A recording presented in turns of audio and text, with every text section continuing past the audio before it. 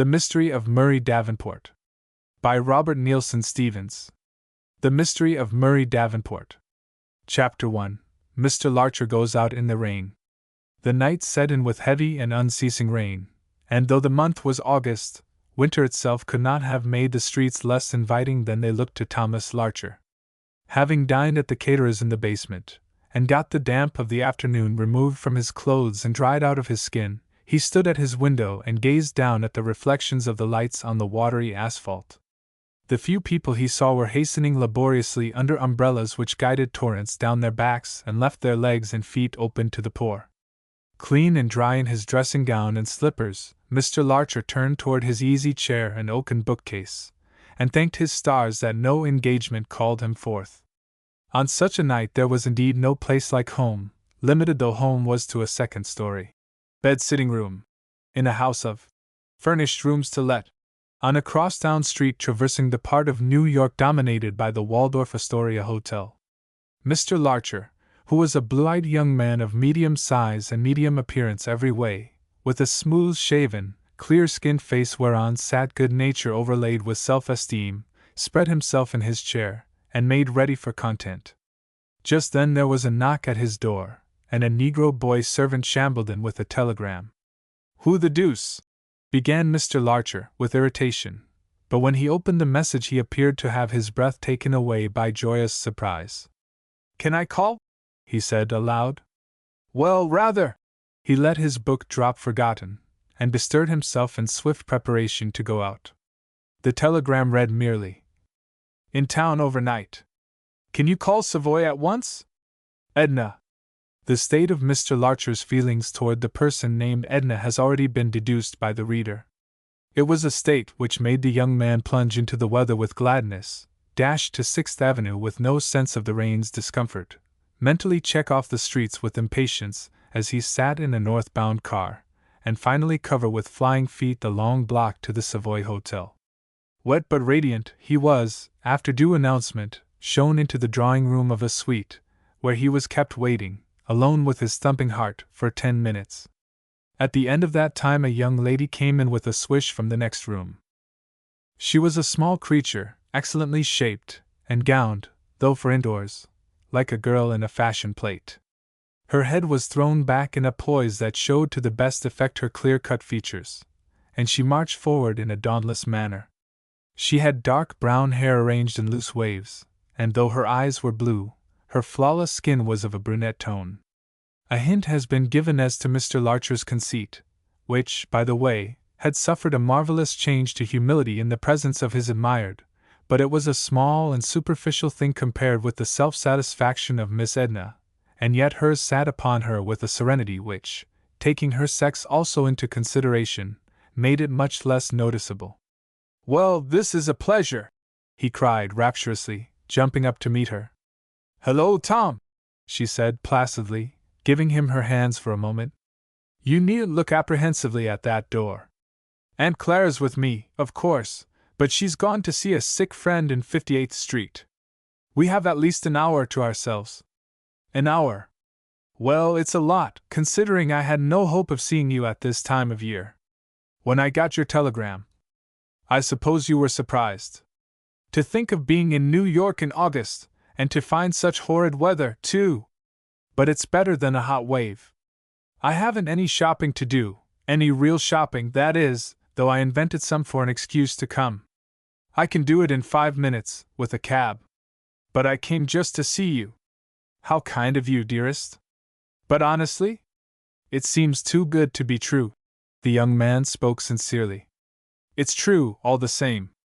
I'll tell you why in a few minutes. Sit down and be comfortable, at this table.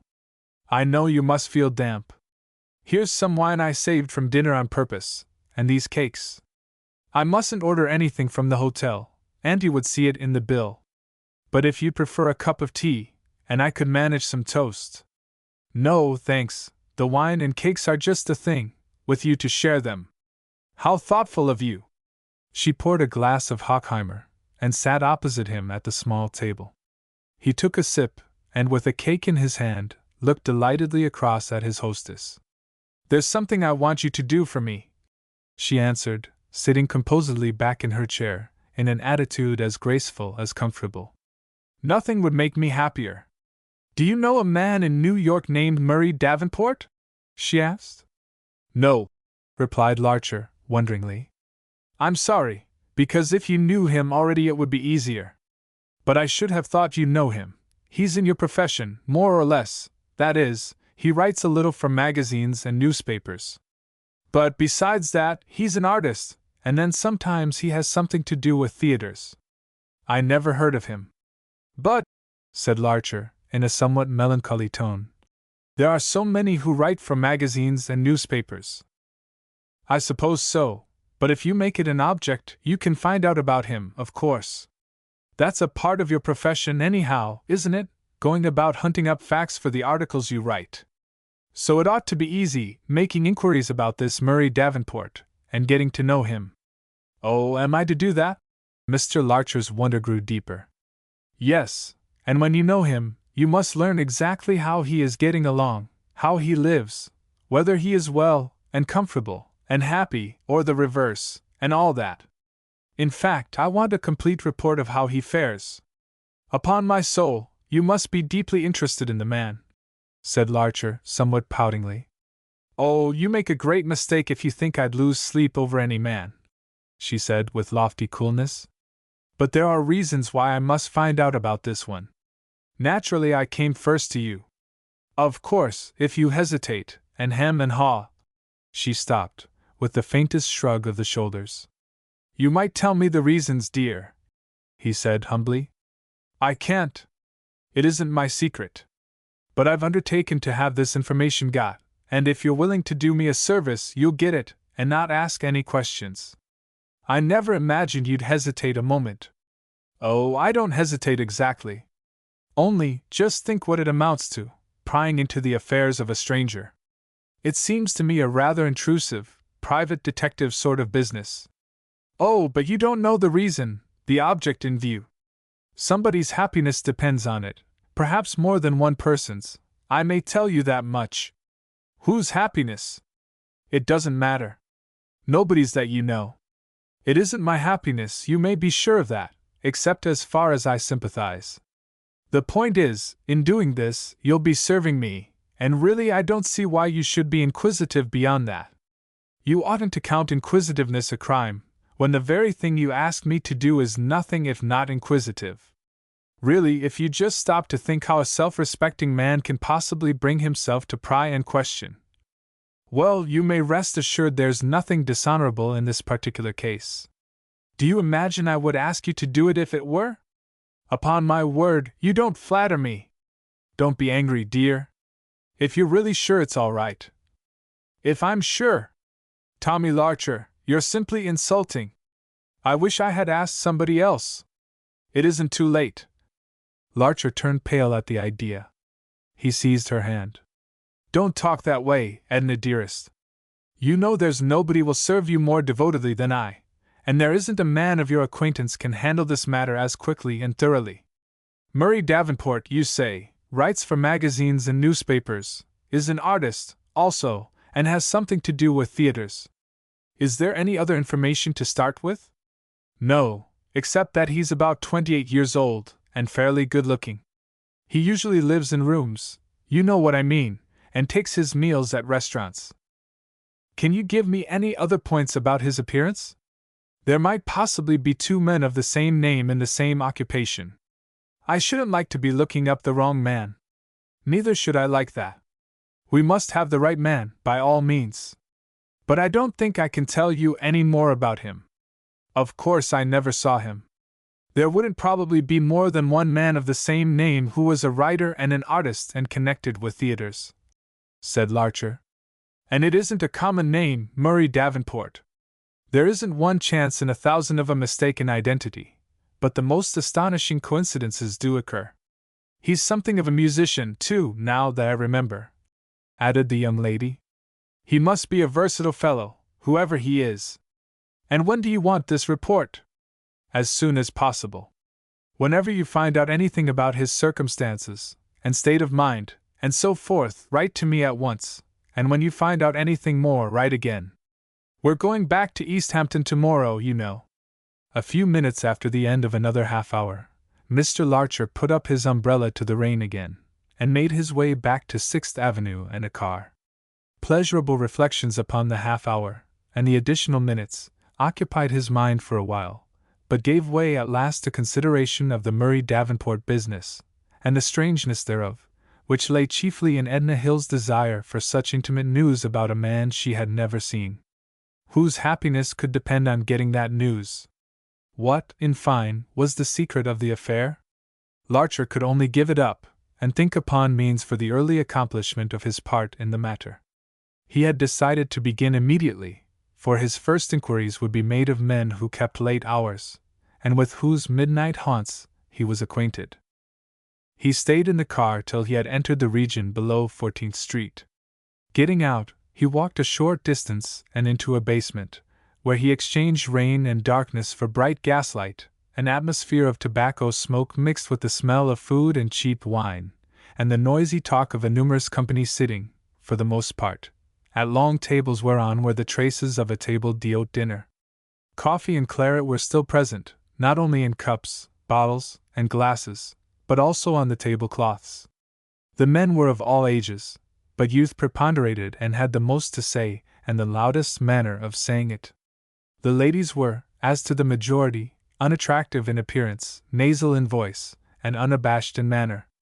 The assemblage was, in short, a specimen of self-styled, self-conscious bohemia, a far-off, much adulterated imitation of the sort of thing that some of the young men with halos of hair, flowing ties, and critical faces had seen in Paris in their days of art study.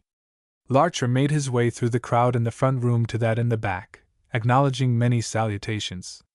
The last of these came from a middle-sized man in the 30s, whose round, humorous face was made additionally benevolent by spectacles, and whose forward bend of the shoulders might be the consequence of studious pursuits, or of much leaning over café tables, or of both.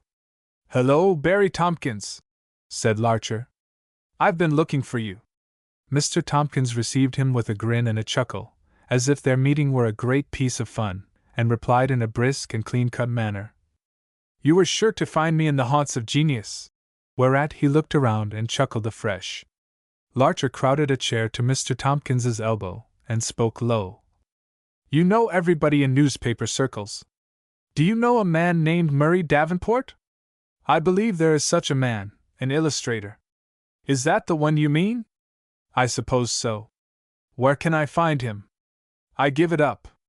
I don't know anything about him. I've only seen some of his work, in one of the 10-cent magazines, I think. I've got to find him, and make his acquaintance. This is in confidence, by the way." "All right. Have you looked in the directory?" "Not yet. The trouble isn't so much to find where he lives. There are some things I want to find out about him, that'll require my getting acquainted with him, without his knowing I have any such purpose. So the trouble is to get introduced to him on terms that can naturally lead up to a pretty close acquaintance." "No trouble in that," said Tompkins, decidedly. "Look here. He's an illustrator, I know that much. As soon as you find out where he lives, call with one of your manuscripts and ask him if he'll illustrate it. That will begin an acquaintance. And terminate it too, don't you think? Would any self-respecting illustrator take a commission from an obscure writer, with no certainty of his work ever appearing? Well, then, the next time you have anything accepted for publication, get to the editor as fast as you can, and recommend this Davenport to do the illustrations. Wouldn't the editor consider that rather presumptuous? Perhaps he would, but there's an editor or two who wouldn't consider it presumptuous if I did it. Suppose it happened to be one of those editors, you could call on some pretext about a possible error in the manuscript. I could call with you, and suggest this Davenport as illustrator in a way both natural and convincing. Then I'd get the editor to make you the bearer of his offer and the manuscript, and even if Davenport refused the job, which he wouldn't, you'd have an opportunity to pave the way for intimacy by your conspicuous charms of mind and manner. Be easy, Barry. That looks like a practical scheme, but suppose he turned out to be a bad illustrator? I don't think he would. He must be fairly good, or I shouldn't have remembered his name. I'll look through the files of back numbers in my room tonight, till I find some of his work, so I can recommend him intelligently. Meanwhile, is there any editor who has something of yours in hand just now? Why, yes, said Larcher, brightening. I got a notice of acceptance today from the Avenue magazine, of a thing about the rivers of New York City in the old days. It simply cries aloud for illustration. That's all right then. Rogers mayn't have given it out yet for illustration. We'll call on him tomorrow. He'll be glad to see me. He'll think I've come to pay him $10 I owe him. Suppose we go now and tackle the old magazines in my room, to see what my praises of Mr. Davenport shall rest on. As we go, we'll look the gentleman up in the directory at the drugstore, unless you'd prefer to tarry here at the banquet of wit and beauty. Mr. Tompkins chuckled again as he waved a hand over the scene, which, despite his ridicule of the pose and conceit it largely represented, he had come by force of circumstances regularly to inhabit. Mr. Larcher, though he found the place congenial enough, was rather for the pursuit of his own affair. Before leaving the house, Tompkins led the way up a flight of stairs to a little office wherein sat the foreign old woman who conducted this tavern of the Muses. He thought that she, who was on chaffing and money-lending terms with so much talent in the shape of her customers, might know of Murray Davenport, or, indeed, as he had whispered to Larcher, that the illustrator might be one of the crowd in the restaurant at that very moment. But the proprietress knew no such person, a fact which seemed to rate him very low in her estimation and somewhat high in Mr. Tompkins's. The two young men thereupon hastened to board a car going up 6th Avenue. Being set down near Greeley Square, they went into a drugstore and opened the directory. Here's a Murray Davenport, all right enough, said Tompkins. But he's a playwright. Probably the same, replied Larcher, remembering that his man had something to do with theaters. He's a gentleman of many professions. Let's see the address. It was a number and street in the same part of the town with Larcher's abode, but east of Madison Avenue, while his own was west of 5th. But now his way was to the residence of Barry Tompkins, which proved to be a shabby room on the 5th floor of an old building on Broadway, a room serving as Mr. Tompkins's sleeping chamber by night, and his law office by day.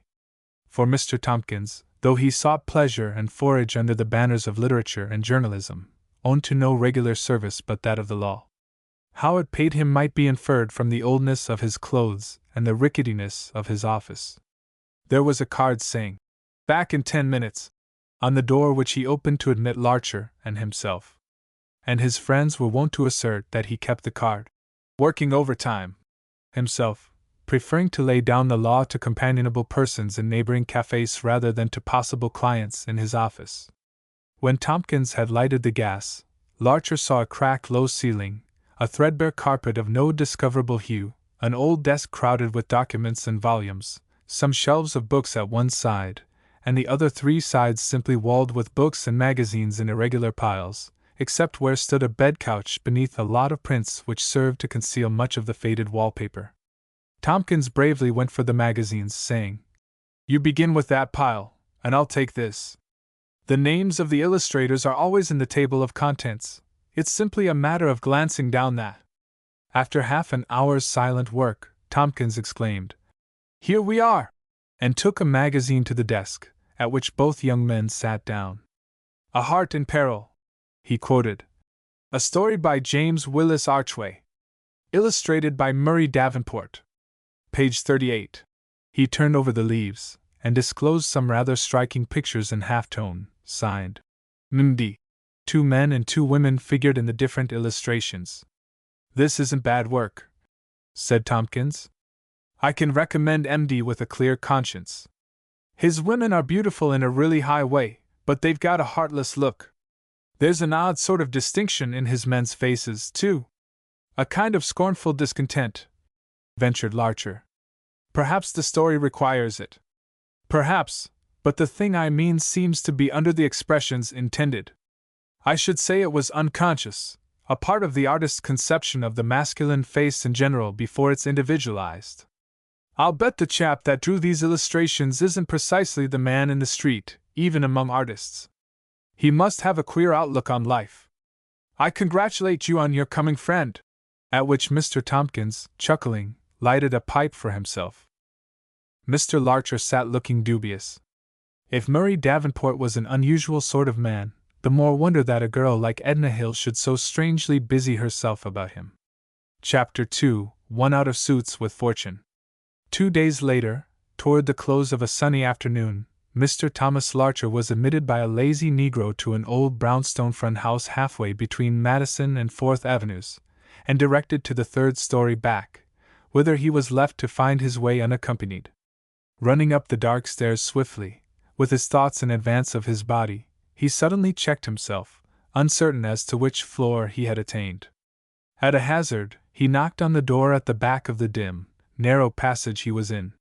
He heard slow steps upon the carpet, the door opened, and a man slightly taller, thinner, and older than himself peered out. "Pardon me, I may have mistaken the floor," said Larcher. "I'm looking for Mr. Murray Davenport." "Myself and Misery know the man," replied the other, with quiet indifference, in a gloomy but not unpleasing voice, and stepped back to allow his visitor's entrance. A little disconcerted at being received with a quotation, and one of such import, the more so as it came from the speaker's lips so naturally and with perfect carelessness of what effect it might produce on a stranger, Larcher stepped into the room. The carpet, the wallpaper, the upholstery of the armchair, the cover of the small iron bed in one corner, that of the small upright piano in another, and that of the table which stood between the 2 windows and evidently served as a desk, were all of advanced age, but cleanliness and neatness prevailed. The same was to be said of the man's attire, his coat being an old gray-black garment of the square-cut sack, or lounge, shape. Books filled the mantel, the flat top of a trunk, that of the piano, and much of the table, which held also a drawing-board, pads of drawing and manuscript paper, and the paraphernalia for executing upon both. Tacked on the walls, and standing about on top of books and elsewhere, were watercolors, drawings in halftone, and pen and ink sketches, many unfinished, besides a few photographs of celebrated paintings and statues. But long before he had sought more than the most general impression of these contents of the room, Larcher had bent all his observation upon their possessor. The man's face was thoughtful and melancholy, and handsome only by these and kindred qualities. Long and fairly regular, with a nose distinguished by a slight hump of the bridge, its single claim to beauty of form was in the distinctness of its lines. The complexion was colorless but clear, the face being all smooth-shaven. The slightly haggard eyes were gray, rather of a plain and honest than a brilliant character, save for a tiny light that burned far in their depths. The forehead was ample and smooth, as far as could be seen, for rather longish brown hair hung over it, with a negligent, sullen effect. The general expression was of an odd pain-wearied dismalness, curiously warmed by the remnant of an unquenchable humor. "This letter from Mr. Rogers will explain itself," said Larcher, handing it. "Mr. Rogers?" inquired Murray Davenport. "Editor of the Avenue magazine." Looking surprised, Davenport opened and read the letter. Then, without diminution of his surprise, he asked Larcher to sit down, and himself took a chair before the table. "I'm glad to meet you, Mr. Larcher," he said conventionally. Then, with a change to informality, "I'm rather mystified to know why Mr. Rogers, or any editor for that matter, should offer work to me. I never had any offered me before." "Oh, but I've seen some of your work," contradicted Larcher. "The illustrations to a story called A Heart in Peril." "That wasn't offered me, I begged for it," said Davenport quietly. "Well, in any case, it was seen and admired, and consequently you were recommended to Mr. Rogers, who thought you might like to illustrate this stuff of mine." And Larcher brought forth the typewritten manuscript from under his coat. "It's so unprecedented," resumed Davenport, in his leisurely, reflective way of speaking. "I can scarcely help thinking there must be some mistake. But you are the Murray Davenport that illustrated the Heart in Peril story?"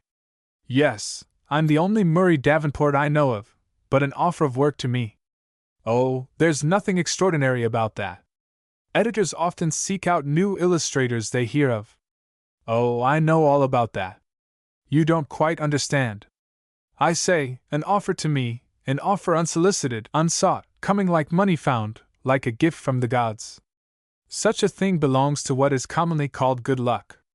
Now, good luck is a thing that never by any chance has fallen to me before, never from the beginning of things to the present. So, in spite of my senses, I'm naturally a bit incredulous in this case. This was said with perfect seriousness, but without any feeling. Larcher smiled. Well, I hope your incredulity won't make you refuse to do the pictures. Oh, no, returned Davenport, indolently. I won't refuse. I'll accept the commission with pleasure, a certain amount of pleasure, that is. There was a time when I should have danced a breakdown for joy, probably, at this opportunity. But a piece of good luck, strange as it is to me, doesn't matter now. Still, as it has visited me at last, I'll receive it politely. Inasmuch as I have plenty of time for this work, and as Mr. Rogers seems to wish me to do it, I should be churlish if I declined. The money, too, is an object. I won't conceal that fact. To think of a chance to earn a little money, coming my way without the slightest effort on my part. You look substantial, Mr. Larcher, but I'm still tempted to think this is all a dream. Larcher laughed. Well, as to effort, said he, I don't think I should be here now with that accepted manuscript for you to illustrate, if I hadn't taken a good deal of pains to press my work on the attention of editors. Oh, I don't mean to say that your prosperity, and other men's, is due to having good things thrust upon you in this way. But if you do owe all to your own work, at least your work does bring a fair amount of reward, your efforts are in a fair measure successful. But not so with me. The greatest fortune I could ever have asked would have been that my pains should bring their reasonable price, as other men's have done. Therefore, this extreme case of good luck, small as it is the more to be wondered at. The best a man has a right to ask is freedom from what people call habitual bad luck. That's an immunity I've never had. My labors have been always banned, except when the work has masqueraded as some other man's. In that case they have been blessed. It will seem strange to you, Mr. Larcher, but whatever I've done in my own name has met with wretched pay and no recognition, while work of mine, no better, when passed off as another man's, has won golden rewards for him, in money and reputation. It does seem strange, admitted Larcher. What can account for it? Do you know what a Jonah is, in the speech of the vulgar? Yes, certainly. Well, people have got me tagged with that name. I bring ill luck to enterprises I'm concerned in, they say. That's a fatal reputation, Mr. Larcher. It wasn't deserved in the beginning, but now that I have it, see how the reputation itself is the cause of the apparent ill luck. Take this thing, for instance. He held up a sheet of music paper, whereon he had evidently been writing before Larcher's arrival. A song, supposed to be sentimental. As the idea is somewhat novel, the words happy, and the tune rather quaint, I shall probably get a publisher for it, who will offer me the lowest royalty. What then? Its fame and sale, or whether it shall have any, will depend entirely on what advertising it gets from being sung by professional singers. I have taken the precaution to submit the idea and the air to a favorite of the music halls, and he has promised to sing it. Now, if he sang it on the most auspicious occasion, making it the second or third song of his turn, having it announced with a flourish on the program, and putting his best voice and style into it, it would have a chance of popularity. Other singers would want it, it would be whistled around, and thousands of copies sold. But will he do that? I don't see why he shouldn't, said Larcher. Oh, but he knows why. He remembers I am a Jonah. What comes from me carries ill luck. He'll sing the song, yes, but he won't hazard any auspicious occasion on it. He'll use it as a means of stopping encores when he's tired of them. He'll sing it hurriedly and mechanically. He'll make nothing of it on the program. He'll hide the name of the author, for fear by the association of the name some of my Jonahship might extend to him. So, you see, bad luck will attend my song. So, you see, the name of bad luck brings bad luck. Not that there is really such a thing as luck. Everything that occurs has a cause, an infinite line of causes. But a man's success or failure is due partly to causes outside of his control, often outside of his ken. As, for instance, a sudden change of weather may defeat a clever general, and thrust victory upon his incompetent adversary. Now, when these outside causes are adverse, and prevail, we say a man has bad luck. When they favor and prevail, he has good luck. It was a rapid succession of failures, due partly to folly and carelessness of my own, I admit, but partly to a run of adverse conjunctures far outside my sphere of influence, that got me my unlucky name in the circles where I hunt a living. And now you are warned, Mr. Larcher. Do you think you are safe in having my work associated with yours, as Mr. Rogers proposes? It isn't too late to draw back. Whether the man still spoke seriously, Larcher could not exactly tell. Certainly the man's eyes were fixed on Larcher's face in a manner that made Larcher color, as one detected. But his weakness had been for an instant only, and he rallied laughingly. Many thanks, but I'm not superstitious, Mr. Davenport. Anyhow, my article has been accepted, and nothing can increase or diminish the amount I'm to receive for it. But consider the risk to your future career, pursued Davenport, with a faint smile. Oh, I'll take the chances, said Larcher, glad to treat the subject as a joke. I don't suppose the author of A Heart in Peril, for instance, has experienced hard luck as a result of your illustrating his story. As a matter of fact, replied Davenport, with a look of melancholy humor, the last I heard of him, he had drunk himself into the hospital. But I believe he had begun to do that before I crossed his path.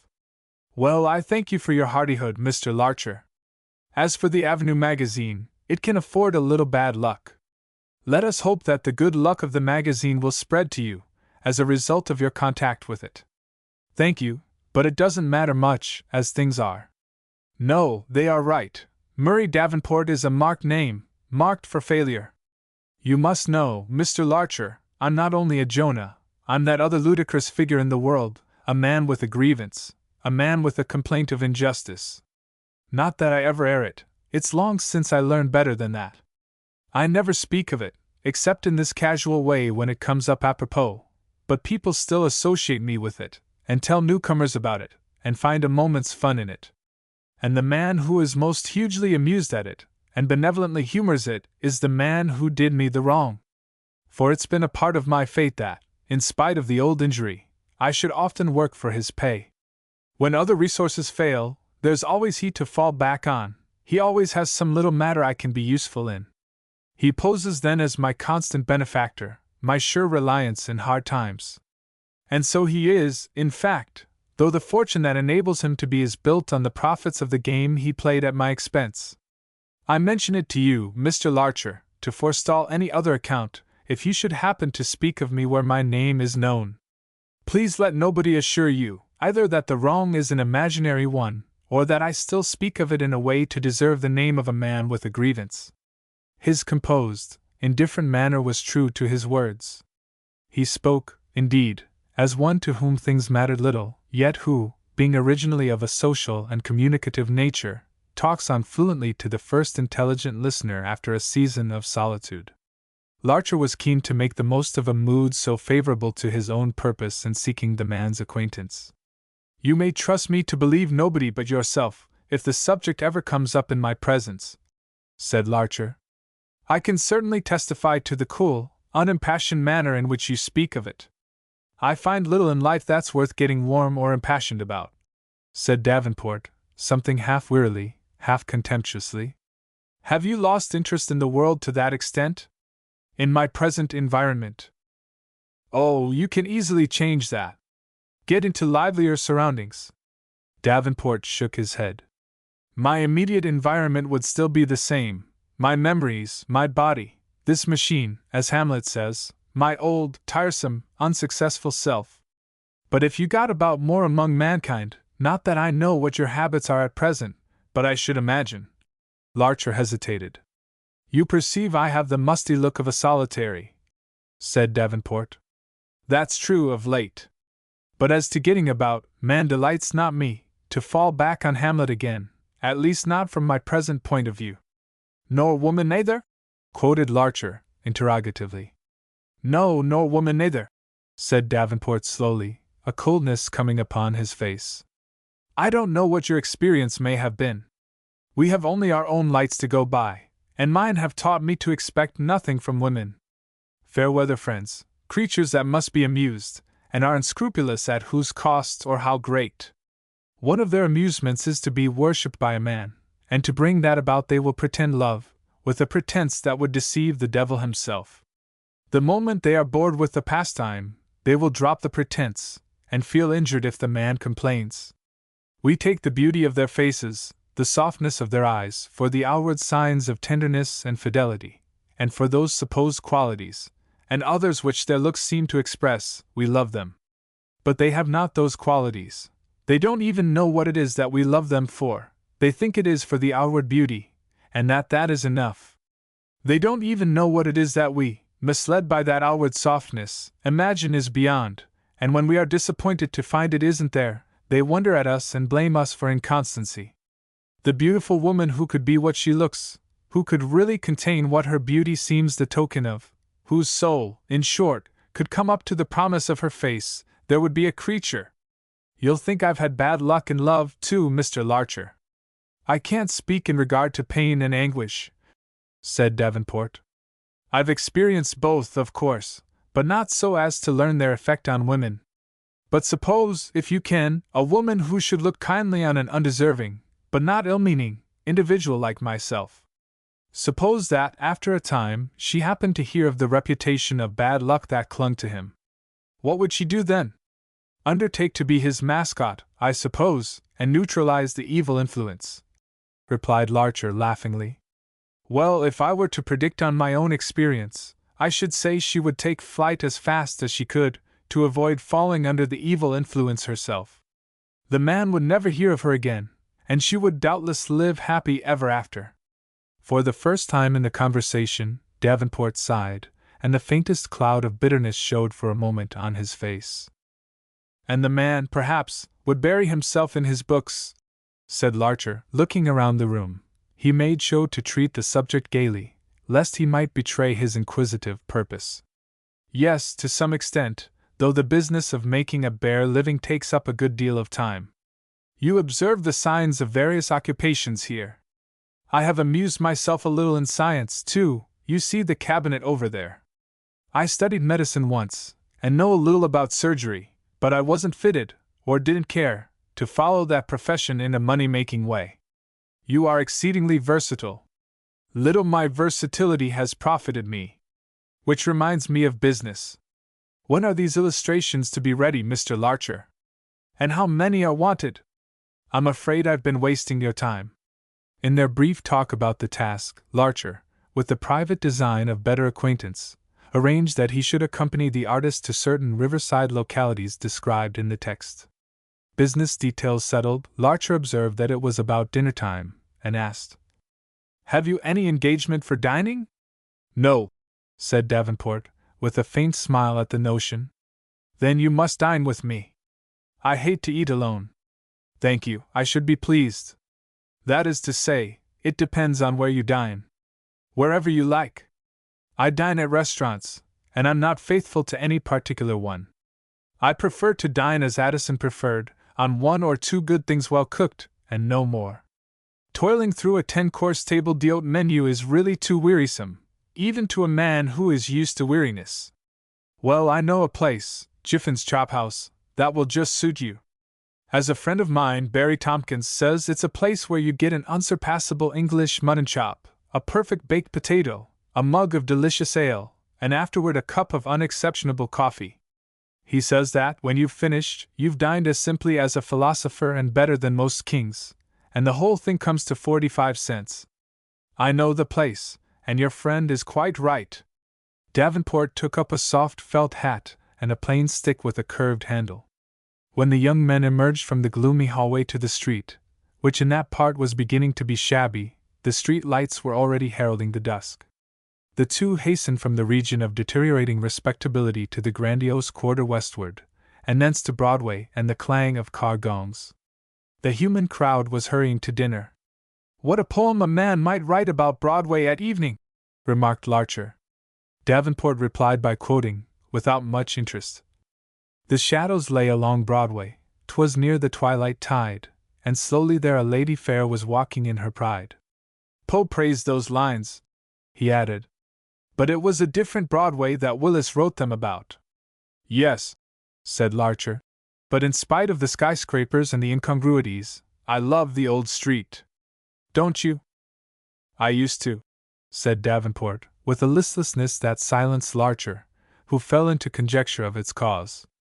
Was it the effect of many failures? Or had it some particular source? What part in its origin had been played by the woman to whose fickleness the man had briefly alluded? And finally, had the story behind it anything to do with Edna Hill's reasons for seeking information? Pondering these questions, Larcher found himself at the entrance to the chosen dining place. It was a low, old-fashioned doorway, on a level with the sidewalk, a little distance off Broadway. They were just about to enter, when they heard Davenport's name called out in a nasal, overbearing voice. A look of displeasure crossed Davenport's brow, as both young men turned around. A tall, broad man, with a coarse, red face, a man with hard, glaring eyes and a heavy black mustache, a man who had intruded into a frock coat and high silk hat, and who wore a large diamond in his tie, a man who swung his arms and used plenty of the surrounding space in walking, as if greedy of it. This man came across the street, and with an air of proprietorship, claimed Murray Davenport's attention. Chapter 3. A Ready Money Man. I want you, bawled the gentleman with the diamond, like a rustic washerwoman summoning her offspring to a task. I've got a little matter for you to look after. Suppose you come around to dinner, and we can talk it over. I'm engaged to dine with this gentleman, said Davenport coolly. Well, that's all right, said the newcomer. This gentleman can come, too. We prefer to dine here, said Davenport with firmness. We have our own reasons. I can meet you later. No, you can't, because I've got other business later. But if you're determined to dine here, I can dine here just as well. So come on and dine. Davenport looked at the man wearily, and at Larcher apologetically, then introduced the former to the latter by the name of Bagley, vouchsafing a brief condescending glance and a rough, "How are you?" Mr. Bagley led the way into the eating-house, Davenport chagrined on Larcher's account, and Larcher stricken dumb by the stranger's outrage upon his self-esteem. Nothing that Mr. Bagley did or said later was calculated to improve the state of Larcher's feelings toward him. When the three had passed from the narrow entrance and through a small barroom to a long, low apartment adorned with old prints and playbills, Mr. Bagley took by conquest from another intending party a table close to a street window. He spread out his arms over as much of the table as they would cover, and evinced in various ways the impulse to grab and possess, which his very manner of walking had already shown. He even talked loud, as if to monopolize the company's hearing capacity. As soon as dinner had been ordered, a matter much complicated by Mr. Bagley's calling for things which the house didn't serve, and then wanting to know why it didn't, he plunged at once into the details of some business with Davenport, to which the ignored Larcher, sulking behind an evening paper, studiously refrained from attending.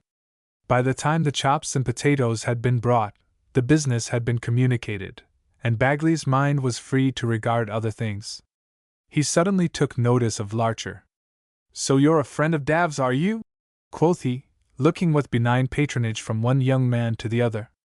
"I've known Mr. Davenport a short while," said Larcher, with all the iciness of injured conceit.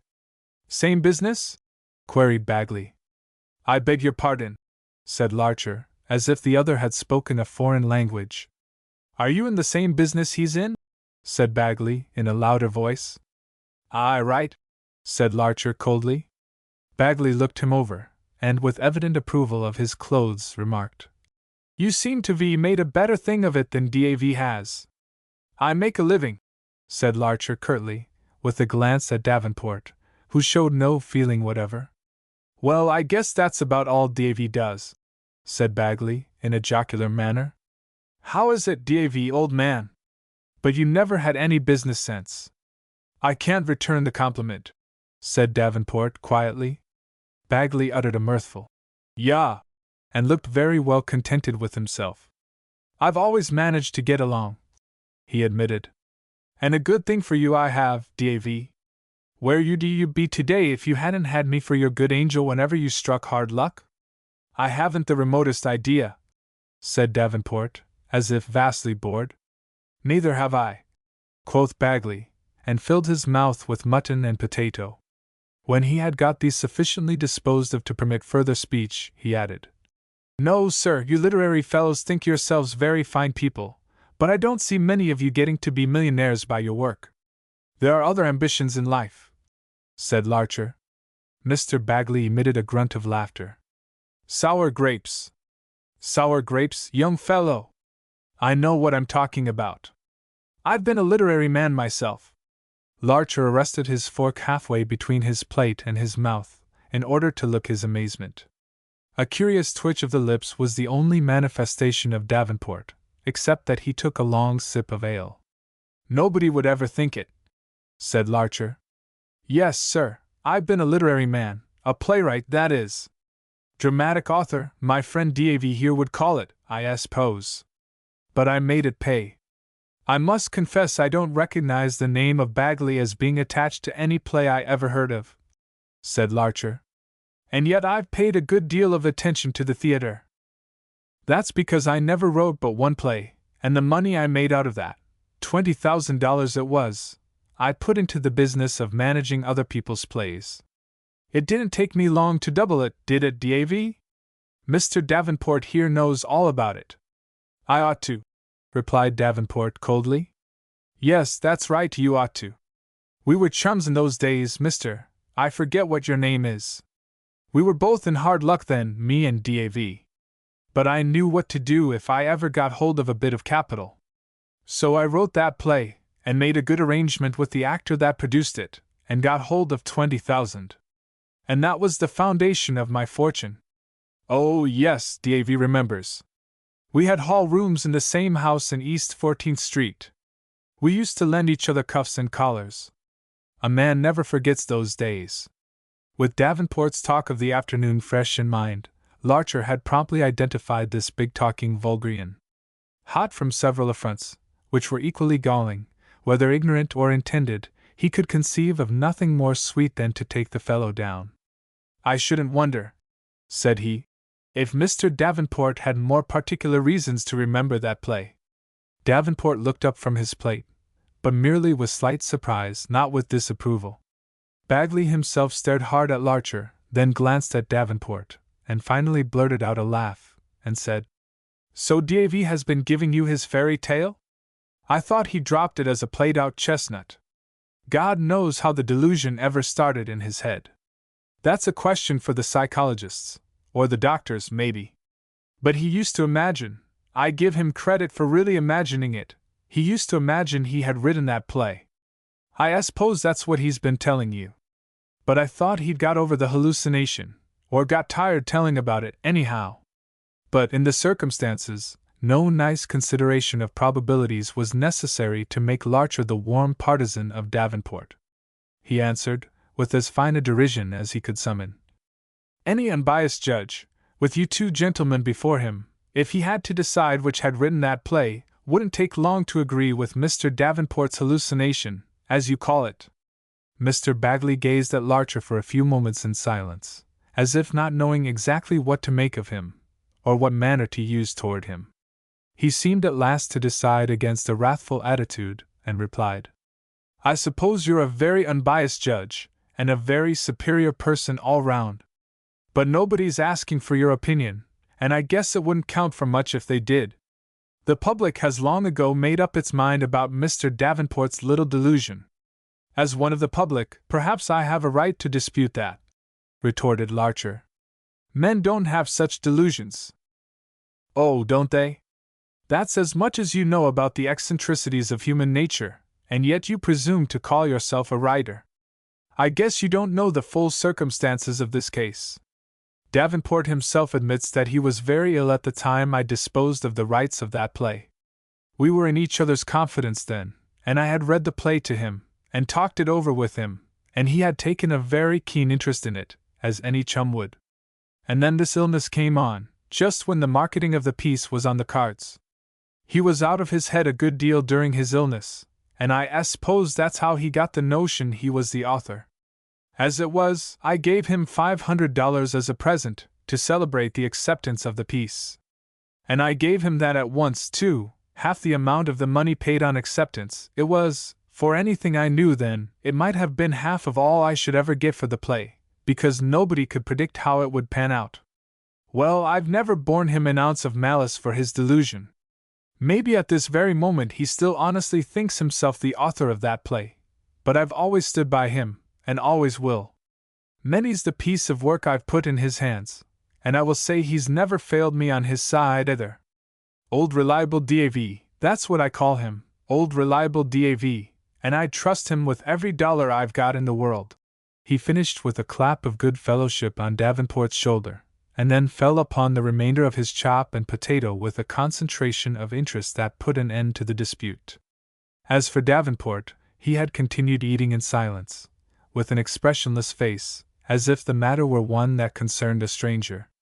Larcher, observing him, saw that he had indeed put that matter behind him, as one to which there was nothing but weariness to be gained in returning.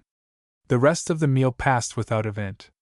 Mr. Bagley made short work of his food, and left the two others with their coffee, departing in as self-satisfied a mood as he had arrived in, and without any trace of the little passage of words with Larcher. A breath of relief escaped Davenport, and he said, with a faint smile, "There was a time when I had my say about the play. We've had scenes, I can tell you. But Bagley is a man who can brazen out any assertion. He's a man impossible to outface. Even when he and I are alone together, he plays the same part, won't admit that I wrote the piece, and pretends to think I suffer under a delusion.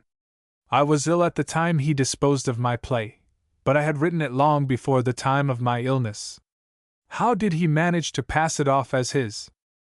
We were friends then, as he says, or at least comrades. We met through being inmates of the same lodging house. I rather took to him at first. I thought he was a breezy, cordial fellow, mistook his loudness for frankness, and found something droll and pleasing in his nasal drawl. That brass horn voice, ye gods, how I grew to shudder at it afterward! But I liked his company over a glass of beer. He was convivial, and told amusing stories of the people in the country town he came from, and of his struggles in trying to get a start in business. I was struggling as hard in my different way, a very different way, for he was an utter savage as far as art and letters were concerned. But we exchanged accounts of our daily efforts and disappointments, and knew all about each other's affairs, at least he knew all about mine. And one of mine was the play which I wrote during the first months of our acquaintance. I read it to him, and he seemed impressed by it, or as much of it as he could understand. I had some idea of sending it to an actor who was then in need of a new piece, through the failure of one he had just produced. My play seemed rather suitable to him, and I told Bagley I thought of submitting it as soon as I could get it typewritten. But before I could do that, I was on my back with pneumonia, utterly helpless, and not thinking of anything in the world except how to draw my breath. The first thing I did begin to worry about, when I was on the way to recovery, was my debts, and particularly my debt to the landlady. She was a good woman, and wouldn't let me be moved to a hospital, but took care of me herself through all my illness. She furnished my food during that time, and paid for my medicines, and furthermore, I owed her for several weeks' previous rent. So I bemoaned my indebtedness, and the hopelessness of ever getting out of it, 1,000 times, day and night, till it became an old song in the ears of Bagley. One day he came in with his face full of news, and told me he had got some money from the sale of a farm, in which he had inherited a 9th interest. He said he intended to risk his portion in the theatrical business. He had had some experience as an advance agent, and offered to buy my play outright for $500. Well, it was like an oar held out to a drowning man. I had never before had as much money at the same time. It was enough to pay all my debts, and keep me on my feet for a while to come. Of course I knew that if my play were a fair success, the author's percentage would be many times $500. But it might never be accepted, no play of mine had been, and I had hawked 2 or 3 around among the managers, and in that case I should get nothing at all. As for Bagley, his risk in producing a play by an unknown man was great. His chances of loss seemed to me about 9 in 10. I took it that his offer was out of friendship.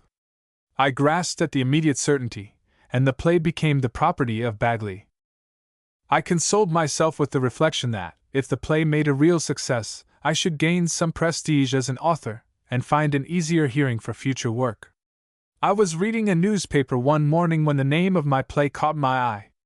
You can imagine how eagerly I started to read the item about it, and what my feelings were when I saw that it was immediately to be produced by the very actor to whom I had talked of sending it, and that the author was George A. Bagley.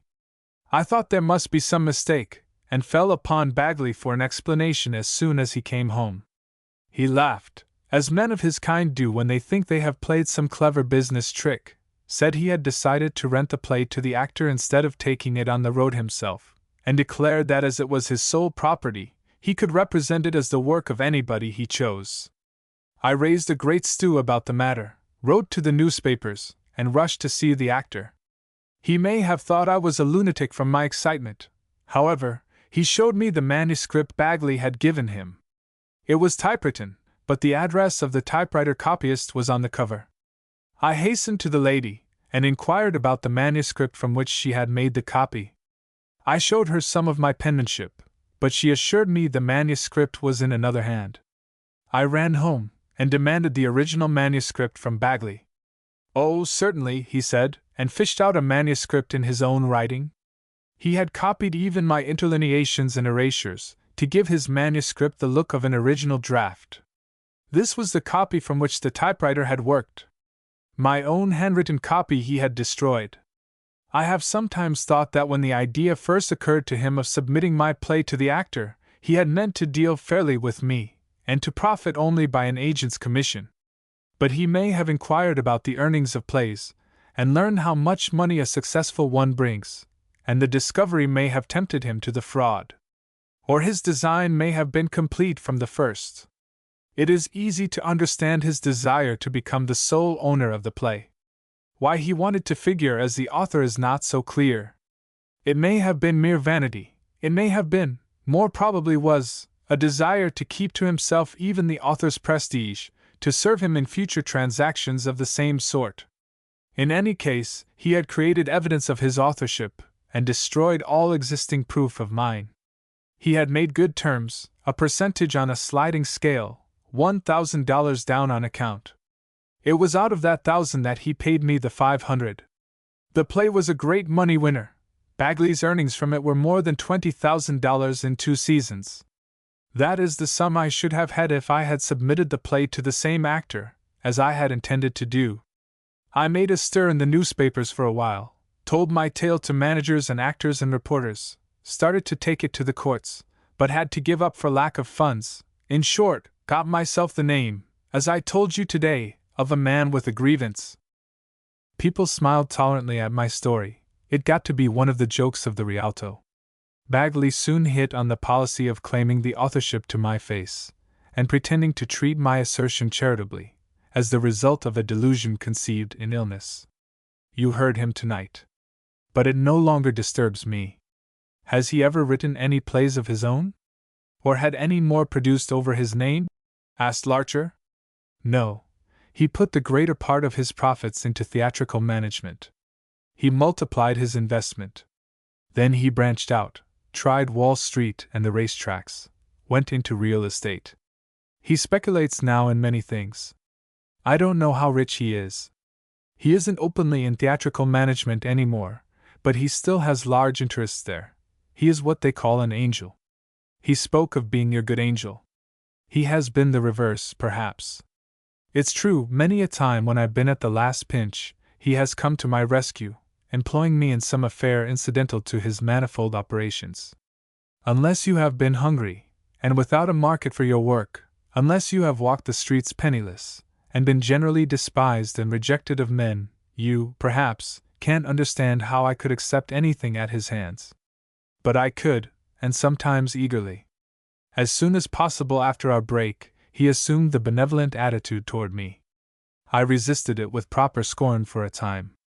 But hard lines came, my poverty but not my will consented. In course of time, there ceased to be anything strange in the situation. I got used to his service, and his pay, yet without ever compounding for the trick he played me.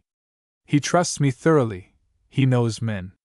This association with him, though it has saved me from desperate straits, is loathsome to me, of course.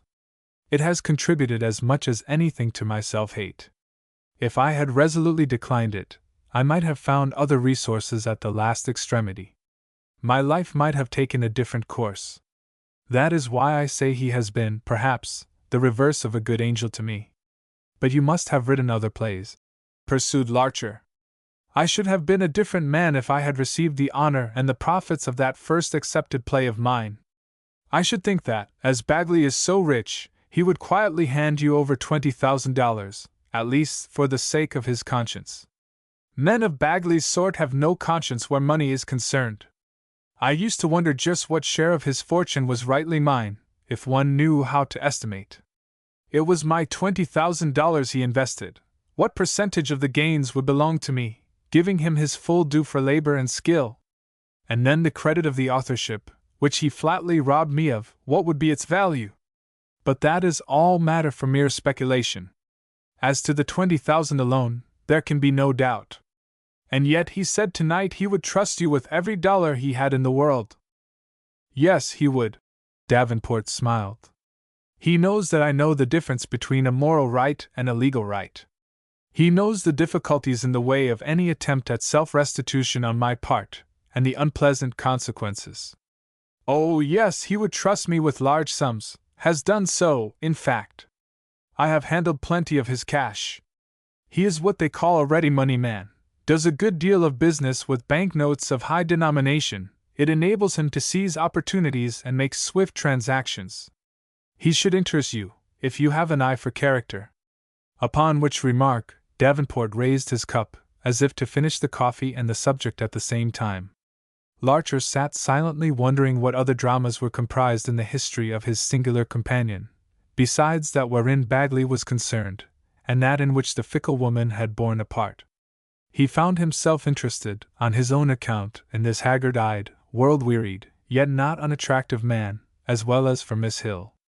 When Davenport spoke again, it was in regard to the artistic business which now formed a tie between himself and Larcher. This business was in due time performed. It entailed as much association with Davenport as Larcher could wish for his purpose. He learnt little more of the man than he had learned on the first day of their acquaintance, but that in itself was considerable. Of it he wrote a full report to Miss Hill, and in the next few weeks he added some trifling discoveries. In October that young woman and her aunt returned to town, and to possession of a flat immediately south of Central Park. Often as Larcher called there, he could not draw from Edna the cause of her interest in Davenport. But his own interest sufficed to keep him the regular associate of that gentleman. He planned further magazine work for himself to write and Davenport to illustrate, and their collaboration took them together to various parts of the city. Chapter 4: An Unprofitable Child. The lower part of Fifth Avenue, the part between Madison and Washington Squares, the part which alone was the Fifth Avenue, whereof Thackeray wrote in the far-off days when it was the abode of fashion, the far-off days when fashion itself had not become old-fashioned and got improved into smart society.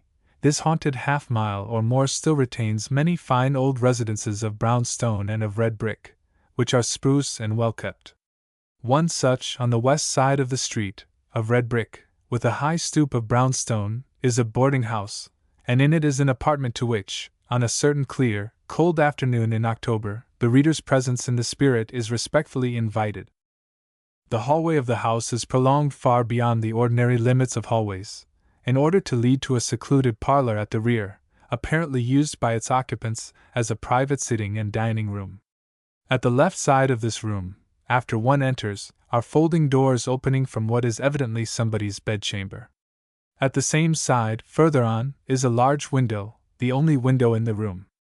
As the ceiling is so high, and the wallpaper so dark, the place is rather dim of light at all times, even on this sunny autumn afternoon when the world outside is so full of wintry brightness. The view of the world outside afforded by the window, which looks southward, is of part of a Gothic church in profile, and the backs of houses, all framing an expanse of gardens. It is a peaceful view, and this back parlor itself, being such a very back parlor, receives the city's noises dulled and softened. One seems very far, here, from the clatter and bang, the rush and strenuousness, really so near at hand. The dimness is restful, It is relieved, near the window, by a splash of sunlight, and, at the rear of the room, by a coal fire in the grate. The furniture is old and heavy, consisting largely of chairs of black wood and red velvet. Half lying back in one of these is a fretful-looking, fine-featured man of late middle age, with flowing gray hair and flowing gray mustache. His eyes are closed, but perhaps he is not asleep. There is a piano near a corner, opposite the window, and out of the splash of sunshine, but its rosewood surface reflects here and there the firelight. And at the piano, playing a soft accompaniment, sits a tall, slender young woman, with a beautiful but troubled face, who sings in a low voice one of Tosti's love songs. Her figure is still girlish, but her face is womanly, a classic face, not like the man's in expression, but faintly resembling it in form, though her features, clearly outlined, have not the smallness of his. Her eyes are large and deep blue. There is enough rich color of lip, and fainter color of cheek, to relieve the whiteness of her complexion. The trouble on her face is of some permanence. It is not petty like that of the man's, but is at one with the nobility of her countenance. It seems to find rest in the tender sadness of the song, which, having finished, she softly begins again. I think of what thou art to me, I think of what thou canst not be. As the man gives signs of animation, such as yawning, and moving in his chair, the girl breaks off gently and looks to see if he is annoyed by the song. He opens his eyes, and says, in a slow, complaining voice, Yes, you can sing, there's no doubt of that. And such expression, unconscious expression, too. What a pity, what a shame, that your gift should be utterly wasted. It isn't wasted if my singing pleases you, father, says the girl, patiently. I don't want to keep the pleasure all to myself, replies the man peevishly. I'm not selfish enough for that. We have no right to hide our light under a bushel. The world has a claim on our talents. And the world pays for them, too. Think of the money, think of how we might live. Ah, Florence, what a disappointment you've been to me. She listens as one who has many times heard the same plaint, and answers as one who has as often made the same answer. I have tried, but my voice is not strong enough for the concert stage, and the choirs are all full. You know well enough where your chance is. With your looks, in comic opera. The girl frowns, and speaks for the first time with some impatience. And you know well enough my determination about that. The 1 week's experience I had. Oh, nonsense! Interrupted the man. All managers are not like that fellow. There are plenty of good, gentle young women on the comic opera stage. No doubt there are. But the atmosphere was not to my taste. If I absolutely had to endure it, of course I could. But we are not put to that necessity. Necessity! Good heaven, don't we live poorly enough? We live comfortably enough.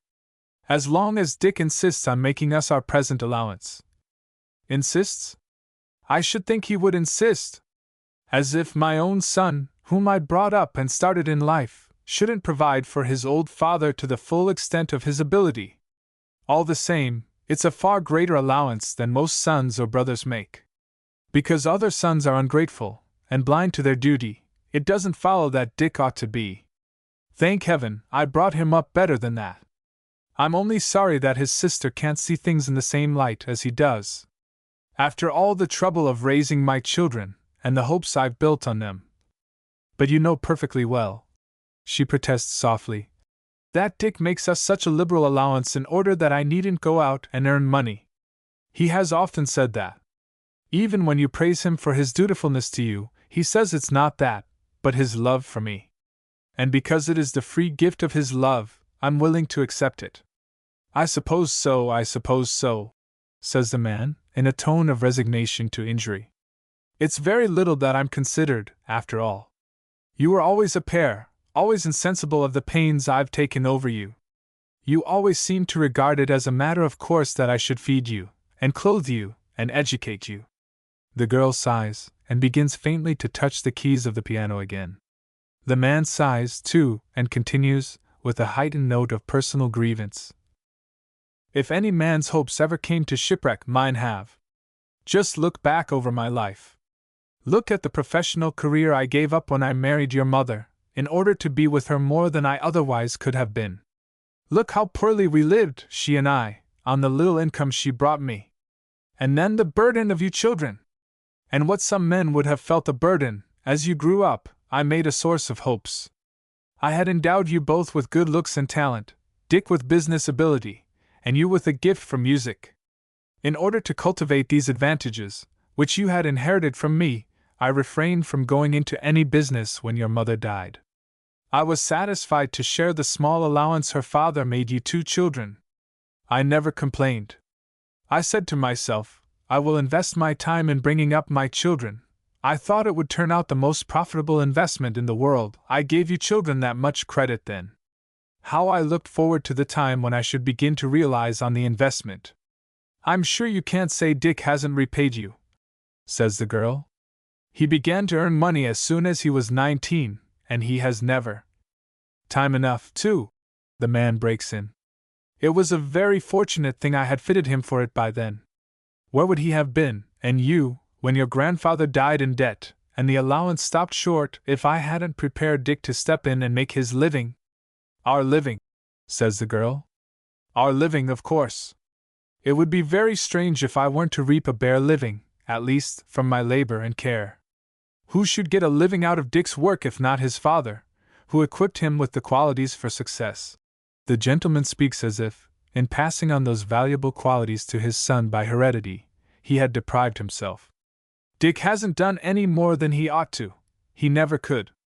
And yet what he has done is so much more than nothing at all that. He stops as if it were useless to finish, and looks at his daughter, who, despite the fact that this conversation is an almost daily repetition, colors with displeasure. After a moment, she gathers some spirit and says, Well, if I haven't earned any money for you, I've at least made some sacrifices to please you. You mean about the young fellow that hung on to us so close on our trip to Europe? The young man who did us so many kindnesses, and was of so much use to you, on our trip to Europe, she corrects. He thought I was rich, my dear, and that you were an heiress. He was a nobody, an adventurer, probably. If things had gone any further between you and him, your future might have been ruined. It was only another example of my solicitude for you, another instance that deserves your thanks, but elicits your ingratitude. If you are fastidious about a musical career, at least you have still a possibility of a good marriage. It was my duty to prevent that possibility from being cut off. She turns upon him a look of high reproach. And that was the only motive then, she cries, for your tears and your illness, and the scenes that wrung from me the promise to break with him? It was motive enough, wasn't it? He replies defensively, a little frightened at her sudden manner of revolt. My thoughtfulness for your future, my duty as a father, my love for my child. You pretended it was your jealous love for me, your feeling of desertion, your loneliness. I might have known better. You played on my pity, on my love for you, on my sense of duty as a daughter left to fill my mother's place. When you cried over being abandoned, when you looked so forlorn, my heart melted.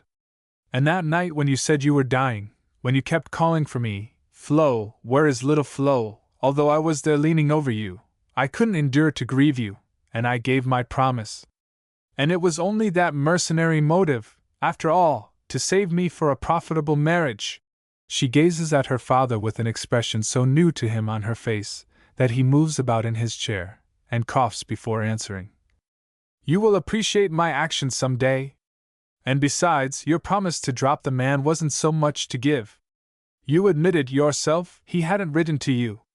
He had afforded you good cause by his neglect. He was very busy at that time. I always thought there was something strange about his sudden failure to write, something that could have been explained if my promise to you hadn't kept me from inquiring. The father coughs again, at this, and turns his gaze upon the fire, which he contemplates deeply, to the exclusion of all other objects. The girl, after regarding him for a moment, sighs profoundly. Placing her elbows on the keyboard, she leans forward and buries her face in her hands. This picture, not disturbed by further speech, abides for several ticks of the French clock on the mantelpiece. Suddenly it is broken by a knock at the door. Florence sits upright and dries her eyes. A Negro manservant with a discreet manner enters and announces 2 visitors. "Show them in at once," says Florence, quickly, as if to forestall any possible objection from her father. The Negro withdraws, and presently, with a rapid swish of skirts, in marches a very spick and span young lady, her diminutive but exceedingly trim figure dressed like an animated fashion plate. She is Miss Edna Hill, and she comes brisk and dashing, with cheeks afire from the cold, bringing into the dull, dreamy room the life and freshness of the wintry day without. Behind her appears a stranger, whose name Florence scarcely heeded when it was announced, and who enters with the solemn, hesitant air of one hitherto unknown to the people of the house. He is a young man clothed to be the fit companion of Miss Hill, and he waits self-effacingly while that young lady vivaciously greets Florence as her dearest, and while she bestows a touch of her gloved fingers and a "How d'ye do, Mr. Kenby?" on the father. She then introduces the young man as Mr. Larcher, on whose face, as he bows, there appears a surprised admiration of Florence Kenby's beauty. Miss Hill monopolizes Florence, however, and Larcher is left to wander to the fire, and take a pose there, and discuss the weather with Mr. Kenby, who does not seem to find the subject, or Larcher himself, at all interesting, a fact which the young man is not slow in divining. Strained relations immediately ensue between the 2 gentlemen. As soon as the young ladies are over the preliminary burst of compliments and news, Edna says, "I'm lucky to find you at home, but really you oughtn't to be moping in a dark place like this, such a fine afternoon. Father can't go out because of his rheumatism, and I stay to keep him company," replies Florence. "Oh, dear me, Mr. Kenby," says Edna, looking at the gentleman rather skeptically, as if she knew him of old and suspected a habit of exaggerating his ailments. "Can't you pass the time reading or something? Florence must go out every day, she'll ruin her looks if she doesn't, her health, too. I should think you could manage to entertain yourself alone an hour or 2. "It isn't that," explains Florence. "He often wants little things done, and it's painful for him to move about. In a house like this, the servants aren't always available, except for routine duties." "Well, I'll tell you what," proposes Edna blithely. "You get on your things, dear, and we'll run around and have tea with Aunt Clara at Purcell's. Mr. Larcher and I were to meet her there, but you come with me, and Mr. Larcher will stay and look after your father. He'll be very glad to, I know." Mr. Larcher is too much taken by surprise to be able to say how very glad he will be. Mr. Kenby, with Miss Hill's sharp glance upon him, seems to feel that he would cut a poor figure by opposing. So Florence is rushed by her friend's impetuosity into coat and hat, and carried off, Miss Hill promising to return with her for Mr. Larcher. In an hour or 2, before Mr. Larcher has had time to collect his scattered faculties, he is alone with the pettish-looking old man to whom he has felt himself an object of perfect indifference. He glares, with a defiant sense of his own worth, at the old man, until the old man takes notice of his existence. "Oh, it's kind of you to stay, Mr. Ahem. But they really needn't have troubled you. I can get along well enough myself, when it's absolutely necessary. Of course, my daughter will be easier in mind to have someone here. I am very glad to be of service to so charming a young woman," says Larcher, very distinctly. "A charming girl, yes. I'm very proud of my daughter. She's my constant thought. Children are a great care, a great responsibility." "Yes, they are," asserts Larcher, jumping at the chance to show this uninterested old person that wise young men may sometimes be entertained unawares. "It's a sign of progress that parents are learning on which side the responsibility lies. It used to be universally accepted that the obligation was on the part of the children. Now every writer on the subject starts on the basis that the obligation is on the side of the parent. It's hard to see how the world could have been so idiotic formerly. As if the child, summoned here in ignorance by the parents for their own happiness, owed them anything." Mr. Kenby stares at the young man for a time, and then says icily, "I don't quite follow you." "Why, it's very clear," says Larcher, interested now for his argument. "You spoke of your sense of responsibility toward your child." "The deuce I did," thinks Mr. Kenby. "Well, that sense is most natural in you, and shows an enlightened mind. For how can parents feel other than deeply responsible toward the being they have called into existence? How can they help seeing their obligation to make existence for that being as good and happy as it's in their power to make it? Who dares say that there is a limit to their obligation toward that being? And how about that being's obligations in return? Mr. Kenby demands, rather loftily. That being's obligations go forward to the beings it in turn summons to life. The child, becoming in time a parent, assumes a parent's debt. The obligation passes on from generation to generation, moving always to the future, never back to the past. Somewhat original theories, sniffs the old man. I suppose, then, a parent in his old age has no right to look for support to his children. It is the duty of people, before they presume to become parents, to provide against the likelihood of ever being a burden to their children. In accepting from their children, they rob their children's children. But the world isn't sufficiently advanced yet to make people so far-seeing and provident, and many parents do have to look to their children for support. In such cases, the child ought to provide for the parent, but out of love or humanity, not because of any purely logical claim. You see the difference, of course. Mr. Kenby gives a shrug, and grunts ironically. The old-fashioned idea still persists among the multitude, Larcher goes on, and many parents abuse it in practice. There are people who look upon their children mainly as instruments sent from heaven for them to live by. From the time their children begin to show signs of intelligence, they lay plans and build hopes of future gain upon them. It makes my blood boil, sometimes, to see mothers trying to get their pretty daughters on the stage, or at a typewriter, in order to live at ease themselves. And fathers, too, by George! Well, I don't think there's a more despicable type of humanity in this world than the able-bodied father who brings his children up with the idea of making use of them. Mr. Larcher has worked himself into a genuine and very hearty indignation. Before he can entirely calm down, he is put to some wonder by seeing his auditor rise, in spite of rheumatism, and walk to the door at the side of the room. I think I'll lie down a while, says Mr. Kenby, curtly, and disappears, closing the door behind him.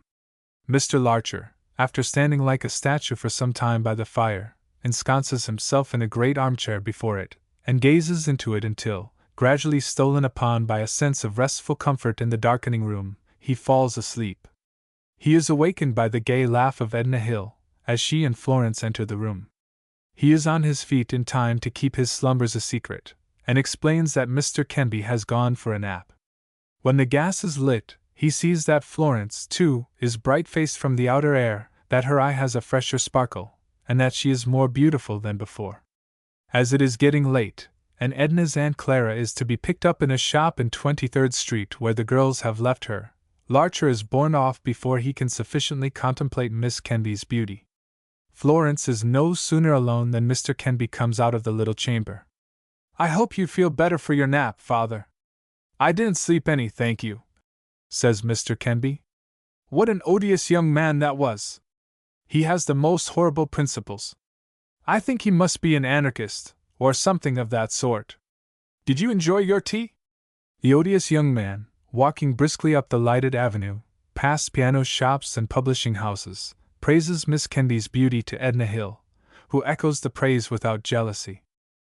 She's perfectly lovely, Edna asserts. And then, think of it, she has had a romance, too, but I mustn't tell that. It's strange you never mentioned her to me before, being such good friends with her. Oh, they've only just got settled back in town, answers Edna, evasively. What do you think of the old gentleman? He seems a rather queer sort. Do you know him very well? Well enough. He's one of those people whose dream in life is to make money out of their children. What? Then I did put my foot in it. Larcher tells of the brief conversation he had with Mr. Kenby. It makes Edna laugh heartily. Good for him, she cries. It's a shame, his treatment of Florence. Her brother out west supports them, and is very glad to do so on her account. Yet the covetous old man thinks she ought to be earning money too. She's quite too fond of him. She even gave up a nice young man she was in love with, for her father's sake. But listen. I don't want you to mention these people's names to anybody, not to anybody, mind. Promise. Very well. But why?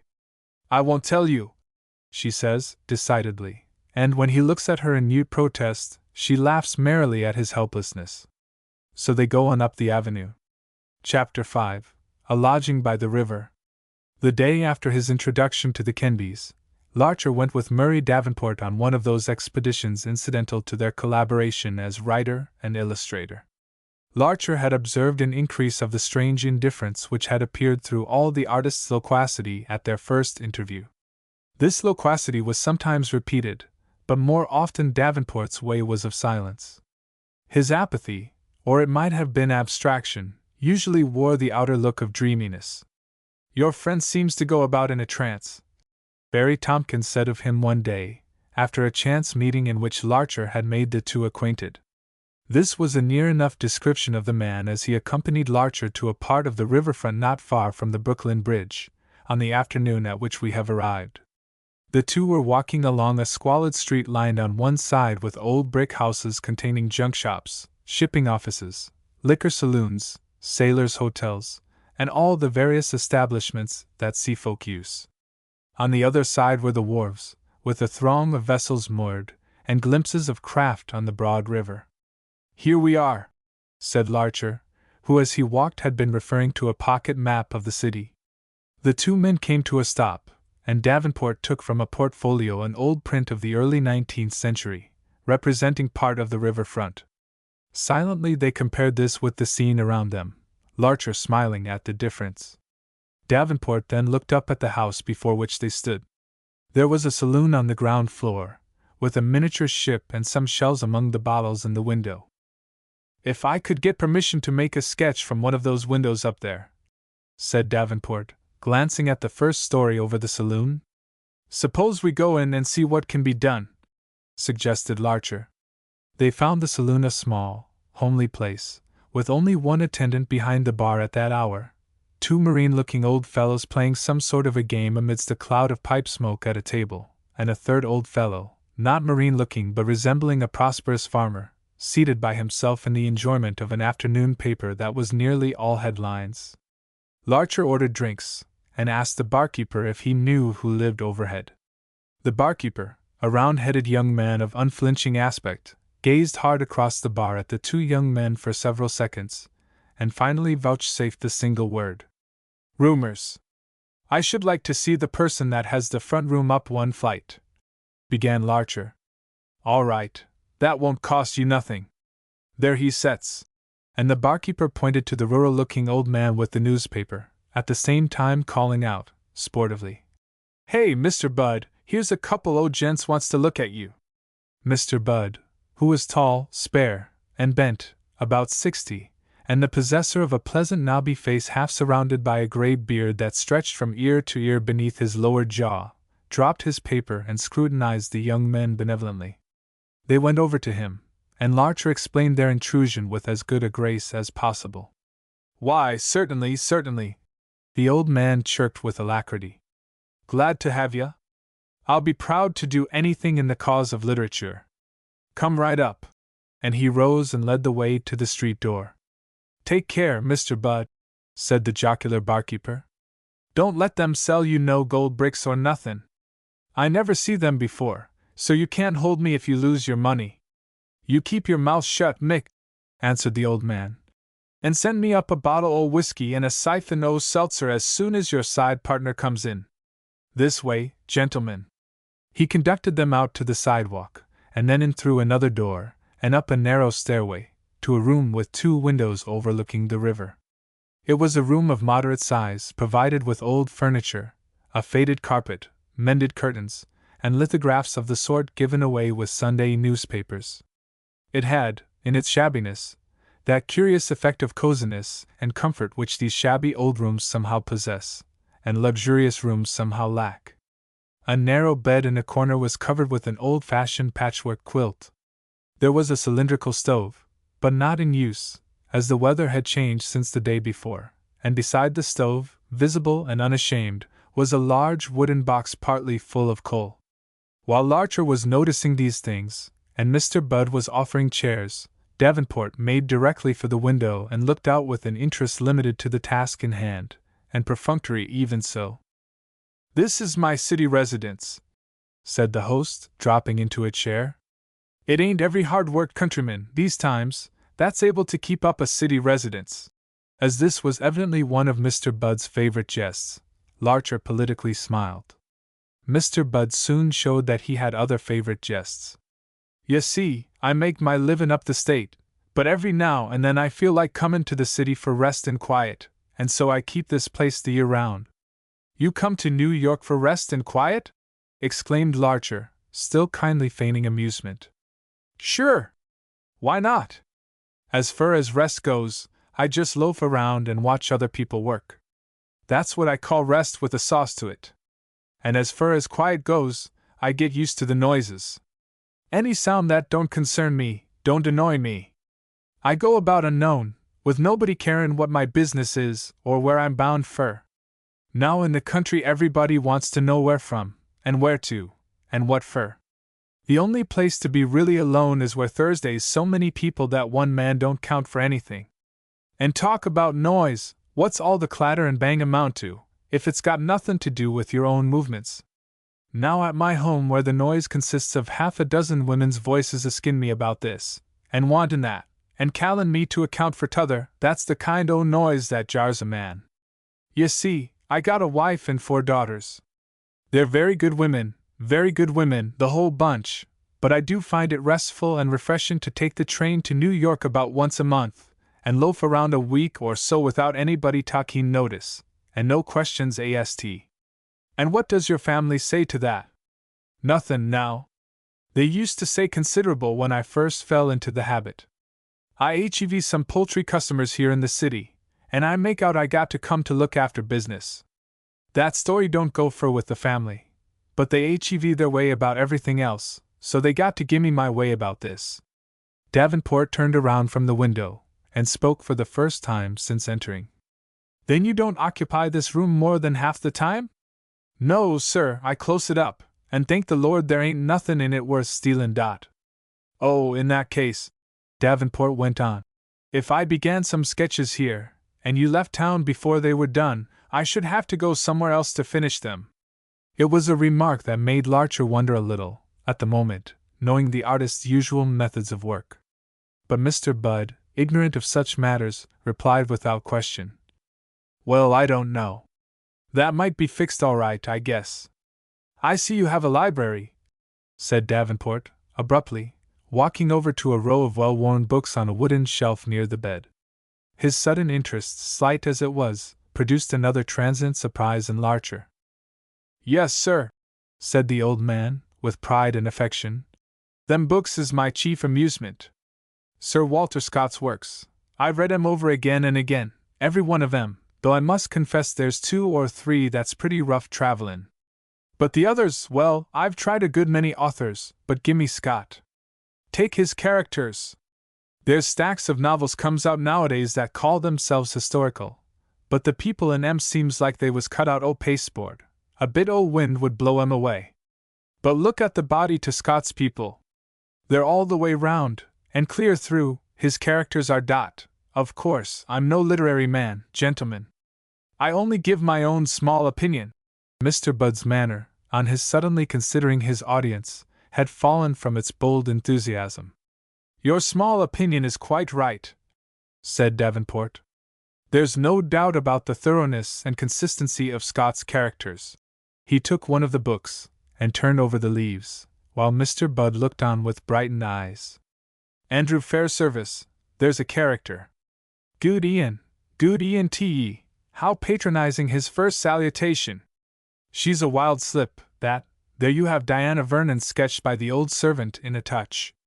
And what a scene this is, where Diana rides with Frank to the hilltop, shows him Scotland, and advises him to fly across the border as fast as he can. Yes, and the scene in the toll-booth where Rob Roy gives Bailey Nickel Jarvey them 3 sufficient reasons for not betrayin' him."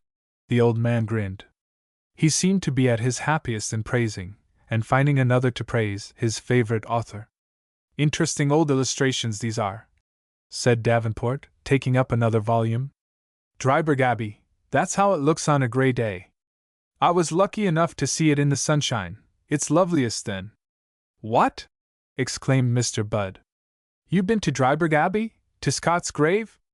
Oh, yes, said Davenport, smiling at the old man's joyous wonder, which was about the same as he might have shown upon meeting somebody who had been to Fairyland, or Heaven, or some other place equally far from New York. You don't say? Well, to think of it, I am happy to meet you. By George, I never expected to get so close to Sir Walter Scott. And maybe you've seen Abbotsford? Oh, certainly. And Scott's Edinburgh house in Castle Street, and the house in George Square where he lived as a boy and met Burns. Mr. Budd's excitement was great. Maybe you've seen Holyrood Palace, and High Street. Why, of course. And the Canongate, and the Parliament House, and the Castle, and the Grass Market, and all the rest. It's very easy, thousands of Americans go there every year. Why don't you run over next summer? The old man shook his head. That's all too far away from home for me. The women are afraid o' the water, and they never let me go alone. I kind o' just drifted into this New York business, but if I undertook to go across the ocean, that would be the last straw. And I'm afraid I couldn't get onto the manners and customs over there. They say everything's different from here. To tell the truth, I'm timid where I don't know the ways. If I was like you, I shouldn't wonder if you'd been to some of the other places where things happen in his novels. With a smile, Davenport began to enumerate and describe. The old man sat enraptured. The whiskey and seltzer came up, and the host saw that the glasses were filled and refilled, but he kept Davenport to the same subject. Larcher felt himself quite out of the talk, but found compensation in the whiskey and in watching the old man's greedy enjoyment of Davenport's every word. The afternoon waned, and all opportunity of making the intended sketches passed for that day. Mr. Budd was for lighting up, or inviting the young men to dinner, but they found pretexts for tearing themselves away. They did not go, however, until Davenport had arranged to come the next day and perform his neglected task. Mr. Budd accompanied them out, and stood on the corner looking after them until they were out of sight. You've made a hit with the agriculturist, said Larcher, as they took their way through a narrow street of old warehouses toward the region of skyscrapers and lower Broadway. Scott is evidently his hobby, replied Davenport, with a careless smile, and I like to please him in it. He lapsed into that reticence which, as it was his manner during most of the time, made his strange seasons of communicativeness the more remarkable. A few days passed before another such talkative mood came on in Larcher's presence. It was a drizzling, cheerless night. Larcher had been to a dinner in Madison Avenue, and he thus found himself not far from Davenport's abode. Going thither upon an impulse, he beheld the artist seated at the table, leaning forward over a confusion of old books, some of them open. He looked pallid in the light of the reading lamp at his elbow, and his eyes seemed withdrawn deep into their hollows. He welcomed his visitor with conventional politeness. No, merely rambling over familiar fields. Davenport held out the topmost book. Oh, Shakespeare, laughed Larcher. The sonnets. Hello, you've marked part of this. Little need to mark anything so famous. But it comes closer to me than to most men, I fancy. And he recited slowly, without looking down at the page. When, in disgrace with fortune and men's eyes, I all alone beweep my outcast state, and trouble deaf heaven with my bootless cries, and look upon myself, and curse my fate. He stopped, whereupon Larcher, not to be behind, and also without having recourse to the page, went on. Wishing me like to one more rich in hope, featured like him with friends posseist, desiring this man's art and that man's scope. But I think that hits all men, said Larcher, interrupting himself. Everybody has wished himself in somebody else's shoes, now and again, don't you believe? I have certainly wished myself out of my own shoes, replied Davenport, almost with vehemence. I have hated myself and my failures, God knows. I have wished hard enough that I were not I, but I haven't wished I were any other person now existing. I wouldn't change selves with this particular man, or that particular man. It wouldn't be enough to throw off the burden of my memories, with their clogging effect upon my life and conduct, and take up the burden of some other man's, though I should be the gainer even by that, in 1,000 cases I could name. "Oh, I don't exactly mean changing with somebody else," said Larcher. "We all prefer to remain ourselves, with our own tastes, I suppose. But we often wish our lot was like somebody else's." Davenport shook his head. "I don't prefer to remain myself, any more than to be some man whom I know or have heard of. I am tired of myself, weary and sick of Murray Davenport. To be a new man, of my own imagining, that would be something. To begin afresh, with an unencumbered personality of my own choosing, to awake some morning and find that I was not Murray Davenport nor any man now living that I know of, but a different self, formed according to ideals of my own. There would be a liberation." "Well," said Larcher, "if a man can't change to another self, he can at least change his place and his way of life. But the old self is always there, casting its shadow on the new place. And even change of scene and habits is next to impossible without money. I must admit that New York, and my present way of life, are good enough for me just now," said Larcher. Davenport's only reply was a short laugh. "Suppose you had the money, and could live as you liked, where would you go?" demanded Larcher, slightly nettled. "I would live a varied life. Probably it would have 4 phases, generally speaking, of unequal duration and no fixed order. For one phase, the chief scene would be a small secluded country house in an old walled garden. There would be the home of my books, and the center of my walks over moors and hills. From this, I would transport myself, when the mood came, to the intellectual society of some large city. That of London would be most to my choice. Mind you, I say the intellectual society, a far different thing from the society that spells itself with a capital S. Why not of New York? There's intellectual society here. Yes, a trifle fussy and self-conscious, though. I should prefer a society more reposeful. From this, again, I would go to the life of the streets and byways of the city. And then, for the 4th phase, to the direct contemplation of art, music, architecture, sculpture, painting, to haunting the great galleries, especially of Italy, studying and copying the old masters. I have no desire to originate. I should be satisfied in the arts, rather to receive than to give, to be audience and spectator, to contemplate and admire." "Well, I hope you may have your wish yet," was all that Larcher could say. "I should like to have just one whack at life before I finish," replied Davenport, gazing thoughtfully into the shadow beyond the lamplight. "Just one taste of comparative happiness. Haven't you ever had even one?" "I thought I had, for a brief season, but I was deceived." Larcher remembered the talk of an inconstant woman.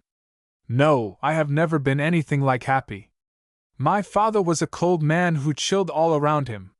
He died when I was a boy, and left my mother and me to poverty. My mother loved me well enough. She taught me music, encouraged my studies, and persuaded a distant relation to send me to the College of Medicine and Surgery. But her life was darkened by grief, and the darkness fell over me, too. When she died, my relation dropped me, and I undertook to make a living in New York. There was first the struggle for existence, then the sickening affair of that play, afterward, misfortune enough to fill a dozen biographies, the fatal reputation of ill luck, the brief dream of consolation in the love of woman, the awakening, and the rest of it." He sighed wearily and turned, as if for relief from a bitter theme, to the book in his hand. He read aloud, from the sonnet out of which they had already been quoting. "Yet, in these thoughts myself almost despising, haply I think on thee, and then my state, like to the lark at break of day arising from sullen earth, sings hymns at heaven's gate, for thy sweet love." Again he stopped short, and with a derisive laugh. "What an ass I was! As if any happiness that came to Murray Davenport could be real or lasting." "Oh, never be disheartened," said Larcher. "Your time is to come, you'll have your whack at life yet. It would be acceptable, if only to feel that I had realized 1 or 2 of the dreams of youth, the dreams an unhappy lad consoled himself with." "What were they?" inquired Larcher. Chapter 6. The name of one Turl comes up. A month passed. All the work in which Larcher had enlisted Davenport's cooperation was done. Larcher would have projected more, but the artist could not be pinned down to any definite engagement. He was noncommittal, with the evasiveness of apathy. He seemed not to care any longer about anything. More than ever he appeared to go about in a dream. Larcher might have suspected some drug-taking habit, but for having observed the man so constantly, at such different hours, and often with so little warning, as to be convinced to the contrary. One cold, clear November night, when the tingle of the air, and the beauty of the moonlight should have aroused any healthy being to a sense of life's joy in the matchless late autumn of New York, Larcher met his friend on Broadway. Davenport was apparently as much absorbed in his inner contemplations, or as nearly void of any contemplation whatever, as a man could be under the most stupefying influences. He politely stopped, however, when Larcher did. "Where are you going?" the latter asked. "Home," was the reply, thus amended the next instant. "To my room, that is. I'll walk with you, if you don't mind. I feel like stretching my legs." "Glad to have you," said Davenport, indifferently. They turned from Broadway eastward into a crosstown street, high above the end of which rose the moon, lending romance and serenity to the house fronts. Larcher called the artist's attention to it. Davenport replied by quoting, mechanically, "With how slow steps, O moon, thou climb'st the sky, how silently, and with how wan a face! I'm glad to see you out on so fine a night," pursued Larcher. "I came out on business," said the other. "I got a request by telegraph from the benevolent Bagley to meet him at his rooms. He received a hurry call to Chicago, and must take the first train, so he sent for me, to look after a few matters in his absence. I trust you'll find them interesting," said Larcher, comparing his own failure with Bagley's success in obtaining Davenport's services. "Not in the slightest," replied Davenport. "Then remunerative, at least." "Not sufficiently to attract me," said the other. "Then, if you'll pardon the remark, I really can't understand." "Mere force of habit," replied Davenport, listlessly. "When he summons, I attend. When he entrusts, I accept. I've done it so long, and so often, I can't break myself of the habit. That is, of course, I could if I chose, but it would require an effort, and efforts aren't worth while at this stage." With little more talk, they arrived at the artist's house. "If you talk of moonlight," said Davenport, in a manner of some kindliness, "you should see its effect on the backyards from my windows. You know how half-hearted the few trees look in the daytime, but I don't think you've seen that view on a moonlight night. The yards, taken as a whole, have some semblance to a real garden. Will you come up?" Larcher assented readily. A minute later, while his host was seeking matches, he looked down from the dark chamber, and saw that the transformation wrought in the rectangular space of backyards had not been exaggerated. The shrubbery by the fences might have sheltered fairies. The boughs of the trees, now leafless, gently stirred. Even the plain house backs were clad in beauty. When Larcher turned from the window, Davenport lighted the gas, but not his lamp, then drew from an inside pocket, and tossed on the table, something which Larcher took to be a stenographer's notebook, narrow, thick, and with stiff brown covers. Its unbound end was confined by a thin rubber band. Davenport opened a drawer of the table, and essayed to sweep the book thereinto by a careless push. The book went too far, struck the arm of a chair, flew open at the breaking of the overstretched rubber, fell on its side by the chair leg, and disclosed a pile of banknotes. These, tightly flattened, were the sole contents of the covers. As Larcher's startled eyes rested upon them, he saw that the topmost bill was for $500. Davenport exhibited a momentary vexation, then picked up the bills, and laid them on the table in full view. "Bagley's money," said he, sitting down before the table. "I'm to place it for him tomorrow. This sudden call to Chicago prevents his carrying out personally some plans he had formed. So he entrusts the business to the reliable Davenport. When I walked home with you, I had no idea I was in the company of so much money," said Larcher, who had taken a chair near his friend. "I don't suppose there's another man in New York tonight with so much ready money on his person," said Davenport, smiling. "These are large bills, you know. Ironical, isn't it? Think of Murray Davenport walking about with $20,000 in his pocket. 20,000! Why, that's just the amount you were." Larcher checked himself. Yes, said Davenport, unmoved. Just the amount of Bagley's wealth that morally belongs to me, not considering interest. I could use it, too, to very good advantage. With my skill in the art of frugal living, I could make it go far, exceedingly far. I could realize that plan of a congenial life, which I told you of one night here. There it is, here am I, and if right prevailed, it would be mine. Yet if I ventured to treat it as mine, I should land in a cell. Isn't it a silly world? He languidly replaced the bills between the notebook covers, and put them in the drawer. As he did so, his glance fell on a sheet of paper lying there. With a curious, half-mirthful expression on his face, he took this up, and handed it to Larcher, saying, You told me once you could judge character by handwriting. What do you make of this man's character? Larcher read the following note, which was written in a small, precise, round hand. My dear Davenport, I will meet you at the place and time you suggest. We can then, I trust, come to a final settlement, and go our different ways. Till then I have no desire to see you, and afterward still less. Yours truly, Francis Turle. Francis Turle? Repeated Larcher. I never heard the name before. No, I suppose you never have, replied Davenport dryly. But what character would you infer from his penmanship? Well, I don't know. Put to the test, Larcher was at a loss. An educated person, I should think, even scholarly, perhaps. Fastidious, steady, exact, reserved, that's about all. Not very much, said Davenport, taking back the sheet. You merely describe the handwriting itself. Your characterization, as far as it goes, would fit men who write very differently from this. It fits me, for instance, and yet look at my angular scrawl. He held up a specimen of his own irregular hand, beside the elegant penmanship of the note, and Larcher had to admit himself a humbug as a graphologist. But, he demanded, did my description happen to fit that particular man, Francis Turle? Oh, more or less, said Davenport, evasively, as if not inclined to give any information about that person. This apparent disinclination increased Larcher's hidden curiosity as to who Francis Turle might be, and why Davenport had never mentioned him before, and what might be between the two for settlement. Davenport put Turle's writing back into the drawer, but continued to regard his own. A vile cramped hand.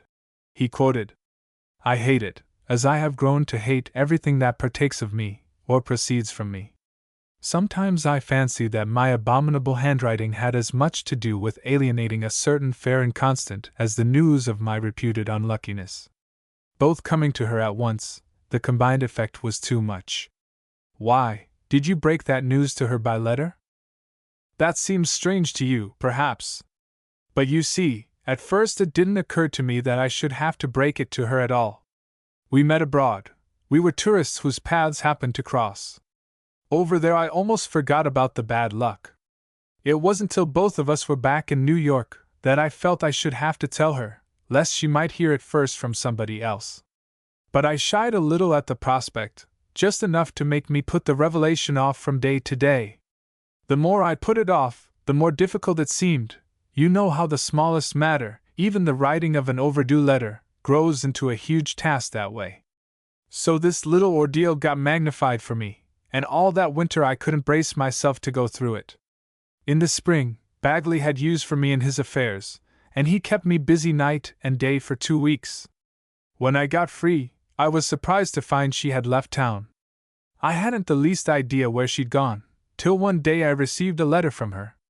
She wrote as if she thought I had known where she was. She reproached me with negligence, but was friendly nevertheless.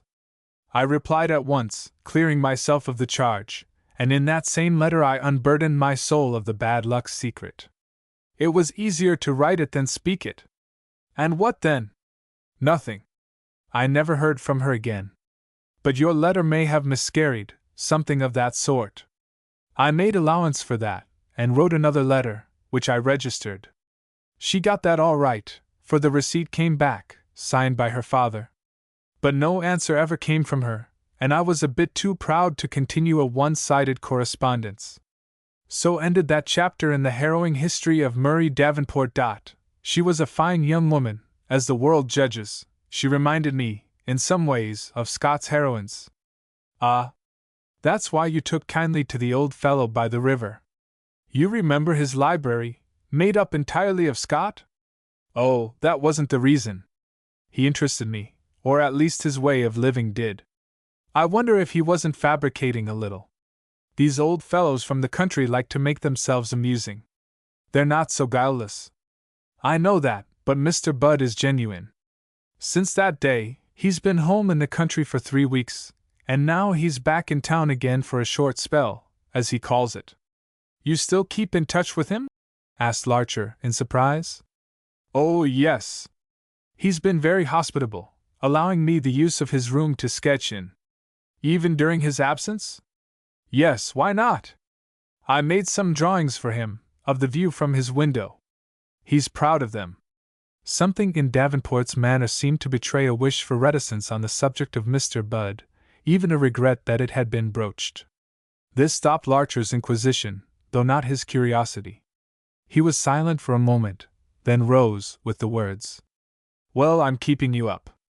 Many thanks for the sight of your moonlit garden. When shall I see you again?" "Oh, run in any time. It isn't so far out of your way, even if you don't find me here. I'd like you to glance over the proofs of my Harlem Lane article. I shall have them day after tomorrow. Let's see, I'm engaged for that day. How will the next day suit you?" "All right. Come the next day if you like. That'll be Friday. Say 1 o'clock, and we can go out and lunch together." "Just as you please. 1 o'clock on Friday, then. Good night." "Good night." At the door, Larcher turned for a moment in passing out, and saw Davenport standing by the table, looking after him. What was the inscrutable expression, half amusement, half friendliness and self-accusing regret, which faintly relieved for a moment the indifference of the man's face? Chapter 7 Mystery begins. The discerning reader will perhaps think Mr. Thomas Larcher a very dull person in not having yet put this and that together, and associated the love affair of Murray Davenport with that romance of Miss Florence Kenby. One might suppose that Edna Hill's friendship for Miss Kenby, and her inquisitiveness regarding Davenport, formed a sufficient pair of connecting links. But the still more discerning reader will probably judge otherwise. For Miss Hill had many friends whom she brought to Larcher's notice, and Miss Kenby did not stand alone in his observation, as she necessarily does in this narrative. Larcher, too, was not as fully in possession of the circumstances as the reader. Nor, to him, were the circumstances isolated from the thousands of others that made up his life, as they are to the reader. Edna's allusion to Miss Kenby's romance had been cursory. Larcher understood only that she had given up a lover to please her father. Davenport's inconstant had abandoned him because he was unlucky. Larcher had always conceived her as such a woman, and so of a different type from that embodied in Miss Kenby. To be sure, he knew now that Davenport's fickle one had a father, but so had most young women.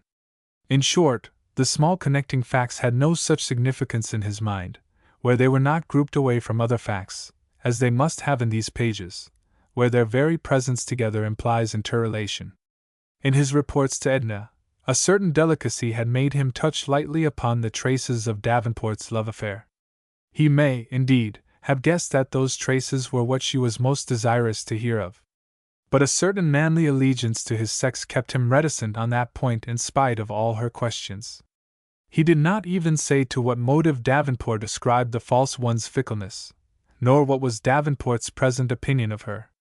He was thrown over by some woman whose name he never mentions. Since then he has steered clear of the sex, was what Larcher replied to Edna 100 times, in 100 different sets of phrases, and it was all he replied on the subject. So matters stood until 2 days after the interview related in the previous chapter. At the end of that interview, Larcher had said that for the 2nd day thereafter he was engaged. Hence he had appointed the 3rd day for his next meeting with Davenport.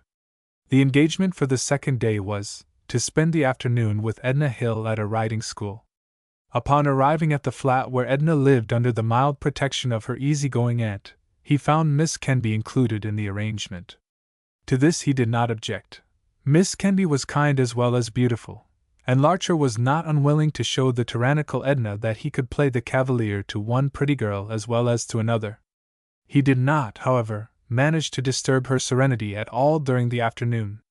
The three returned, very merry, to the flat, in a state of the utmost readiness for afternoon tea, for the day was cold and blowy. To make things pleasanter, Aunt Clara had finished her tea and was taking a nap. The three young people had the drawing-room, with its bright coal fire, to themselves. Everything was trim and elegant in this flat. The clear-skinned maid who placed the tea things, and brought the muffins and cake, might have been transported that instant from Mayfair, on a magic carpet, so neat was her black dress, so spotless her white apron, cap, and cuffs, so clean her slender hands. "What a sweet place you have, Edna," remarked Florence Kenby, looking around. "So you've often said before, dear. And whenever you choose to make it sweeter for good, you've only got to move in." Florence laughed, but with something very like a sigh. "What, are you willing to take boarders?" said Larcher. "If that's the case, put me down as the first applicant. Our capacity for paying guests is strictly limited to one person, and no gentleman need apply." "2 lumps, Flo dear?" "Yes, please, Dot, if only your restrictions didn't keep out poor father. If only your poor father would consider your happiness instead of his own selfish plans." "Edna, dear!" "You mustn't." "Why mustn't I?" replied Edna, pouring tea. "Truth's truth. He's your father, but I'm your friend, and you know in your heart which of us would do more for you. You know, and he knows, that you'd be happier and have better health if you came to live with us. If he really loves you, why doesn't he let you come? He could see you often enough. But I know the reason. He's afraid you'd get out of his control. He has his own projects. You needn't mind my saying this before Tom Larcher. He read your father like a book the first time he ever met him." Larcher, in the act of swallowing some buttered muffin, instantly looked very wise and penetrative. "I should think your father himself would be happier," said he, "if he lived less privately and had more of men's society." "He's often in poor health," replied Florence.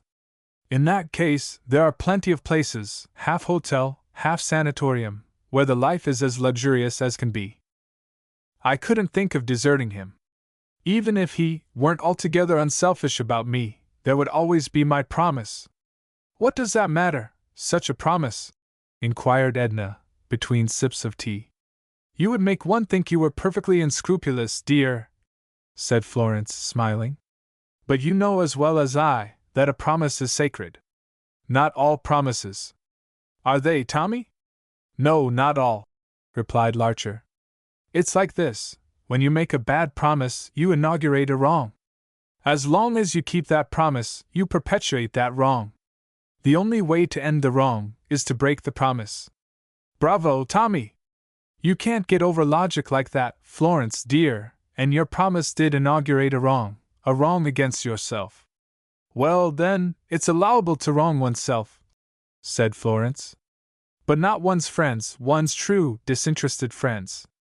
And as for that other promise of yours, that fearful promise, you can't deny you wronged somebody by that, somebody you had no right to wrong." "It was a choice between him and my father," replied Florence, in a low voice, and turning very red. "Very well, which deserved to be sacrificed?" cried Edna, her eyes and tone showing that the subject was a heating one. "Which was likely to suffer more by the sacrifice? You know perfectly well fathers don't die in those cases, and consequently your father's hysterics must have been put on for effect." "Oh, don't tell me, it makes me wild to think of it. Your father would have been all right in a week, whereas the other man's whole life is darkened." "Don't say that, dear," pleaded Florence gently. "Men soon get over such things." "Not so awfully soon, not sincere men. Their views of life are changed for all time.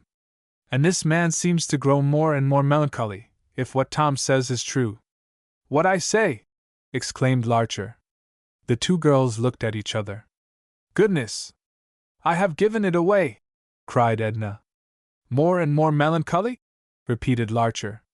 "Why, that must be Murray Davenport." "Was he the? Then you must be the. But surely you wouldn't have given him up on account of the bad luck nonsense. Bad luck nonsense? Echoed Edna, while Miss Kenby looked bewildered. The silly idea of some foolish people, that he carried bad luck with him, Larcher explained, addressing Florence. He sent you a letter about it. I never got any such letter from him, said Florence, in wonderment. Then you didn't know? And that had nothing to do with your giving him up? Indeed it had not. Why, if I'd known about that, but the letter you speak of, when was it? I never had a letter from him after I left town. He didn't even answer when I told him we were going. Because he never heard you were going. He got a letter after you had gone, and then he wrote you about the bad luck nonsense. There must have been some strange defect in your mail arrangements. I always thought some letters must have gone astray and miscarried between us. I knew he couldn't be so negligent. I'd have taken pains to clear it up if I hadn't promised my father just at that time. She stopped, unable to control her voice longer. Her lips were quivering. Speaking of your father, said Larcher, you must have got a subsequent letter from Davenport, because he sent it registered, and the receipt came back with your father's signature. No, I never got that either, said Florence, before the inference struck her. When it did, she gazed from one to the other with a helpless, wounded look, and blushed as if the shame were her own. Edna Hill's eyes blazed with indignation, then softened in pity for her friend. She turned to Larcher in a very calling-to-account manner. Why didn't you tell me all this before? I didn't think it was necessary. And besides, he never told me about the letters till the night before last. And all this time that poor young man has thought Florence tossed him over because of some ridiculous notion about bad luck? Well, more or less, and the general fickleness of the sex. General fick. And you, having seen Florence, let him go on thinking so? But I didn't know Miss Kenby was the lady he meant. If you'd only told me it was for her you wanted news of him. Stupid, you might have guessed. But I think it's about time he had some news of her. He ought to know she wasn't actuated by any such paltry, childish motive. By George, I agree with you, cried Larcher, with a sudden energy. If you could see the effect on the man, of that false impression, Miss Kenby! I don't mean to say that his state of mind is entirely due to that. He had causes enough before. But it needed only that to take away all consolation, to stagger his faith, to kill his interest in life. Has it made him so bitter? Asked Florence sadly. I shouldn't call the effect bitterness. He has too lofty a mind for strong resentment. That false impression has only brought him to the last stage of indifference. I should say it was the finishing touch to making his life a wearisome drudgery, without motive or hope. Florence sighed deeply. To think that he could believe such a thing of Florence, put in Edna. I'm sure I couldn't. Could you, Tom? When a man's in love, he doesn't see things in their true proportions, said Larcher, authoritatively. He exaggerates both the favors and the rebuffs he gets, both the kindness and the coldness of the woman. If he thinks he's ill-treated, he measures the supposed cause by his sufferings. As they are so great, he thinks the woman's cruelty correspondingly great. Nobody will believe such good things of a woman as the man who loves her, but nobody will believe such bad things if matters go wrong. Dear, dear Tommy! What a lot you know about it! But Miss Hill's momentary sarcasm went unheeded. So I really think, Miss Kenby, if you'll pardon me, Larcher continued, that Murray Davenport ought to know your true reason for giving him up. Even if matters never go any further, he ought to know that you still, feel an interest in him, still wish him well. I'm sure if he knew about your solicitude, how it was the cause of my looking him up, I can see through all that now. I can never thank you enough, and Edna, said Florence, in a tremulous voice. No thanks are due me, replied Larcher, emphatically. I value his acquaintance on its own account. But if he knew about this, knew your real motives then, and your real feelings now, even if he were never to see you again, the knowledge would have an immense effect on his life. I'm sure it would. It would restore his faith in you, in woman, in humanity. It would console him inexpressibly, would be infinitely sweet to him. It would change the color of his view of life, Give him hope and strength. Make a new man of him. Florence's eyes glistened through her tears. I should be so glad, she said gently. If only, you see, I promise not to hold any sort of communication with him. Oh, that promise! Cried Edna. Just think how it was obtained. And think about those letters that were stopped. If that alone doesn't release you, I wonder what? Florence's face clouded with humiliation at the reminder. Moreover, said Larcher, you won't be holding communication. The matter has come to my knowledge fairly enough, through Edna's lucky forgetfulness. I take it on myself to tell Davenport. I'm to meet him tomorrow, anyhow. It looks as though it had all been ordained. I really don't see how you can prevent me, Miss Kenby. Florence's face threw off its cloud, and her conscience its scruples, and a look of gratitude and relief, almost of sudden happiness, appeared. You are so good, both of you. There's nothing in the world I'd rather have than to see him made happy. If you'd like to see it with your own eyes, said Larcher, let me send him to you for the news. Oh, no! I don't mean that. He mustn't know where to find me. If he came to see me, I don't know what Father would do. I've been so afraid of meeting him by chance, or of his finding out I was in New York. Larcher understood now why Edna had prohibited his mentioning the Kenbys to anybody. Well, said he, in that case, Murray Davenport shall be made happy by me at about 1 o'clock tomorrow afternoon. And you shall come to tea afterward and tell us all about it, cried Edna. Flo, you must be here for the news, if I have to go in a hansom and kidnap you. I think I can come voluntarily, said Florence, smiling through her tears. And let's hope this is only the beginning of matters, in spite of any silly old promise obtained by false pretenses.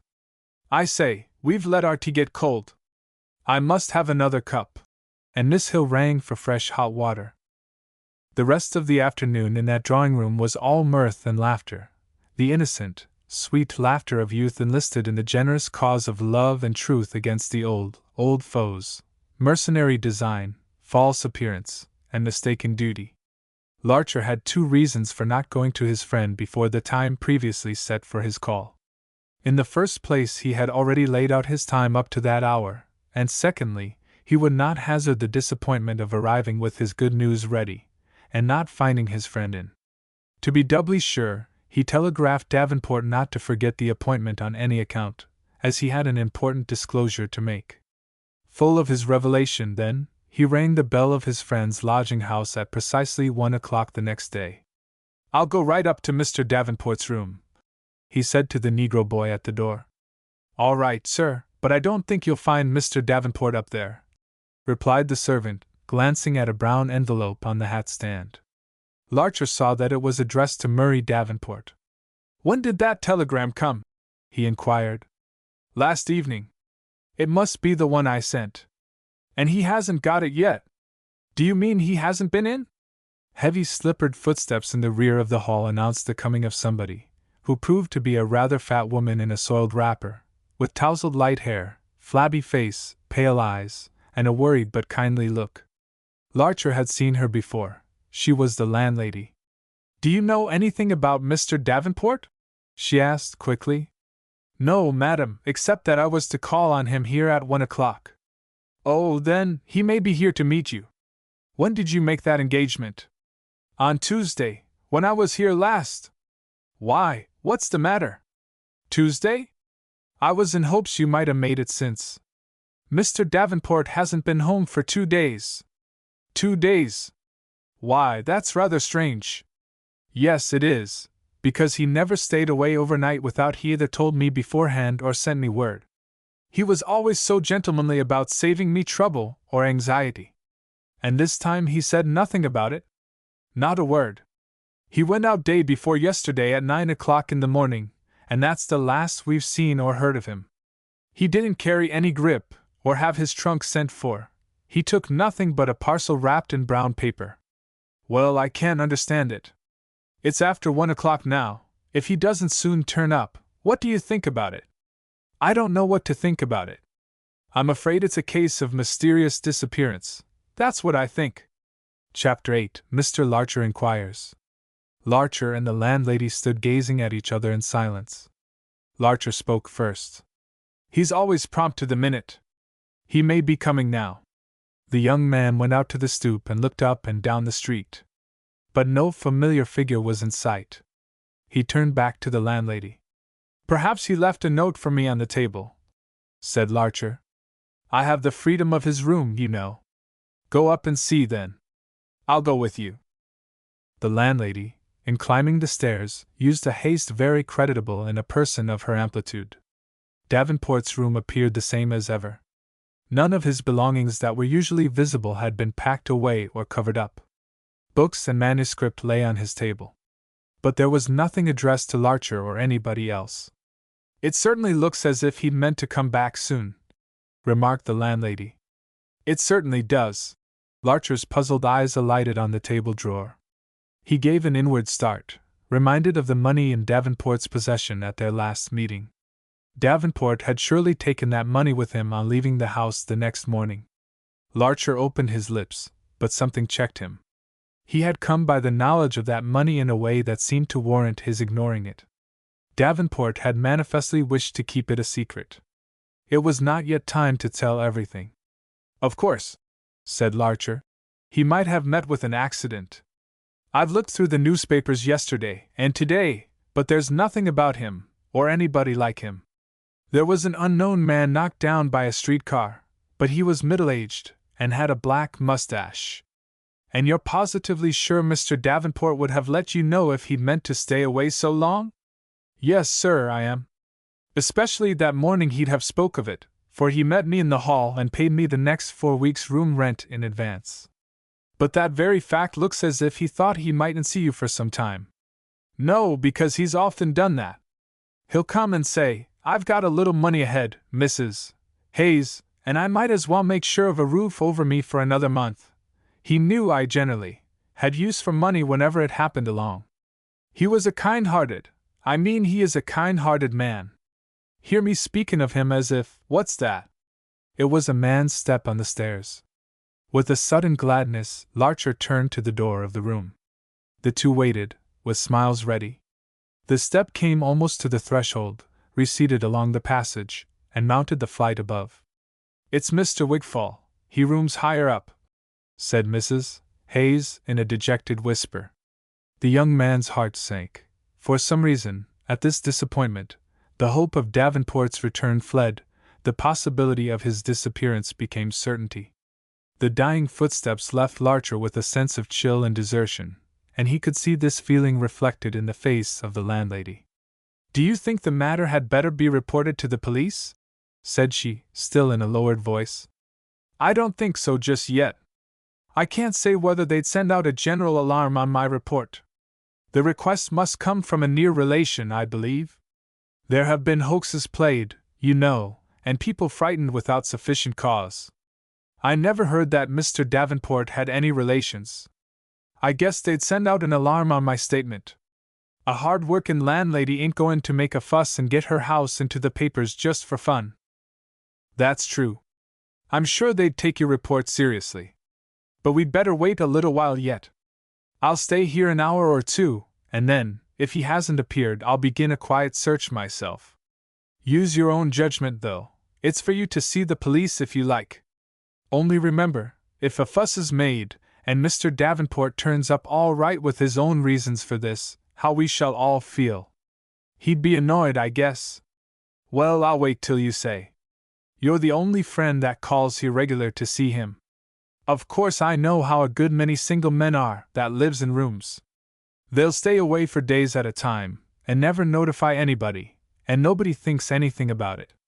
But Mr. Davenport, as I told you, isn't like that. I'll wait, anyhow, till you think it's time. But you'll keep coming here, of course?" "Yes, indeed, several times a day. He might turn up at any moment. I'll give him an hour and a half to keep this 1 o'clock engagement. Then, if he's still missing, I'll go to a place where there's a bare chance he might be. I've only just now thought of it." The place he had thought of was the room of old Mr. Budd. Davenport had spoken of going there often to sketch. Such a queer, snug old place might have an attraction of its own for the man. There was, indeed, a chance, a bare chance, of his having, upon a whim, prolonged a stay in that place or its neighborhood. Or, at least, Mr. Budd might have later news of him than Mrs. Hayes had. That good woman went back to her work, and Larcher waited alone in the very chair where Davenport had sat at their last meeting. He recalled Davenport's odd look at parting, and wondered if it had meant anything in connection with this strange absence. And the money? The doubt and the solitude weighed heavily on Larcher's mind. And what should he say to the girls when he met them at tea? At 2 o'clock his impatience got the better of him. He went downstairs, and after a few words with Mrs. Hayes, to whom he promised to return about 4, he hastened away.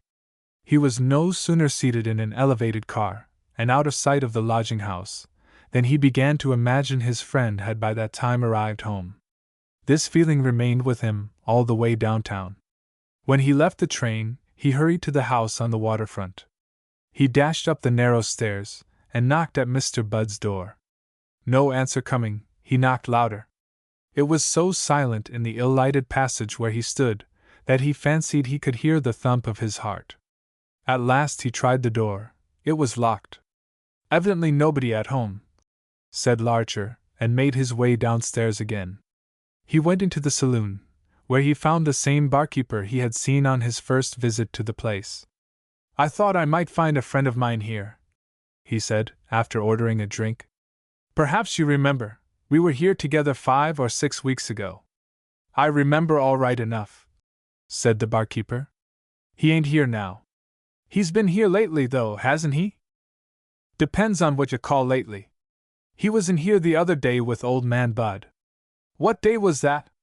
"Let's see, I guess it was Monday, because it was the day before Mr. Budd went back to his chickens. He went home Tuesday, Budd did." It was on Tuesday night that Larcher had last beheld Davenport. "And so you haven't seen my friend since Monday?" he asked, insistently. "That's what I said." "And you're sure Mr. Budd hasn't been here since Tuesday?" "That's what I said." "When is Mr. Budd coming back, do you know?" "You can search me," was the barkeeper's subtle way of disavowing all knowledge of Mr. Budd's future intentions. Back to the elevated railway, and so uptown, sped Larcher. The feeling that his friend must be now at home continued strong within him until he was again upon the steps of the lodging-house. Then it weakened somewhat. It died altogether at sight of the questioning eyes of the negro. The telegram was still on the hat-stand. "Any news?" asked the landlady, appearing from the rear. "No. I was hoping you might have some." After saying he would return in the evening, he rushed off to keep his engagement for tea. He was late in arriving at the flat. "Here he is!" cried Edna eagerly. Her eyes sparkled. She was in high spirits. Florence, too, was smiling. The girls seemed to have been in great merriment, and in possession of some cause of felicitation as yet unknown to Larcher. He stood hesitating. "Well? Well? Well?" said Edna. "How did he take it? Speak. Tell us your good news, and then we'll tell you ours." Florence only watched his face, but there was a more poignant inquiry in her silence than in her friend's noise. "Well, the fact is," began Larcher, embarrassed, "I can't tell you any good news just yet. Davenport couldn't keep his engagement with me today, and I haven't been able to see him." "Not able to see him?" Edna exclaimed, hotly. "Why didn't you go and find him? As if anything could be more important. That's the way with men, always afraid of intruding. Such a disappointment. Oh, what an unreliable, helpless, futile creature you are, Tom!" Stung to self-defense, the helpless, futile creature replied. "I wasn't at all afraid of intruding. I did go trying to find him. I've spent the afternoon doing that."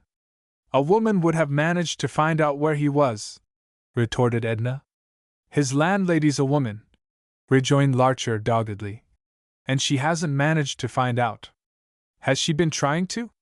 "Well, no," stammered Larcher, repenting.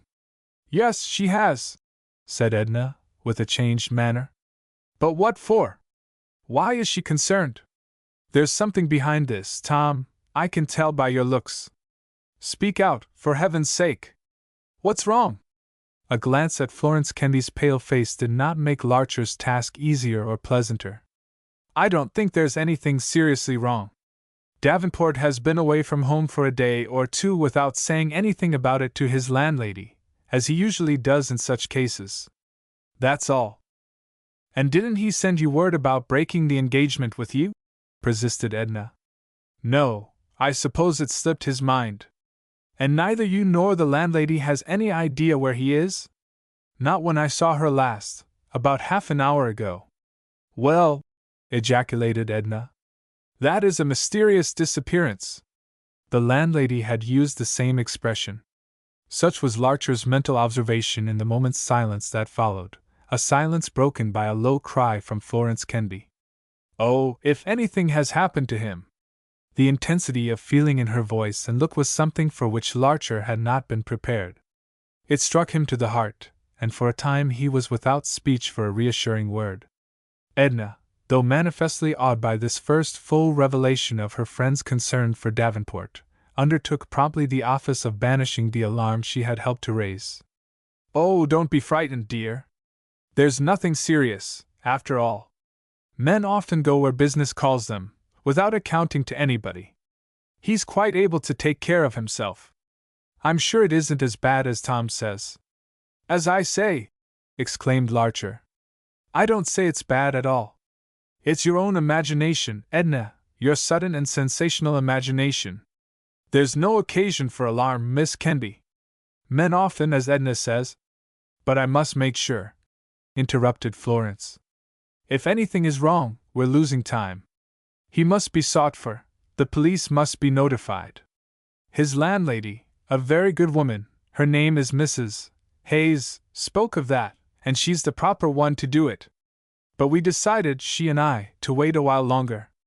You see, if the police took up the matter, and it got noised about, and Davenport reappeared in the natural order of things, as of course he will, why, how foolish we should all feel. What do feelings of that sort matter, when deeper ones are concerned? Nothing at all, but I'm thinking of Davenport's feelings. You know how he would hate that sort of publicity. That must be risked. It's a small thing compared with his safety. Oh, if you knew my anxiety! I understand, Miss Kennedy. I'll have Mrs. Hayes go to police headquarters at once. I'll go with her. And then, if there's still no news, I'll go around to other places where people inquire in such cases. And you'll let me know immediately, as soon as you find out anything? Immediately. I'll telegraph. Where to? Your Fifth Avenue address? Stay here tonight, Florence, put in Edna. It will be all right now. Very well. Thank you, dear. Then you can telegraph here, Mr. Larcher. Her instant compliance with Edna's suggestion puzzled Larcher a little. She's had an understanding with her father, said Edna, having noted his look. She's a bit more her own mistress today than she was yesterday. Yes, said Florence. I had a talk with him. I spoke to him about those letters, and he finally explained the matter. We settled many things. He released me from the promise we were talking about yesterday. Good! That's excellent news. It's the news we had ready for you when you brought us such a disappointment, bemoaned Edna. It's news that will change the world for Davenport, replied Larcher. I must find him now. If he only knew what was waiting for him, he wouldn't be long missing. It would be too cruel if any harm befell him. Florence's voice quivered as she spoke. At this time, of all times, it would be the crowning misfortune. I don't think destiny means to play any such vile trick, Miss Kennedy. I don't see how heaven could allow it, said Florence, earnestly. Well, he's simply got to be found. So I'm off to Mrs. Hayes. I can go to less this time, thank you. Is there anything I can do for you on the way? I'll have to send Father a message about my staying here. If you would stop at a telegraph office. Oh, that's all right, broke in Edna. There's a call box downstairs. I'll have the hallboy attend to it. You mustn't lose a minute, Tom. Miss Hill sped him on his way by going with him to the elevator. While they waited for that, she asked cautiously, Is there anything about this affair that you were afraid to say before Florence? A thought of the $20,000 came into his head, but again he felt that the circumstance of the money was his friend's secret, and should be treated by him, for the present, at least, as non-existent. No, he replied. I wouldn't call it a disappearance if I were you. So far, it's just a non-appearance. We shall soon be laughing at ourselves, probably, for having been at all worked up over it. She's a lovely girl, isn't she? I'm half in love with her myself. She's proof against your charms, said Edna coolly. I know it. What a lot she must think of him. The possibility of harm brings out her feelings, I suppose. I wonder if you'd show such concern if I were missing? I give it up. Here's the elevator. Goodbye. And don't keep us in suspense. You're a dear boy. Au revoir. With the hope of Edna's approval to spur him, besides the more unselfish motives he already possessed, Larcher made haste upon the business. This time he tried to conquer the expectation of finding Davenport at home, yet it would struggle up as he approached the house of Mrs. Hayes. The same deadening disappointment met him as before, however, and was mirrored in the landlady's face when she saw by his that he brought no news. Mrs. Hayes had come up from preparations for dinner. Hers was a house in which, the choice being optional, sundry of the lodgers took their rooms with board. Important as was her occupation, at the moment, of helping out the cook by inducing a mass of stale bread to fancy itself disguised as a pudding, she flung that occupation aside at once, and threw on her things to accompany Larcher to police headquarters. There she told all that was necessary, to an official at a desk, a big, comfortable man with a plenitude of neck and mustache. This gentleman, after briefly questioning her and Larcher, and taking a few illegible notes, and setting a subordinate to looking through the latest entries in a large record, dismissed the subject by saying that whatever was proper to be done would be done. He had a blandly incredulous way with him, as if he doubted, not only that Murray Davenport was missing, but that any such person as Murray Davenport existed to be missing, as if he merely indulged his visitors in their delusion out of politeness, as if in any case the matter was of no earthly consequence. The subordinate reported that nothing in the record for the past 2 days showed any such man, or the body of any such man, to have come under the all-seeing eye of the police. Nevertheless, Mrs. Hayes wanted the assurance that an investigation should be started forthwith. The big man reminded her that no dead body had been found, and repeated that all proper steps would be taken. With this grain of comfort as her sole satisfaction, she returned to her bread pudding, for which her boarders were by that time waiting. When the big man had asked the question whether Davenport was accustomed to carry much money about with him, or was known to have had any considerable sum on his person when last seen, Larcher had silently allowed Mrs. Hayes to answer. Not as far as I know, I shouldn't think so, she had said.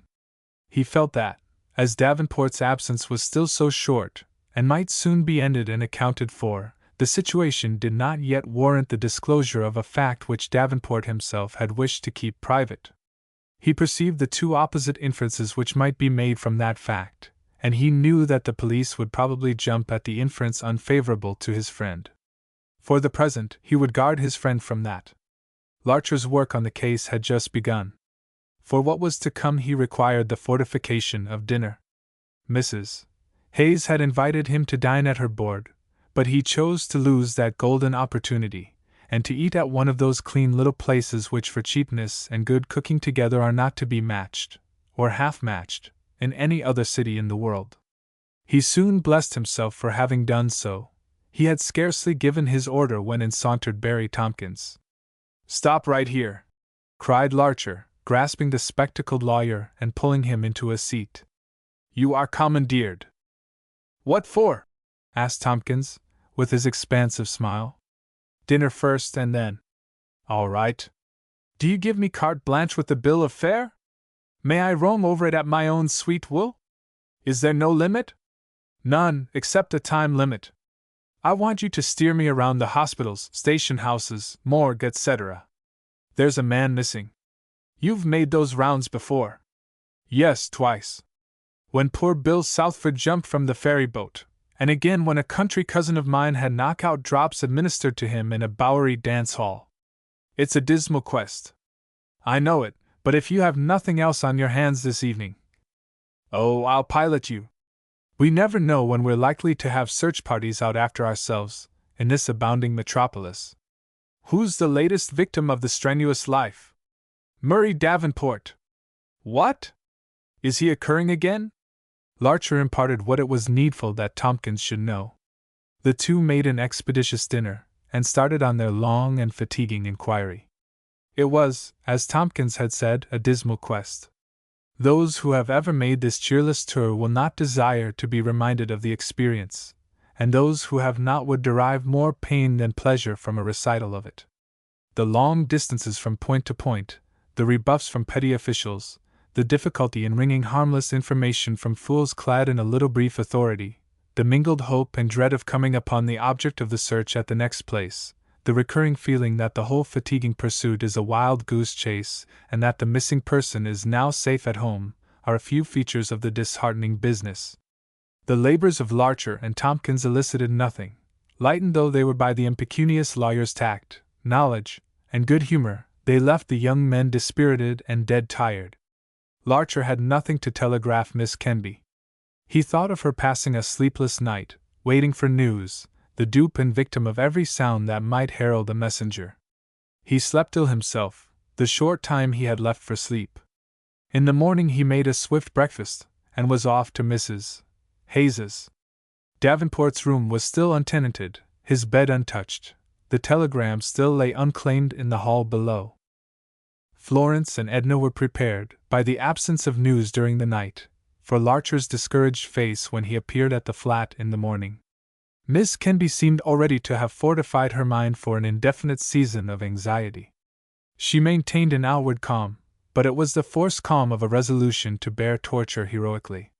She had her lapses, her moments of weakness and outcry, her periods of despair, during the ensuing days, for days did ensue, and nothing was seen or heard of the missing one, but of these Larcher was not often a witness. Edna Hill developed new resources as an encourager, a diverter, and an unfailing optimist in regard to the outcome. The girls divided their time between the flat and the Kenby lodgings down Fifth Avenue. Mr. Kenby was subdued and self-effacing when they were about. He wore a somewhat meek, cowed air nowadays, which was not without a touch of martyrdom. He volunteered none but the most casual remarks on the subject of Davenport's disappearance, and was not asked even for those.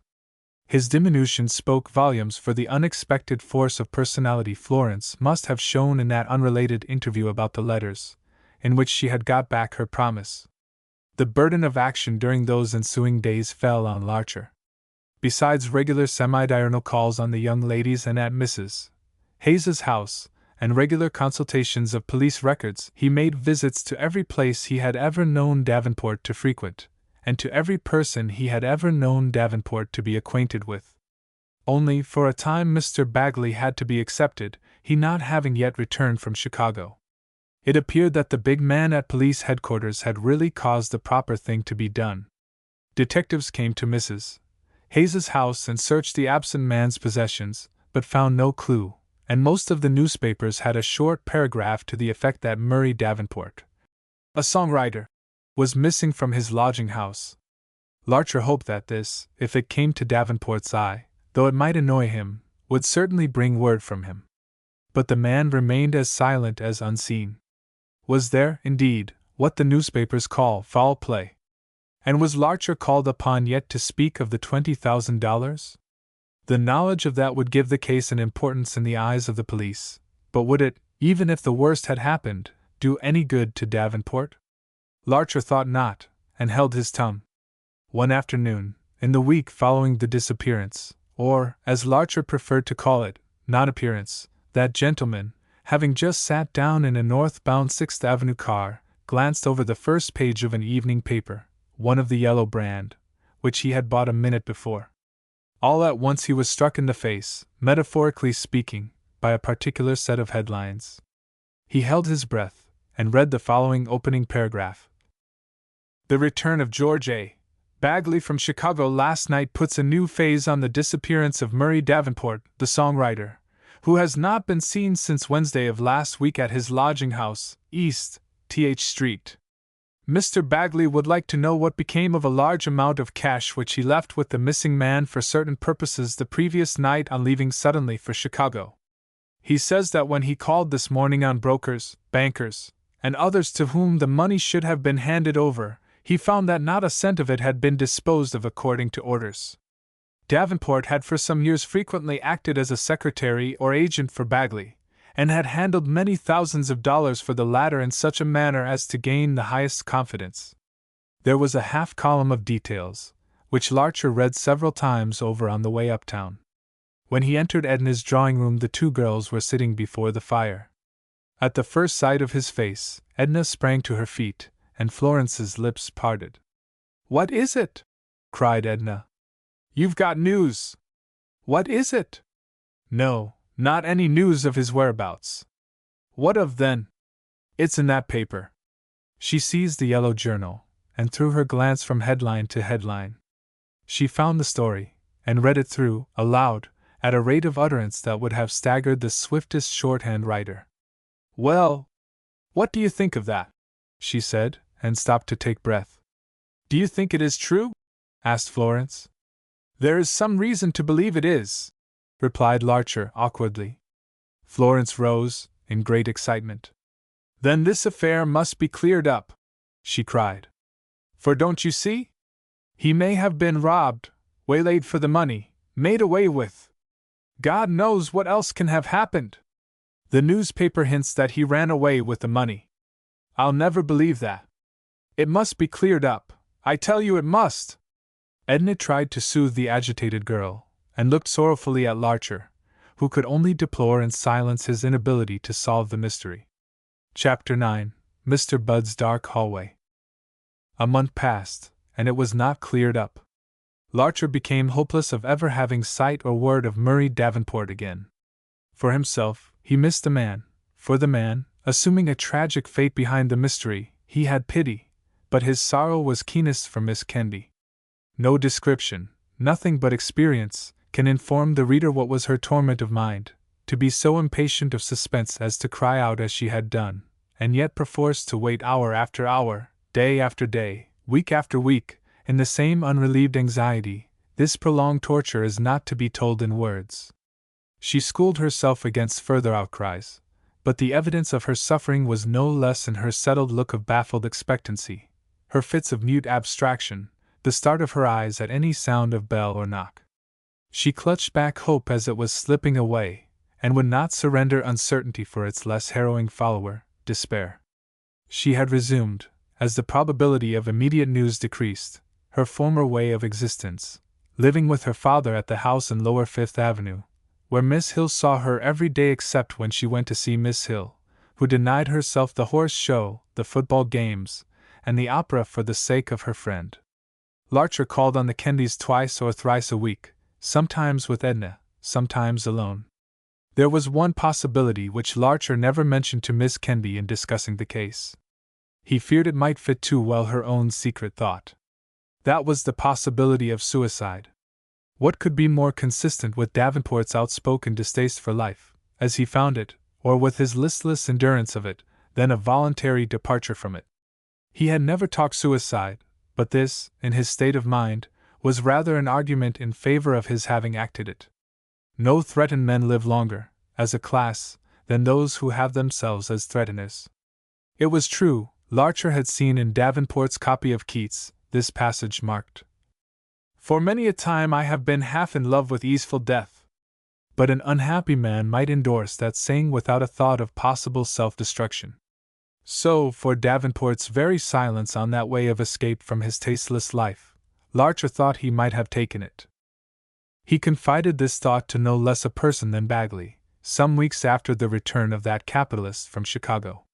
2 or 3 times, meeting by chance, they had briefly discussed the disappearance, each being more than willing to obtain whatever light the other might be able to throw on the case.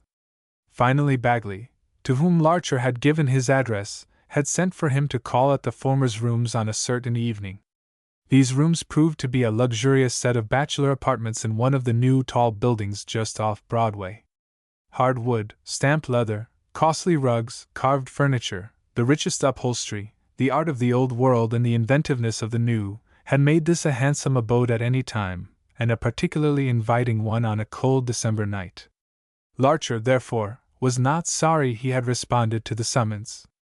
He found Bagley sharing cigars and brandy with another man, a squat, burly, middle-aged stranger, with a dyed mustache and the dress and general appearance of a retired hotel porter, cheap restaurant proprietor, theater doorkeeper, or some such useful but not interesting member of society. This person, for a time, fulfilled the promise of his looks, of being uninteresting. On being introduced to Larcher as Mr. Lafferty, he uttered a quick "Howdy," with a jerk of the head, and lapsed into a mute regard of tobacco smoke and brandy bottle, which he maintained while Bagley and Larcher went more fully into the Davenport case than they had before gone together. Larcher felt that he was being sounded, but he saw no reason to withhold anything except what related to Miss Kenby. It was now that he mentioned possible suicide. "Suicide? Not much," said Bagley. "A man would be a chump to turn on the gas with all that money about him." "No, sir, it wasn't suicide. We know that much." "You know it?" exclaimed Larcher. "Yes, we know it. A man don't make the preparations he did, when he's got suicide on his mind. I guess we might as well put Mr. Larcher on, Lafferty, do you think?" "Just you say," replied Mr. Lafferty, briefly. "You see," continued Bagley to Larcher, "I sent for you, so's I could pump you in front of Lafferty here. I'm satisfied you've told all you know, and though that's absolutely nothing at all, ain't that so, Lafferty?" "Yep, nothing 'tall. Though it's nothing at all, a fair exchange is no robbery, and I'm willing for you to know as much as I do. The knowledge won't do you any good, it hasn't done me any good, but it'll give you an insight into your friend Davenport. Then you and his other friends, if he's got any, won't roast me because I claim that he flew the coop and not that somebody did him for the money. See? Not exactly. All right, then we'll open your eyes. I guess you don't happen to know who Mr. Lafferty here is, do you?" "Not yet." "Well, he's a Central Office detective." Mr. Lafferty bore Larcher's look of increased interest with becoming modesty. "He's been on this case ever since I came back from Chicago, and by a piece of dumb luck, he got next to Davenport's trail for part of the day he was last seen. He'll tell you how far he traced him. It's up to you now, Lafferty. Speak out." Mr. Lafferty, pretending to take as a good joke the attribution of his discoveries to dumb luck, promptly discoursed in a somewhat thick but rapid voice. "On the Wednesday morning he was last seen, he left the house about 9 o'clock, with a package wrapped in brown paper. I lose sight of him for a couple of hours, but I pick him up again a little before 12. He's still got the same package. He goes into a certain department store, and buys a suit o' clothes in the clothing department, shirts, socks, and underclothes in the gents' furnishing department, a pair o' shoes in the shoe department, and other things in other departments. These he has all done up in wrapping paper, pays for 'em, and leaves 'em to be called for later. He then goes and has his lunch." "Where does he have his lunch?" asked Bagley. "Never mind where he has his lunch," said Mr. Lafferty, annoyed. "That's got no bearing on the case. After he has his lunch, he goes to a certain big grocer's and provision dealer's, and buys a lot o' canned meats and various provisions. I can give you a complete list if you want it." This last offer, accompanied by a movement of a hand to an inner pocket, was addressed to Bagley, who declined with the words, "That's all right. I've seen it before. He has these things all done up in heavy paper, so's to make a dozen or so big packages. Then he pays for 'em, and leaves 'em to be called for. It's late in the afternoon by this time, and comin' on dark. Understand, he's still got the original brown paper package with him. The next thing he does is, he hires a cab, and has himself druv around to the department store he was at before. He gets the things he bought there, and puts 'em on the cab, and has himself druv on to the grocers and provision dealers, and gets the packages he bought there, and has them put in the cab. The cab's so full o' his parcels now, he's only got just room for himself on the back seat. And then he has the hackman drive to a place away downtown. Mr. Lafferty paused for a moment to wet his throat with brandy and water. Larcher, who had admired the professional mysteriousness shown in withholding the names of the stores for the mere sake of reserving something to secrecy, was now wondering how the detective knew that the man he had traced was Murray Davenport. He gave voice to his wonder. "By the description, of course," replied Mr. Lafferty, with disgust at Larcher's inferiority of intelligence. "D'ye suppose I'd follow a man's trail as far as that, if everything didn't tally: face, size, nose, height, build, clothes, hat, brown paper parcel, everything? Then it's simply marvelous," said Larcher, with genuine astonishment. "How you managed to get on his track, and to follow it from place to place." "Oh, it's my business to know how to do them things," replied Mr. Lafferty, deprecatingly. "Your business?" said Bagley. "Dumb luck, I tell you. Can't you see how it was?" He had turned to Larcher. "The cabman read of Davenport's disappearance, and putting together the day, and the description in the papers, and the queer load of parcels, goes and tells the police. Lafferty is put on the case, pumps the cabman dry, then goes to the stores where the cab stopped to collect the goods, and finds out the rest. Only, when he comes to tell the story, he tells the facts not in their order as he found them out, but in their order as they occurred. You know all about it, Mr. Bagley," said Lafferty, taking refuge in jocular irony. "You'd ought to worked up the case yourself. You left Davenport being driven downtown," Larcher reminded the detective. "Yes, and that about lets me out. The cabman druv him to somewhere on South Street, by the wharves. It was dark by that time, and the driver didn't notice the exact spot. He just druv along the street till the man told him to stop. That was his orders, and then the man got out, took out his parcels, and carried them across the sidewalk into a dark hallway. Then he paid the cabman, and the cabman druv off. The last the cabman seen of him, he was going into a hallway where his goods were, and that's the last any one seen of him in New York, as fur as known. Probably you've got enough imagination to give a guess what became of him after that." "No, I haven't," said Larcher. "Just think it over. You can put two and two together, can't you? A new outfit o' clothes first of all. Then a stock o' provisions. To make it easier, I'll tell you this much. They was the kind o' provisions people take on yachts, and he even admitted to the salesman they was for that purpose. And then South Street, the wharves, does that mean ships? Does the whole business mean a voyage? But a man don't have to stock up extra food if he's going by any regular steamer line, does he? What for then? And what kind o' ships lays off South Street? Sailin' ships, them that goes to South America, and Asia, and the South Seas, and God knows where all. Now do you think you can guess? But why would he put his things in a hallway?" queried Larcher. "To wait for the boat that was to take him out to the vessel late at night. Why did he wait for dark to be druv down there? You bet, he was making his flittin' as silent as possible. He'd probably squared it with the skipper to take him aboard on the dead quiet. That's why there ain't much use our knowin' what vessels sailed about that time. I do know, but much good will get out o' that. What port he gets off at, who'll ever tell? It'll be sure to be in a country where we ain't got no extradition treaty. And when this particular captain shows up again at this port, innocent enough he'll be. He never took no passenger aboard in the night, and put him off somewheres below the equator. I guess Mr. Bagley can about consider his 20,000 to the bad, unless his young friend takes a notion to return to his native land before he's got it all spent." "And that's your belief?" said Larcher to Bagley. "That he went to some other country with the money?" "Absconded," replied the ready money man. "Yes, there's nothing else to believe.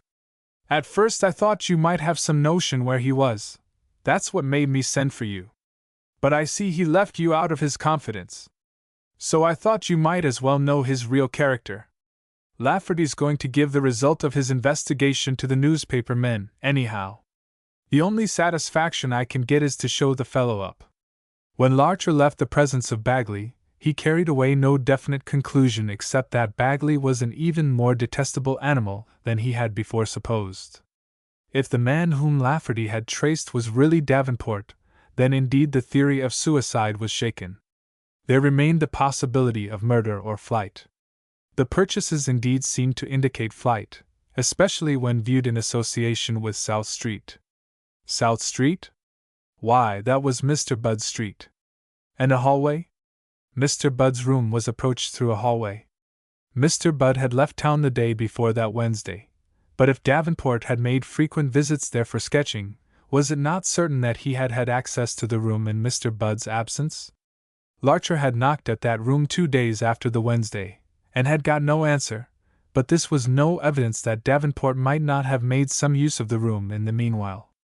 If he had made use of it, he might have left some trace, some possible clue to his subsequent movements. Larcher, thinking thus on his way from Bagley's apartment house, resolved to pay another visit to Mr. Budd's quarters before saying anything about Bagley's theory to anyone. He was busy the next day until the afternoon was well advanced. As soon as he got free, he took himself to South Street, ascended the dark stairs from the hallway, and knocked loudly at Mr. Budd's door. There was no more answer than there had been 6 weeks before, nothing to do but repair to the saloon below. The same bartender was on duty. "Is Mr. Budd in town, do you know?" inquired Larcher, having observed the usual preliminaries to interrogation. "Not to my knowledge." "When was he here last?" "Not for a long time. Most 2 months, I guess. But I was here 5 or 6 weeks ago, and he'd been gone only 3 days then." "Then you know more about it than I do, so don't AST me." "He hasn't been here since I was?" "He hasn't." "And my friend who was here with me the first time, has he been here since?" "Not while I've been." "When is Mr. Budd likely to be here again?" "Give it up. I ain't his private secretary." Just as Larcher was turning away, the street door opened, and in walked a man with a large handbag, who proved to be none other than Mr. Budd himself. "I was just looking for you," cried Larcher. "That's so?" replied Mr. Budd cheerily, grasping Larcher's hand. "I just got into town. It's blamed cold out." He set his handbag on the bar, saying to the bartender, "Keep my gripsack back there a while, Mick, will ya? I got to get something into me 'fore I go upstairs. Gimme a plate o' soup on that table, and the whiskey bottle. Will you join me, sir? 2 plates o' soup, and 2 glasses with the whiskey bottle. Set down, sir. Make yourself at home." Larcher obeyed, and as soon as the old man's overcoat was off, and the old man ready for conversation, plunged into his subject. "Do you know what's become of my friend Davenport?" he asked, in a low tone. "No, hope he's well and all right." "What makes you ask like that? Haven't you read of his disappearance?" "Disappearance? The devil! Not a word. I'd been too busy to read the papers." "When was it?" "Several weeks ago." Larcher recited the main facts, and finished thus. "So if there isn't a mistake, he was last seen going into your hallway. Did he have a key to your room?" "Yes, so's he could draw pictures while I was away." "My hallway? Let's go and see." In some excitement, without waiting for partial Lars, the farmer rose and led the way out. It was already quite dark.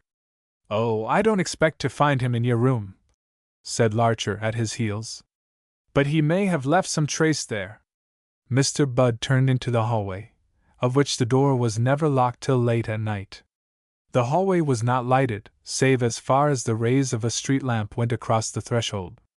Plunging into the darkness with haste, closely followed by Larcher, the old man suddenly brushed against someone coming from the stairs.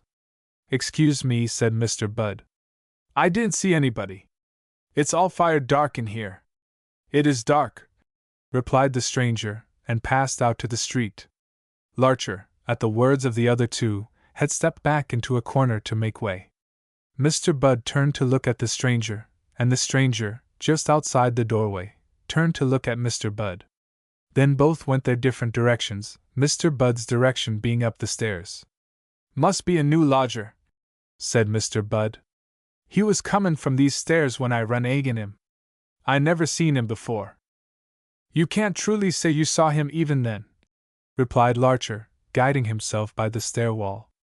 "Oh, he turned around outside, and I got the street light on him. A good-looking young chap, to be room in on these premises." "I didn't see his face," replied Larcher, stumbling. Look out for your feet. Here we are at the top. Mr. Budd groped to his door, and fumblingly unlocked it. Once inside his room, he struck a match, and lighted one of the 2 gas burners. Everything same as ever, said Mr. Budd, looking around from the center of the room.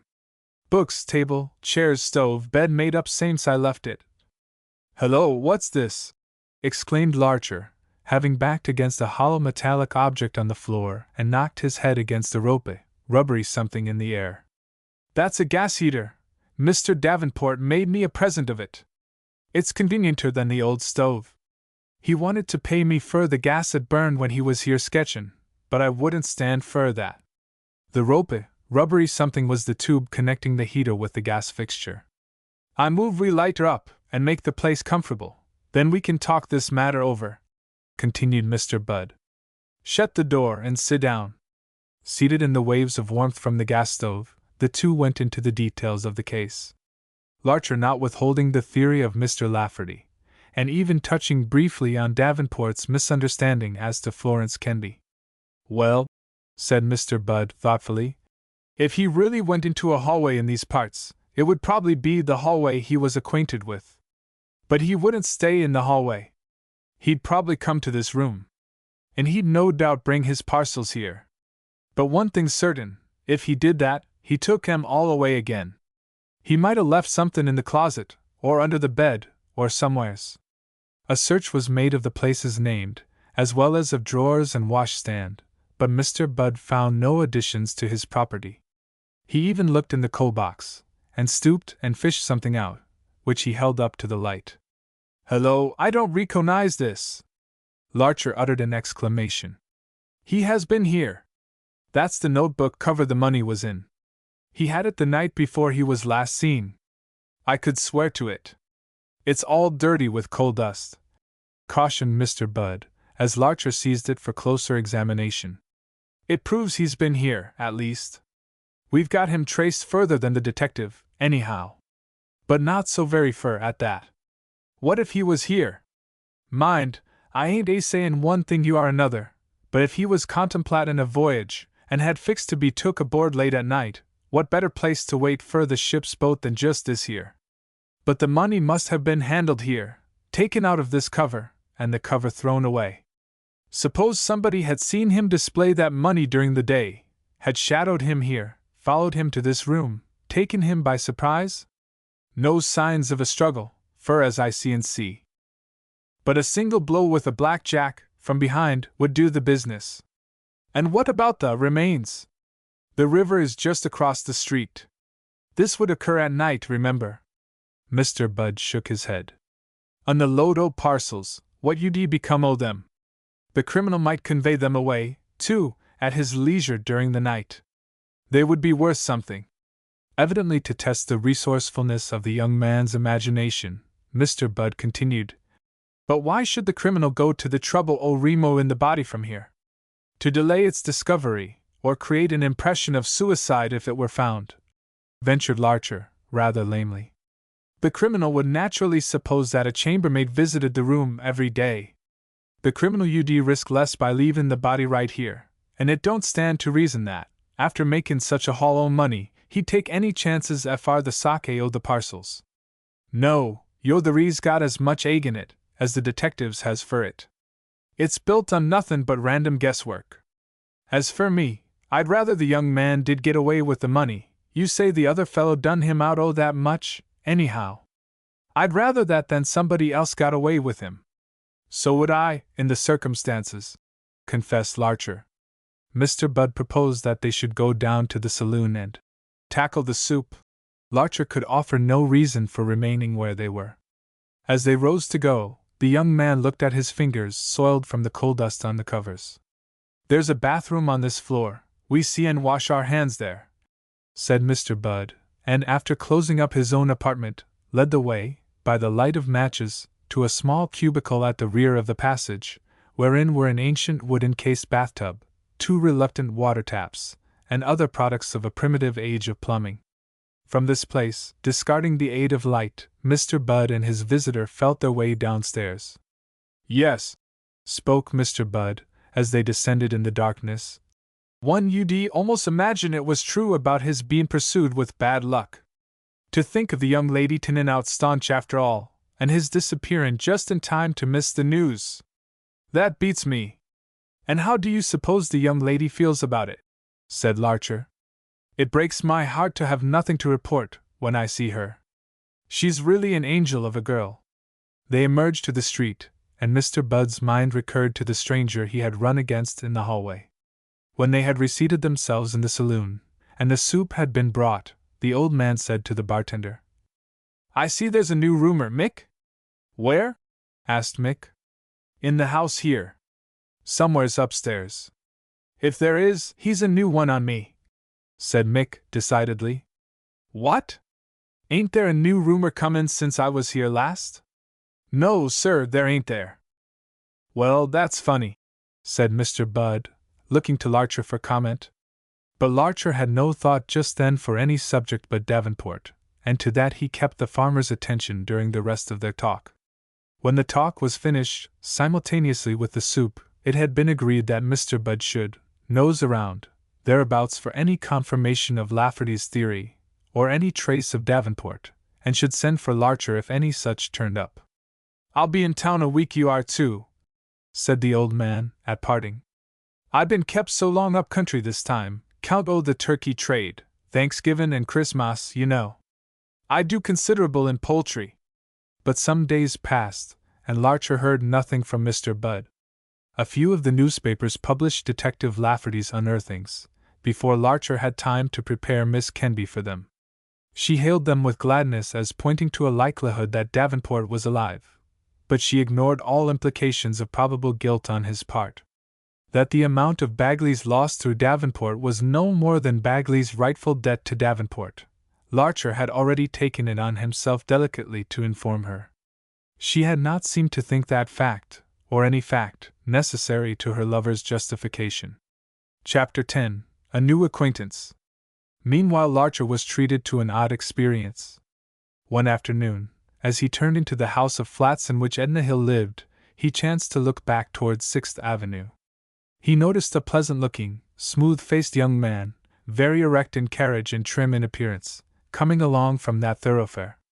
He recalled now that he had observed this same young man, who was a stranger to him, standing at the corner of his own street as he left his lodgings that morning, and again sauntering along behind him as he took the car to come uptown. Doubtless, thought he, the young man had caught the next car, and by a coincidence, got off at the same street.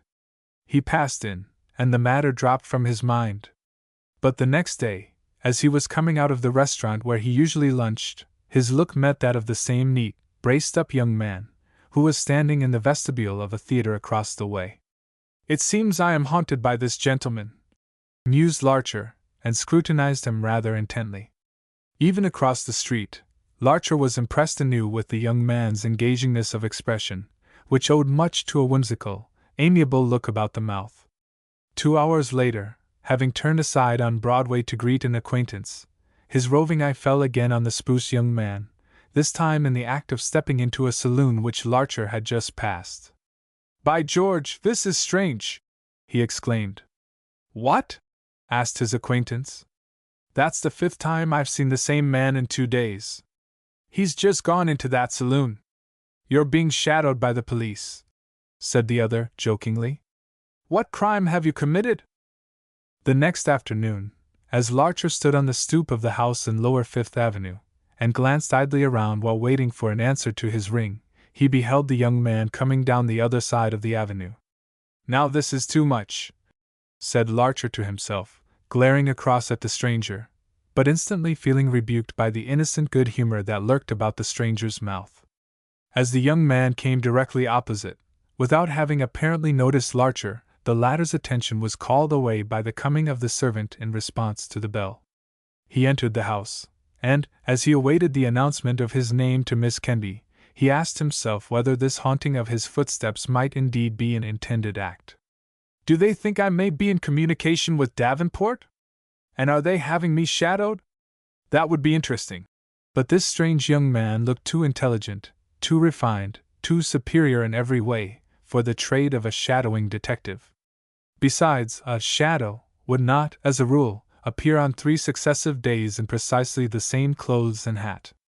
And yet, when Larcher left the house half an hour later, whom did he see gazing at the display in a publisher's window near by, on the same side of the street, but the young man?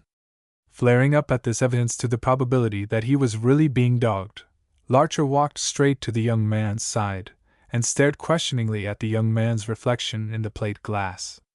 The young man glanced around in a casual manner, as at the sudden approach of a newcomer, and then resumed his contemplation of the books in the window. The amiability of the young man's countenance, the quizzical good nature of his dimpled face, disarmed resentment. Feeling somewhat foolish, Larcher feigned an interest in the show of books for a few seconds, and then went his way, leaving the young man before the window. Larcher presently looked back. The young man was still there, still gazing at the books. Apparently he was not taking further note of Larcher's movements. This was the end of Larcher's odd experience. He did not again have reason to suppose himself followed. The third time Larcher called to see Miss Kenby after this, he had not been seated 5 minutes when there came a gentle knock at the door. Florence rose and opened it. "I beg your pardon, Miss Kenby," said a very masculine, almost husky voice in the hall. "These are the cigars I was speaking of to your father. May I leave them?" "Oh, come in, Mr. Turrell," called out Miss Kenby's father himself from the fireside. "Thank you, no, I won't intrude." "But you must, I want to see you," Mr. Kenby insisted, fussily getting to his feet. Larcher asked himself where he had heard the name of Turrell. Before his memory could answer, the person addressed by that name entered the room in a politely hesitating manner, bowed, and stood waiting for father and daughter to be seated. He was none other than the smooth-faced, pleasant-looking young man with the trim appearance and erect attitude. Larcher sat open-eyed and dumb. Mr. Kenby was for not only throwing his attention entirely around the newcomer, but for snubbing Larcher utterly forthwith, seeing which, Florence took upon herself the office of introducing the 2 young men. Mr. Turrell, in resting his eyes on Larcher, showed no consciousness of having encountered him before. They were blue eyes, clear and soft, and with something kind and well-wishing in their look. Larcher found the whole face, now that it was animated with a sense of his existence, pleasanter than ever. He found himself attracted by it, and all the more for that did he wonder at the young man's appearance in the house of his acquaintances, after those numerous appearances in his wake in the street. Mr. Kenby now took exclusive possession of Mr. Turrell, and while those 2 were discussing the qualities of the cigars, Larcher had an opportunity of asking Florence, quietly, "Who is your visitor? Have you known him long?" "Only 3 or 4 days. He is a new guest in the house. Father met him in the public drawing-room, and has taken a liking to him. He seems likable. I was wondering where I'd heard the name. It's not a common name." No, it was not common. Florence had seen it in a novel or somewhere, but had never before met anybody possessing it. She agreed that he seemed likable, agreed, that is to say, as far as she thought of him at all, for what was he, or any casual acquaintance, to a woman in her state of mind?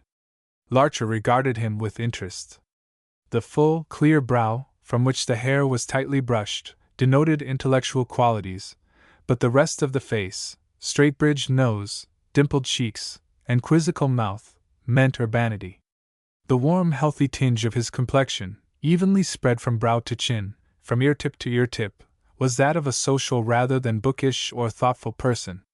He soon showed his civility by adroitly contriving to include Florence and Larcher in his conversation with Mr. Kenby.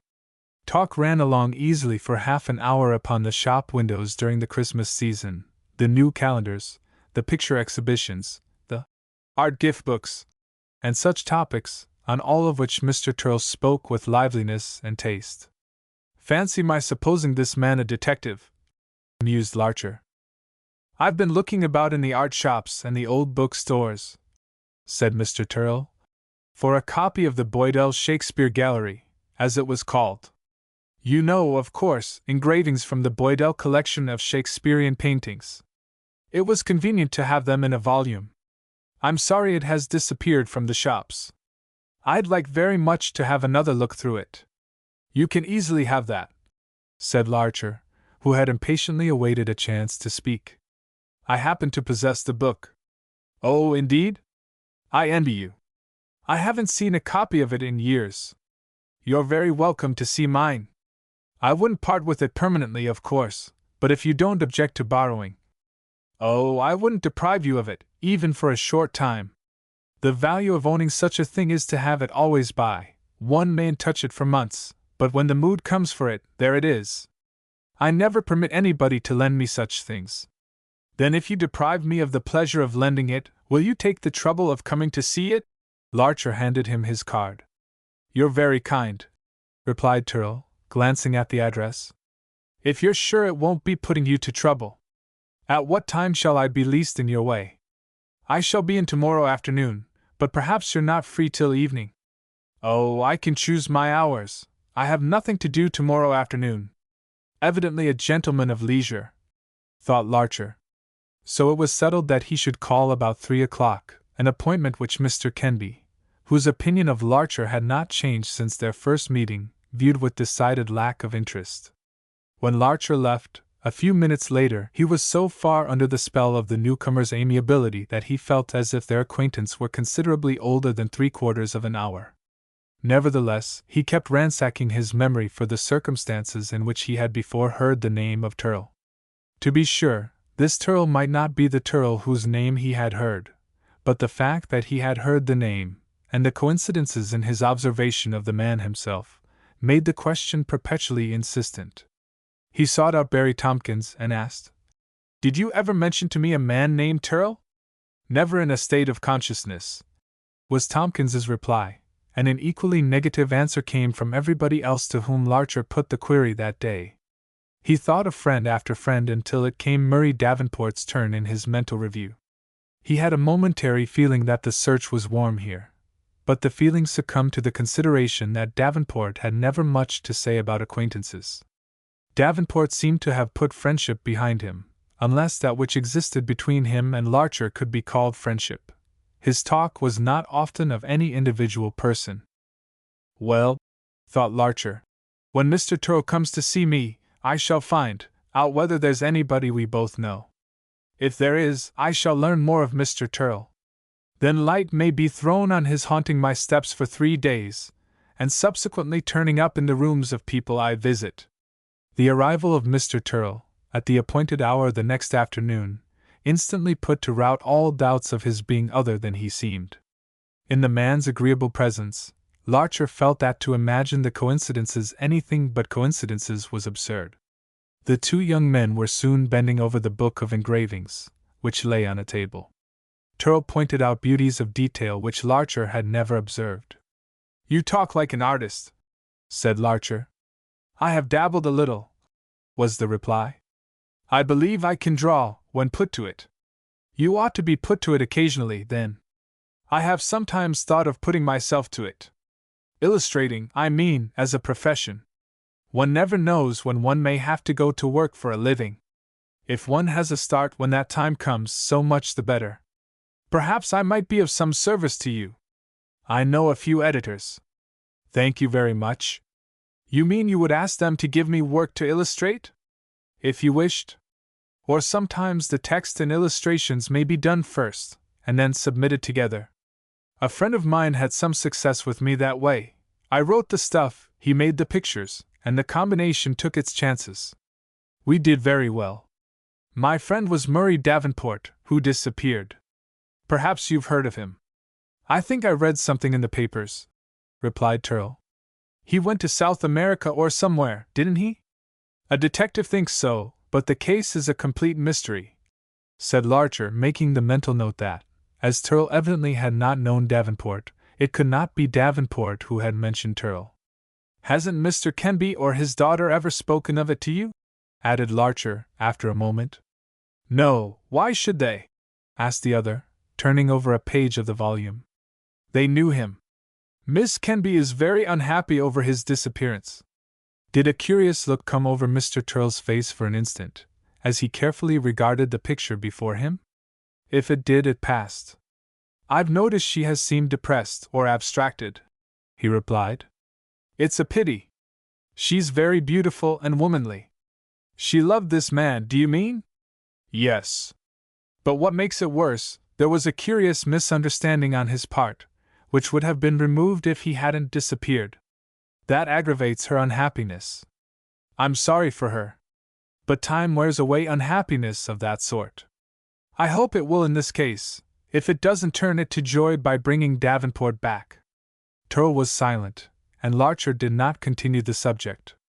When the visitor was through with the pictures, he joined his host at the fire, resigning himself appreciatively to one of the great, handsome easy chairs, new specimens of an old style, in which Larcher indulged himself. A pleasant place you have here, said the guest, while Larcher was bringing forth sundry bottles and such from a closet which did duty as sideboard. It ought to be, replied Larcher. Some fellows in this town only sleep in their rooms, but I work in mine. And entertain, said Turl, with a smile, as the bottles and other things were placed on a little round table at his elbow. Here's variety of choice. I think I'll take some of that red wine, whatever it is, and a sandwich. I require a wet day for whiskey. Your quarters here put me out of conceit with my own. Why, you live in a good house, said Larcher, helping himself in turn. Good enough, as they go, what the newspapers would call a fashionable boarding house. Imagine a fashionable boarding house! He smiled. But my own portion of the house is limited in space. In fact, at present I come under the head of hall-bedroom young men. I know the hall-bedroom has supplanted the attic chamber of an earlier generation of budding geniuses, but I prefer comfort to romance. How did you happen to go to that house? I saw its advertisement in the boarders' wanted column. I like the neighborhood. It's the old Knickerbocker neighborhood, you know. Not much of the old Knickerbocker atmosphere left. It's my first experience as a boarder in New York. I think, on the whole, I prefer to be a roomer and eat out. I have been a paying guest in London, but fared better there as a mere lodger. You're not English, are you? No, good American, but of a roving habit. American in blood and political principles, but not willing to narrow my life down to the resources of any one country. I was born in New York, in fact, but of course before the era of skyscrapers, multitudinous noises, and perpetual building operations. I thought there was something of an English accent in your speech now and then. Very probably. When I was 10 years old, my father's business took us to England. He was put in charge of the London branch. I was sent to a private school at Folkestone, where I got the small Latin, and no Greek at all, that I boast of. Do you know Folkestone? The wind on the cliffs, the pine trees down their slopes, the vessels in the channel, the faint coast of France in clear weather? I was to have gone from there to one of the universities, but my mother died, and my father soon after, the only sorrows I've ever had, and I decided, on my own, to cut the university career, and jump into the study of pictorial art. Since then, I've always done as I liked. You don't seem to have made any great mistakes. No, I've never gone hunting trouble. Unlike most people who are doomed to uneventful happiness, I don't sigh for adventure. Then your life has been uneventful since you jumped into the study of art? Entirely. Cast always in smooth and agreeable lines. I studied first in a London studio, then in Paris, traveled in various parts of Europe and the United States, lived in London and New York, and there you are. I've never had to work, so far. But the money my father left me has gone. I spent the principal because I had other expectations. And now this other little fortune, that I meant to use frugally, is in dispute. I may be deprived of it by a decision to be given shortly. In that case, I shall have to earn my mutton chops like many a better man. You seem to take the prospect very cheerfully. Oh, I shall be fortunate. Good fortune is my destiny. Things come my way. My wants are few. I make friends easily. I have to make them easily, or I shouldn't make any, changing my place so often. A new place, new friends. Even when I go back to an old place, I rather form new friendships that chance throws in my way, than hunt up the old ones. I must confess I find new friends the more interesting, the more suited to my new wants. Old friends so often disappoint on revisitation. You change, they don't, or they change, you don't, or they change, and you change, but not in the same ways. The Jones of yesterday and the Brown of yesterday were eminently fitted to be friends, but the Jones of today and the Brown of today are different men, through different experiences, and don't harmonize. Why clog the present with the past? As he sipped his wine and ate his sandwich, gazing contentedly into the fire the while, Mr. Turrell looked the living justification of his philosophy. Chapter 11. Florence declares her allegiance. During the next few weeks, Larcher saw much of Mr. Turrell. The Kenbys, living under the same roof, saw even more of him. It was thus inevitable that Edna Hill should be added to his list of new acquaintances. She declared him nice, and was not above trying to make Larcher a little jealous. But Turrell, beyond the amiability which he had for everybody, was not of a coming-on disposition. Sometimes Larcher fancied there was the slightest addition of tenderness to that amiability when Turrell regarded, or spoke to, Florence Kenby. But if there was, nobody need wonder at it. The newcomer could not realize how permanently, and entirely another image filled her heart. It would be for him to find that out, if his feelings indeed concerned themselves with her, when those feelings should take hope and dare expression. Meanwhile it was nobody's place to warn him. If poor Davenport's image remained as living as ever in Florence Kenby's heart, that was the only place in New York where it did remain so. With Larcher, it went the course of such images, occupied less and less of his thoughts, grew more and more vague. He no longer kept up any pretense of inquiry. He had ceased to call at police headquarters and on Mrs. Hayes.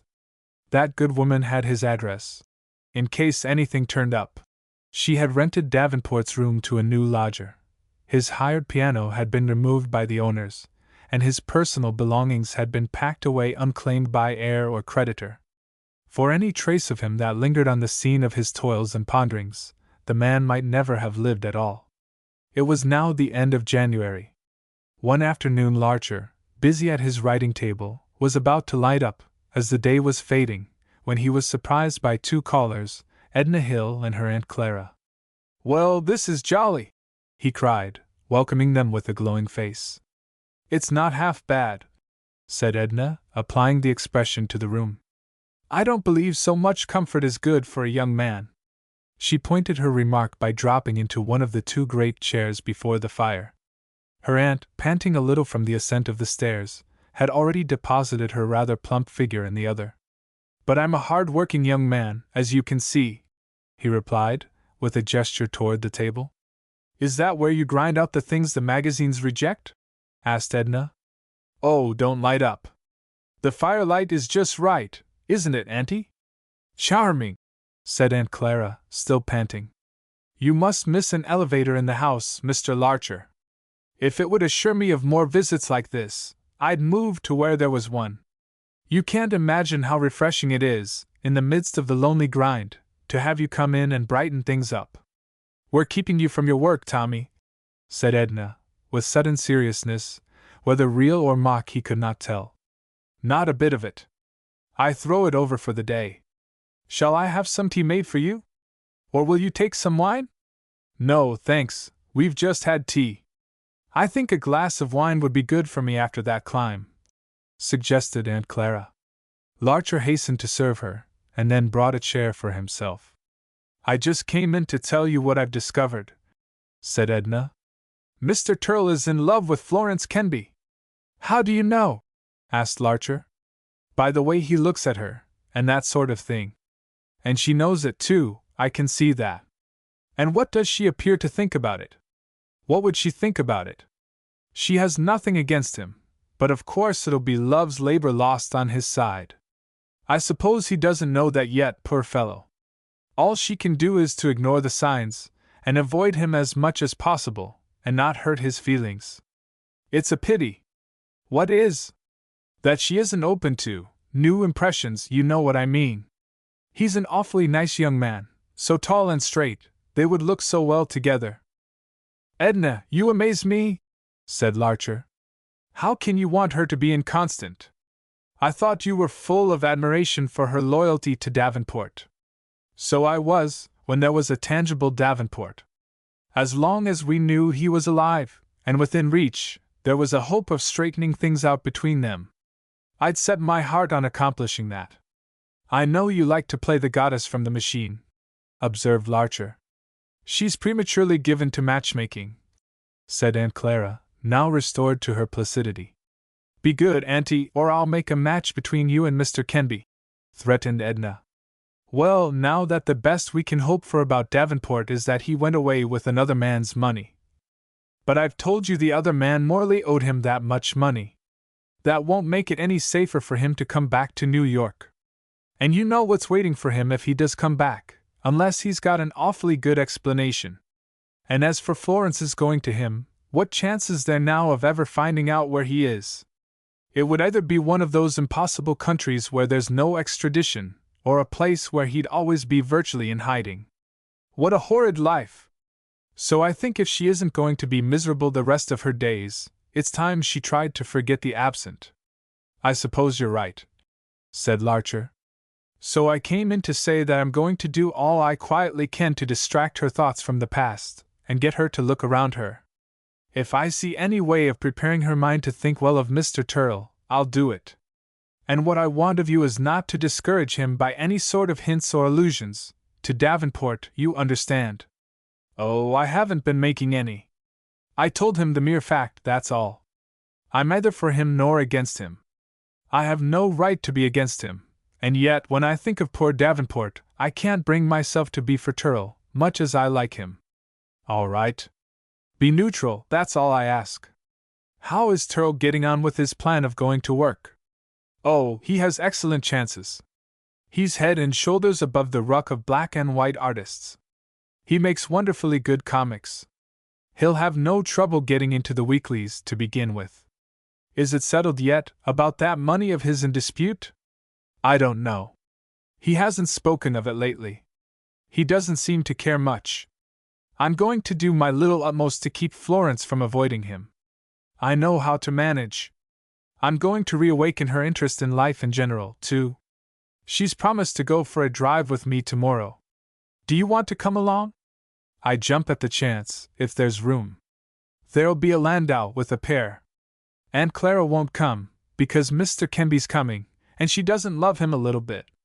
Neither do I, but for the sake of your society. All right. I'll get the Kenbys first, and pick you up here on the way to the park. You can take Mr. Kenby off our hands, and leave me free to cheer up Florence. This assignment regarding Mr. Kenby had a moderating effect on Larcher's pleasure, both at that moment and during the drive itself. But he gave himself up heroically to starting the elder man on favorite topics, and listening to his discourse thereon. He was rewarded by seeing that Edna was indeed successful in bringing a smile to her friend's face now and then. Florence was drawn out of her abstracted air. She began to have eyes for the scenes around her. It was a clear, cold, exhilarating afternoon.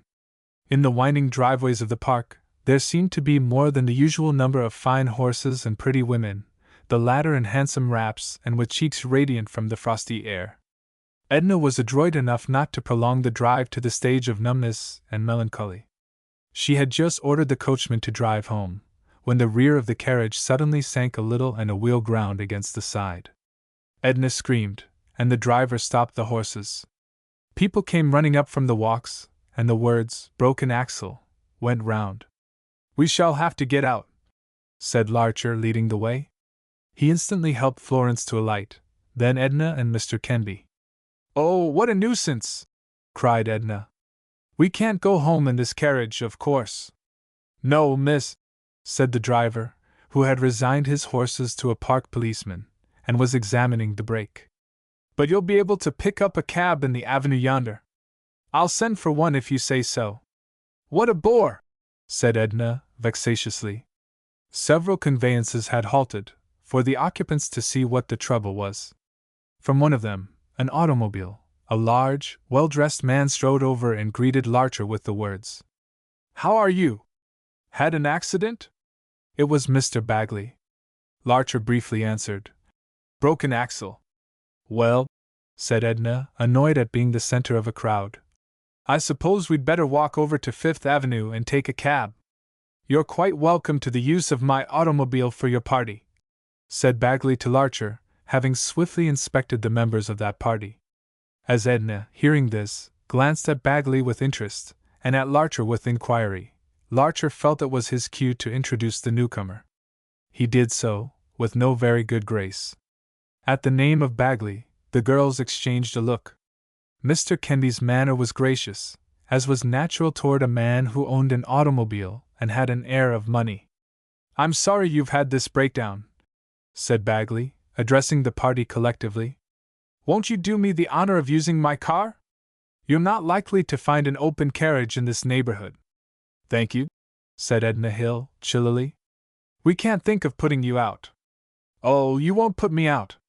There's nobody but me and the chauffeur. My car holds 6 people. I can't allow you to go for a carriage when mine's here waiting. It wouldn't be right. I can set you all down at your homes without any trouble." During this speech, Bagley's eyes had rested first on Edna, then on Mr. Kenby, and finally, for a longer time, on Florence. At the end, they went back to Mr. Kenby, as if putting the office of reply on him. "Your kindness is most opportune, sir," said Mr. Kenby, mustering cordiality enough to make up for the coldness of the others. "I'm not at my best today, and if I had to walk any distance, or wait here in the cold, I don't know what would happen." He started at once for the automobile, and there was nothing for the girls to do, short of prudery or haughtiness, but follow him, nor for Larcher to do but follow the girls.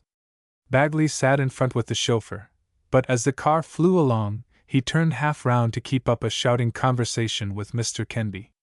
His glance went far enough to take in Florence, who shared the rear seat with Edna. The spirits of the girls rose in response to the swift motion, and Edna had so far recovered her merriment by the time her house was reached, as to be sorry to get down. The party was to have had tea in her flat, but Mr. Kenby decided he would rather go directly home by automobile than wait and proceed otherwise. So he left Florence to the escort of Larcher, and remained as Mr. Bagley's sole passenger. "That was the Mr. Bagley, was it?" asked Florence, as the 3 young people turned into the house. "Yes," said Larcher. "I ought to have got rid of him, I suppose. But Edna's look was so imperative." "I didn't know who he was then," put in Edna. "But after all, there was no harm in using his automobile. Why, he as much as accused Murray Davenport of absconding with his money," said Florence, with a reproachful look at Edna. "Oh, well, he couldn't understand, dear. He only knew that the money and the man were missing. He could think of only one explanation. Men like that are so unimaginative and businesslike. He's a bold, coarse-looking creature. We shan't see anything more of him." "I trust not," said Larcher. "But he's one of the pushful sort. He doesn't know when he's snubbed. He thinks money will admit a man anywhere. I'm sorry he turned up at that moment." "So am I," said Florence, and added, explanatorily, "You know how ready my father is to make new acquaintances, without stopping to consider." That her apprehension was right, in this case, was shown 3 days later, when Edna, calling and finding her alone, saw a bunch of great red roses in a vase on the table. "Oh, what beauties!" cried Edna. "Mr. Bagley sent them," replied Florence, quickly, with a helpless, perplexed air. "Father invited him to call." Why didn't you send them back?" "I thought of it, but I didn't want to make so much of the matter. And then there'd have been a scene with Father. Of course, anybody may send flowers to anybody. I might throw them away, but I haven't the heart to treat flowers badly. They can't help it. Does Mr. Bagley improve on acquaintance? I never met such a combination of crudeness and self-assurance. Father says it's men of that sort that become millionaires. If it is, I can understand why American millionaires are looked down on in other countries. It's not because of their millions, it's because of their manners," said Edna. "But what would you expect of men who consider money-making the greatest thing in the world? I'm awfully sorry if you have to be afflicted with any more visits from Mr. Bagley. I'll see him as rarely as I can. I should hate him for the injuries he did Murray, even if he were possible otherwise." When Edna saw Larcher, the next time he called at the flat, she first sent him into a mood of self-blame by telling what had resulted from the introduction of Bagley. Then, when she had sufficiently enjoyed his verbal self-chastisement, she suddenly brought him around by saying, "Well, to tell the truth, I'm not sorry for the way things have turned out. If she has to see much of Bagley, she can't help comparing him with the other man they see much of, I mean Turl, not you. The more she loathes Bagley, the more she'll look with relief to Turl. His good qualities will stand out by contrast. Her father will want her to tolerate Bagley. The old man probably thinks it isn't too late, after all, to try for a rich son-in-law. Now that Davenport is out of the way, he'll be at his old games again. He's sure to prefer Bagley, because Turl makes no secret about his money being uncertain. And the best thing for Turl is to have Mr. Kenby favor Bagley. Do you see?" "Yes. But are you sure you're right in taking up Turl's cause so heartily? We know so little of him, really. He's a very new acquaintance, after all." "Oh, you suspicious wretch! As if anybody couldn't see he was all right by just looking at him. And I thought you liked him." "So I do, and when I'm in his company I can't doubt that he's the best fellow in the world. But sometimes, when he's not present, I remember." "Well, what? What do you remember?" "Oh, nothing, only that appearances are sometimes deceptive, and that sort of thing." In assuming that Bagley's advent on the scene would make Florence more appreciative of Turl's society, Edna was right. Such, indeed, was the immediate effect. Mr. Kenby himself, though his first impression that Turl was a young man of assured fortune had been removed by the young man's own story, still encouraged his visits on the brilliant theory that Bagley, if he had intentions, would be stimulated by the presence of a rival. As Bagley's visits continued, it fell out that he and Turl eventually met in the drawing-room of the Kenbys, some days after Edna Hill's last recorded talk with Larcher. But though they met, few words were wasted between them. Bagley, after a searching stare, dismissed the younger man as of no consequence, because lacking the signs of a money-grabber, and the younger man, having shown a moment's curiosity, dropped Bagley as beneath interest for possessing those signs. Bagley tried to outstay Turl, but Turl had the advantage of later arrival and of perfect control of temper. Bagley took his departure, therefore, with the dry voice and set face of one who has difficulty in holding his wrath. Perceiving that something was amiss, Mr. Kenby made a pretext to accompany Bagley a part of his way, with the design of leaving him in a better humor. In magnifying his newly discovered Bagley, Mr. Kenby committed the blunder of taking too little account of Turl, and thus Turl found himself suddenly alone with Florence. The short afternoon was already losing its light, and the glow of the fire was having its hour of supremacy before it should in turn take second place to gaslight. For a few moments Florence was silent, looking absently out of the window and across the wintry twilight to the rear profile of the Gothic church beyond the back gardens. Turl watched her face, with a softened, wistful, perplexed look on his own. The ticking of the clock on the mantel grew very loud. Suddenly Turl spoke, in the quietest, gentlest manner. "You must not be unhappy." She turned, with a look of surprise, a look that asked him how he knew her heart. "I know it from your face, your demeanor all the time, whatever you're doing," he said. "If you mean that I seem grave," she replied, with a faint smile, "it's only my way. I've always been a serious person. But your gravity wasn't formerly tinged with sorrow, it had no touch of brooding anxiety." "How do you know?" she asked, wonderingly. "I can see that your unhappiness is recent in its cause. Besides, I have heard the cause mentioned." There was an odd expression for a moment on his face, an odd wavering in his voice. "Then you can't wonder that I'm unhappy, if you know the cause." "But I can tell you that you oughtn't to be unhappy. No one ought to be, when the cause belongs to the past, unless there's reason for self-reproach, and there's no such reason with you. We oughtn't to carry the past along with us, we oughtn't to be ridden by it, oppressed by it. We should put it where it belongs, behind us. We should sweep the old sorrows out of our hearts, to make room there for any happiness the present may offer. Believe me, I'm right. We allowed the past too great a claim upon us. The present has the true, legitimate claim. You needn't be unhappy. You can forget. Try to forget. You rob yourself, you rob others."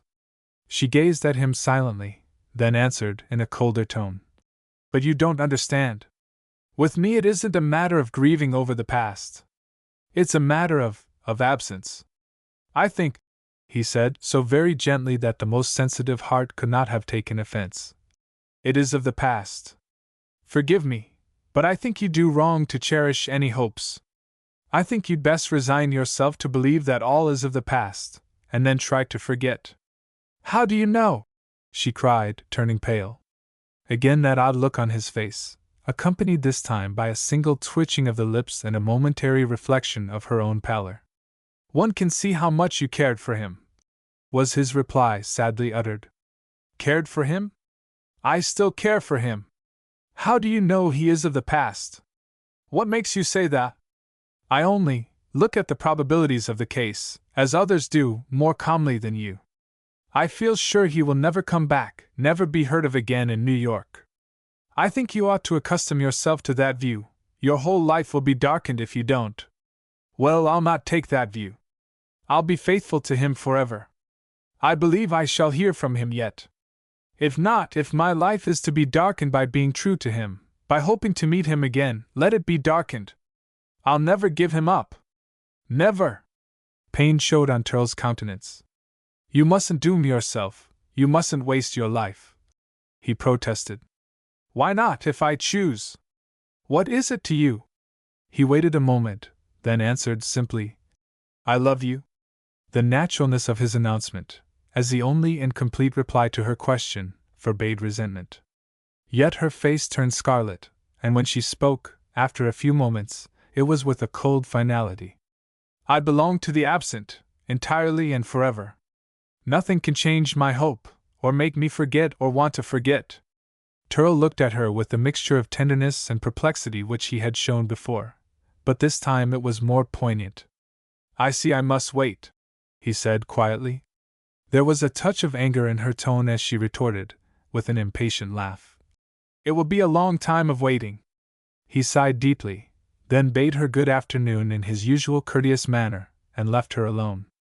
When the door had closed, her eyes followed him in imagination, with a frown of beginning dislike. Chapter 12. Larcher puts this and that together. 2 or 3 days after this, Turl dropped in to see Larcher, incidentally to leave some sketches, mainly for the pleasanter passing of an hour in a grey afternoon.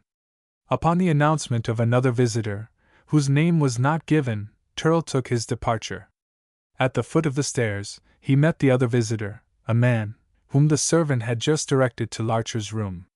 The hallway was rather dark as the incomer and outgoer passed each other, but the servant at that instant lighting the gas, Turl glanced around for a better look, and encountered the other's glance at the same time turned after himself. Each halted Turl for a scarce perceptible instant, the other for a moment longer. Then Turl passed out, the servant having run to open the door, and the new visitor went on up the stairs. The new visitor found Larcher waiting in expectation of being either bored or startled, as a man usually is by callers who come anonymously. But when a tall, somewhat bent, white-bearded old man with baggy black clothes appeared in the doorway, Larcher jumped up smiling. Why, Mr. Budd! This is a pleasant surprise! Mr. Budd, from a somewhat timid and embarrassed state, was warmed into heartiness by Larcher's welcome, and easily induced to doff his overcoat and be comfortable before the fire. I thought, as you gave me your address, you wouldn't object. Mr. Budd began with a beaming countenance, but suddenly stopped short and looked thoughtful. Say, I met a young man downstairs, going out. Mr. Turl probably. He just left me. A neat-looking, smooth-faced young man, smartly dressed. That's him. What name did you say? Turl. Never heard the name. But I've seen that young fellow somewhere.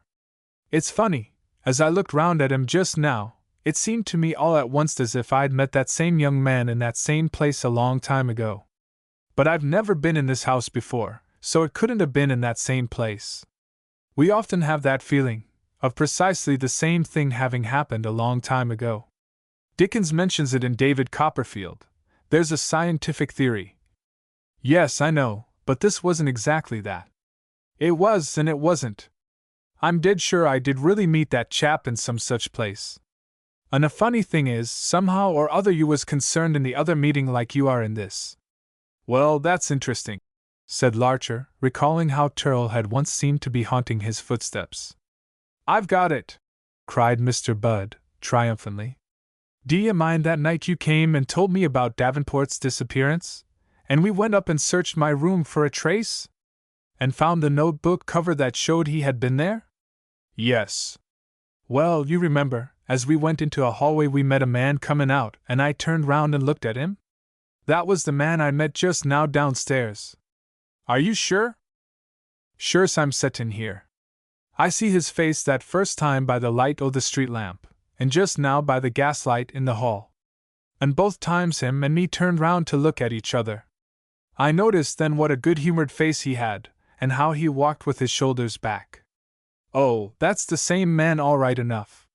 What you say his name was? Turl, T-U-R-L.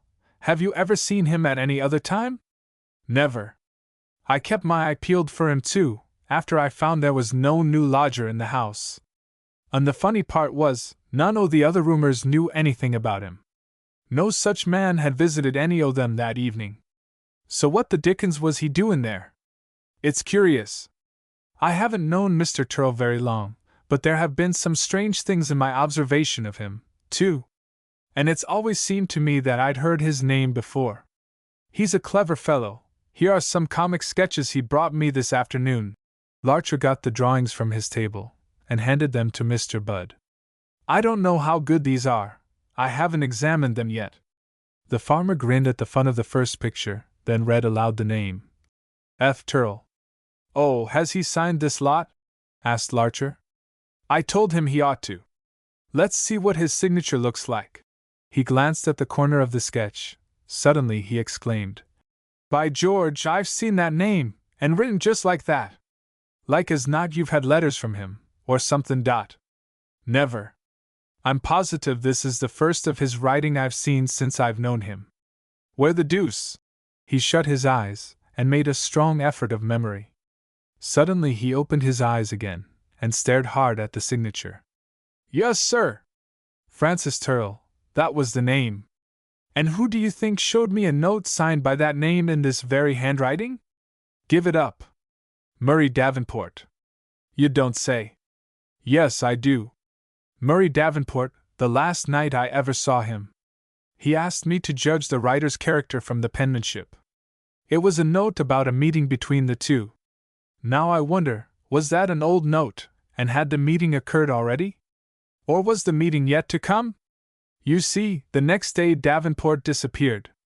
And subsequently this young man is seen coming out o' the hallway Davenport was seen going into. But it was several weeks subsequently. Still, it's odd enough. If there was a meeting after Davenport's disappearance, why mightn't it have been in your room? Why mightn't Davenport have appointed it to occur there? Perhaps, when we first met Turl that night, he had gone back there in search of Davenport, or for some other purpose connected with him. What has this Mr. Turl to say about Davenport's disappearance? Nothing. And that's odd, too. He must have been acquainted with Davenport, or he wouldn't have written to him about a meeting. And yet he's left us under the impression that he didn't know him. And then his following me about, before I made his acquaintance, I noticed him several times apparently on my track. And when I did make his acquaintance, it was in the rooms of the lady Davenport had been in love with. Turl had recently come to the same house to live, and her father had taken him up. His going there to live looks like another queer thing. There seems to be a whole bunch o' queer things about this Mr. Turl. I guess he's was studying. I should think so. Let's put these queer things together in chronological order. He writes a note to Murray Davenport about a meeting to occur between them. Some weeks later he is seen coming from the place Murray Davenport was last seen going into. Within a few days of that, he shadows the movements of Murray Davenport's friend Larcher. Within a few more days he takes a room in the house where Murray Davenport's sweetheart lives, and makes her acquaintance. And finally, when Davenport is mentioned, let's it be assumed that he didn't know the man. And incidentally, whenever he meets Murray Davenport's other friend, Mr. Budd, he turns around for a better look at him. Well, what you make out o' all that? To begin with, that there was certainly something between Turl and Davenport which Turl doesn't want Davenport's friends to know. What do you make out of it? That's all, so fur. Whatever there was between 'em, as it brought Turl to the place where Davenport disappeared from knowledge, we ain't talking two big chances to suppose it had something to do with the disappearance. This Turl ought to be studied, and it's up to you to do the studyin', as you see, and do it quiet and unsuspected.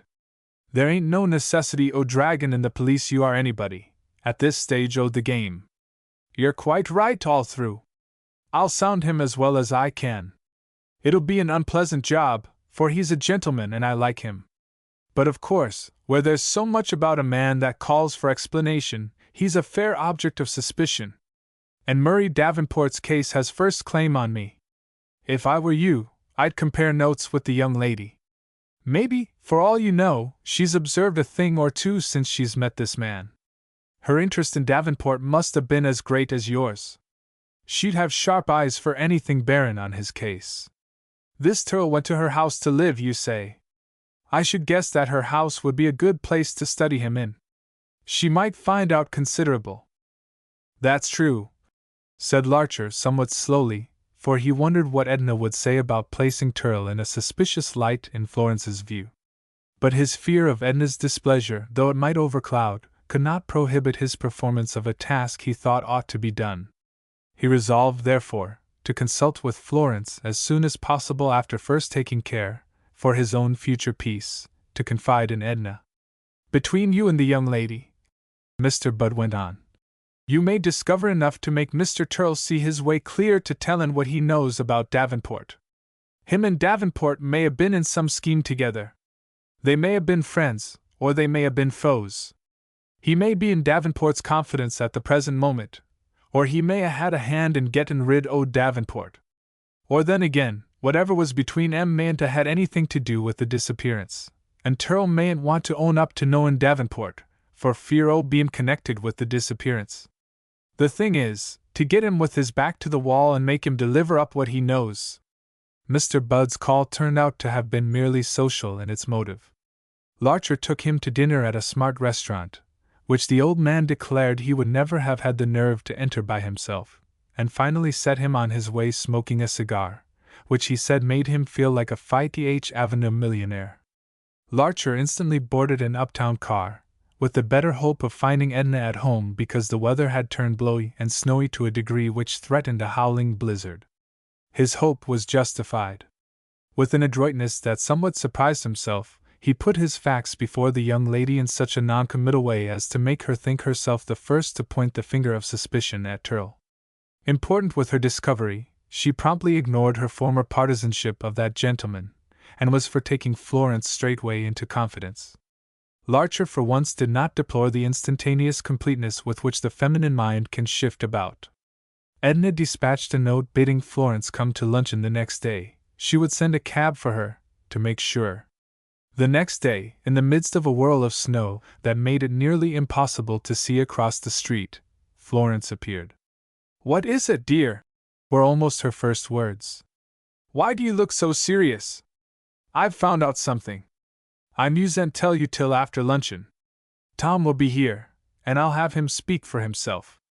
It's a very delicate matter." Florence had sufficient self-control to bide in patience, holding her wonder in check. Edna's portentous manner throughout luncheon was enough to keep expectation at the highest. Even Aunt Clara noticed it, and had to be put off with evasive reasons. Subsequently Edna set the elderly lady to writing letters in a cubicle that went by the name of library, so the young people should have the drawing room to themselves. Readers who have lived in New York flats need not be reminded of the skill the inmates must sometimes employ to get rid of one another for a while.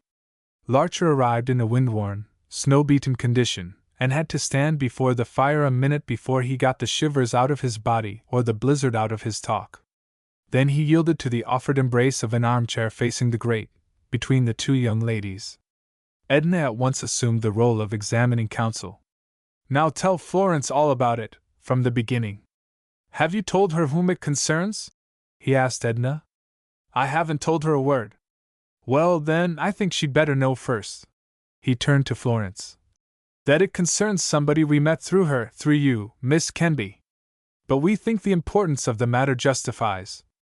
"Oh, that's all right. broke in Edna. He's nothing to Florence. We're perfectly free to speak of him as we like. It's about Mr. Turrell, dear. Mr. Turrell? There was something eager in Florence's surprise, a more than expected readiness to hear. Why? Said Larcher, struck by her expression. Have you noticed anything about his conduct? Anything odd? I'm not sure. I'll hear you first. One or two things have made me think. Things in connection with somebody we know? Queried Larcher. Yes. With Murray Davenport? Yes, tell me what you know. Florence's eyes were poignantly intent. Larcher made rapid work of his story, in impatience for hers. His relation deeply impressed her. As soon as he had done, she began, in suppressed excitement. With all those circumstances, there can be no doubt he knows something. And two things I can add. He spoke once as if he had seen me in the past, I mean before the disappearance. What makes that strange is, I don't remember having ever met him before. And stranger still, the other thing I noticed, he seemed so sure Murray would never come back. Her voice quivered, but she resumed in a moment. He must know something about the disappearance. What could he have had to do with Murray? Larcher gave his own conjectures, or those of Mr. Budd, without credit to that gentleman, however. As a last possibility, he suggested that Turrell might still be in Davenport's confidence. For all we know, said Larcher, it may be their plan for Davenport to communicate with us through Turrell. Or he may have undertaken to keep Davenport informed about our welfare. In some way or other he may be acting for Davenport, secretly, of course. Florence slowly shook her head. I don't think so, she said. Why not? Asked Edna, quickly, with a searching look. Has he been making love to you? Florence blushed. I can hardly put it as positively as that, she answered reluctantly. He might have undertaken to act for Davenport, and still have fallen in love, suggested Larcher. Yes, I dare say, Tom, you know the treachery men are capable of, put in Edna. But if he did that, if he was in Davenport's confidence, and yet spoke of love, or showed it, he was false to Davenport. And so in any case he's got to give an account of himself. How are we to make him do it? Asked Larcher. Edna, by a glance, passed the question on to Florence. We must go cautiously, Florence said, gazing into the fire. We don't know what occurred between him and Murray. He may have been for Murray, or he may have been against him. They may have acted together in bringing about his departure from New York. Or Turrell may have caused it for his own purposes. We must draw the truth from him. We must have him where he can't elude us. Larcher was surprised at her intensity of resolution, her implacability toward Turrell on the supposition of his having borne an adverse part toward Davenport. It was plain she would allow consideration for no one to stand in her way, where light on Davenport's fate was promised. You mean that we should force matters, not wait and watch for other circumstances to come out? Queried Larcher. I mean that we'll force matters. We'll take him by surprise with what we already know, and demand the full truth. We'll use every advantage against him, first make sure to have him alone with us three, and then suddenly exhibit our knowledge and follow it up with questions. We'll startle the secret from him. I'll threaten, if necessary, I'll put the worst possible construction on the facts we possess, and drive him to tell all in self-defense. Florence was scarlet with suppressed energy of purpose. The thing, then, is to arrange for having him alone with us, said Larcher, yielding at once to her initiative. As soon as possible, replied Florence, falling into thought. We might send for him to call here, suggested Edna, who found the situation as exciting as a play. But then Aunt Clara would be in the way. I couldn't send her out in such weather. Tom, we'd better come to your rooms, and you invite him there. Larcher was not enamored of that idea. A man does not like to invite another to the particular kind of surprise party intended on this occasion. His share in the entertainment would be disagreeable enough at best, without any questionable use of the forms of hospitality. Before he could be pressed for an answer, Florence came to his relief. Listen! Father is to play whist this evening with some people upstairs who always keep him late. So we three shall have my rooms to ourselves, and Mr. Turrell. I'll see to it that he comes. I'll go home now, and give orders requesting him to call. But you two must be there when he arrives. Come to dinner, or come back with me now. You will stay all night, Edna. After some discussion, it was settled that Edna should accompany Florence home at once, and Larcher joined them immediately after dinner. This arranged, Larcher left the girls to make their excuses to Aunt Clara and go downtown in a cab. He had some work of his own for the afternoon. As Edna pressed his hand at parting, she whispered nervously, "It's quite thrilling, isn't it?" He faced the blizzard again with a feeling that the anticipatory thrill of the coming evening's business was anything but pleasant. Chapter 13. Mr. Turrell with his back to the wall. The living arrangements of the Kendys were somewhat more exclusive than those to which the ordinary residents of boarding houses are subject. Father and daughter had their meals served in their own principal room, the one with the large fireplace, the piano, the big red easy chairs, and the great window looking across the back gardens to the Gothic church. The small bedchamber opening off this apartment was used by Mr. Kenby. Florence slept in a rear room on the floor above. The dinner of 3 was scarcely over, on this blizzardy evening, when Mr. Kenby betook himself upstairs for his whist, to which, he had confided to the girls, there was promise of additional attraction in the shape of claret punch, and sundry pleasing indigestibles to be sent in from a restaurant at 11 o'clock. "So if Mr. Turrell comes at 8:30, we shall have at least 3 hours," said Edna, when Florence and she were alone together. "How excited you are, dear!" was the reply. "You're almost shaking." "No, I'm not, it's from the cold." "Why, I don't think it's cold here." "It's from looking at the cold, I mean. Doesn't it make you shiver to see the snow flying around out there in the night?" "Ugh!" She gazed out at the whirl of flakes illumined by the electric lights in the street between the furthest garden and the church. They flung themselves around the pinnacles, to build higher the white load on the steep roof. Nearer, the gardens and trees, the tops of walls and fences, the verandas and shutters, were covered thick with snow, the mass of which was ever augmented by the myriad rushing particles. Edna turned from this scene to the fire, before which Florence was already seated. The sound of an electric doorbell came from the hall. "It's Tom!" cried Edna. "Good boy, ahead of time!" But the Negro manservant announced Mr. Bagley. A look of displeasure marked Florence's answer. "Tell him my father is not here, is spending the evening with Mr. and Mrs. Lawrence." "Mr. Bagley, he must be devoted, to call on such a night," remarked Edna, when the servant had gone. "He calls at all sorts of times. And his invitations, he's forever wanting us to go to the theater, or on his automobile, or to dine at Delmonico's, or to a skating rink, or somewhere. Refusals don't discourage him. You'd think he was a philanthropist, determined to give us some of the pleasures of life. The worst of it is, father sometimes accepts, for himself." Another knock at the door, and the servant appeared again. The gentleman wished to know if he might come in and leave a message with Miss Kenby for her father. "Very well," she sighed. "Show him in.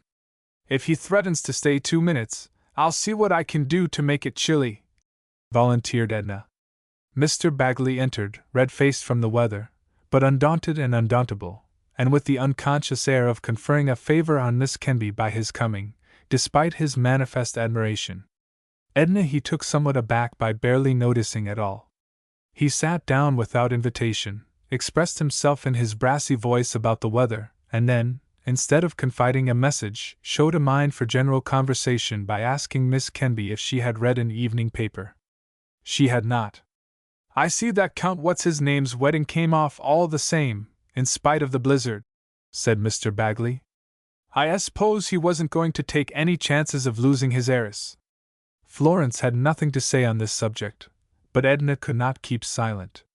"Perhaps Miss What-You-Call-Her was just as anxious to make sure of her title, poor thing."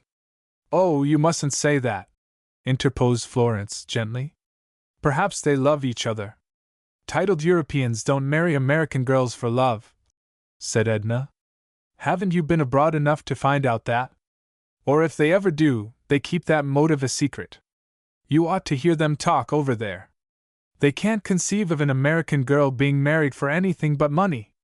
It's quite the proper thing to marry one for that, but very bad form to marry one for love.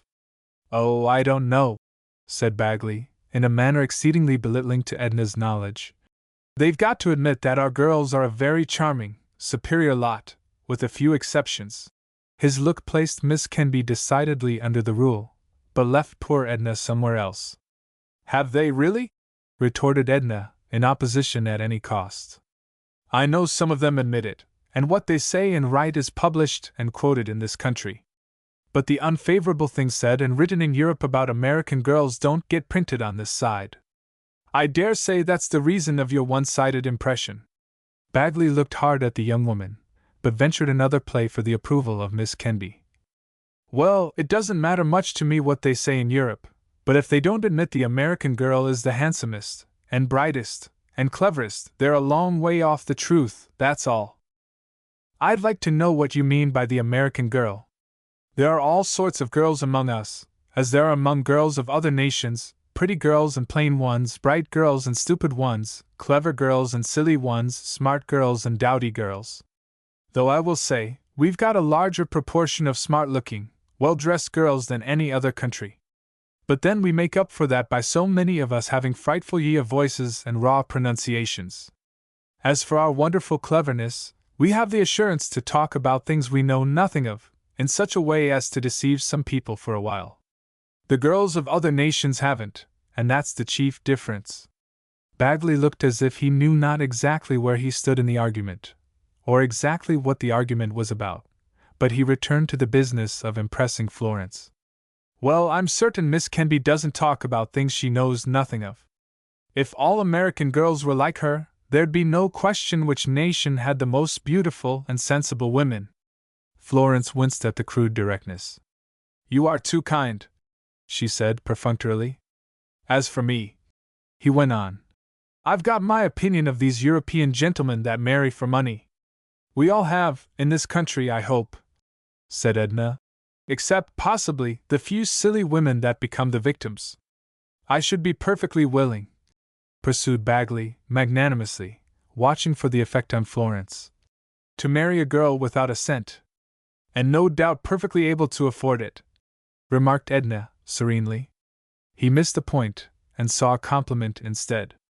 Well, you're not so far out of the way there, if I do say it myself, he replied, with a stony smile. I've had my share of good luck.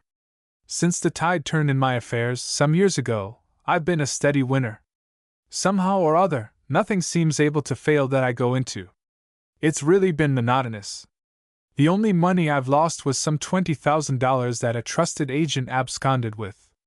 You're mistaken, Florence broke in, with a note of indignation that made Bagley stare. He did not abscond. He has disappeared, and your money may be gone for the present. But there was no crime on his part. Why, do you know anything about it? Asked Bagley, in a voice subdued by sheer wonder. I know that Murray Davenport disappeared, and what the newspapers said about your money, that is all. Then how, if I may ask, do you know there wasn't any crime intended? I inquire merely for information. Bagley was, indeed, as meek as he could be in his manner of inquiry. I know Murray Davenport, was her reply. You knew him well? Very well. You took a great interest in him? Very great. Indeed, said Bagley, in pure surprise and gazing at her as if she were a puzzle. You said you had a message from my father, replied Florence coldly. Bagley rose slowly. Oh, yes. He spoke very dryly and looked very blank. Please tell him if the storm passes, and the snow lies, I wish you and he would go sleighing tomorrow. I'll call at 2:30. Thank you, I'll tell him. Bagley summoned up as natural a good night as possible, and went. As he emerged from the dark rear of the hallway to the lighter part, any one who had been present might have seen a cloudy red look in place of the blank expression with which he had left the room. She gave me the dead freeze-out, he muttered. The dead freeze-out. So she knew Davenport. And cared for the poverty-stricken dog, too. Startled by a ring at the doorbell, Bagley turned into the common drawing-room, which was empty, to fasten his gloves. Unseen, he heard Larcher admitted, ushered back to the Kenby apartment, and welcomed by the two girls. He paced the drawing-room floor, with a wrathful frown, then sat down and meditated.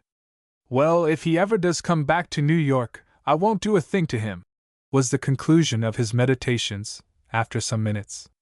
Someone came down the stairs, and walked back toward the Kenby rooms.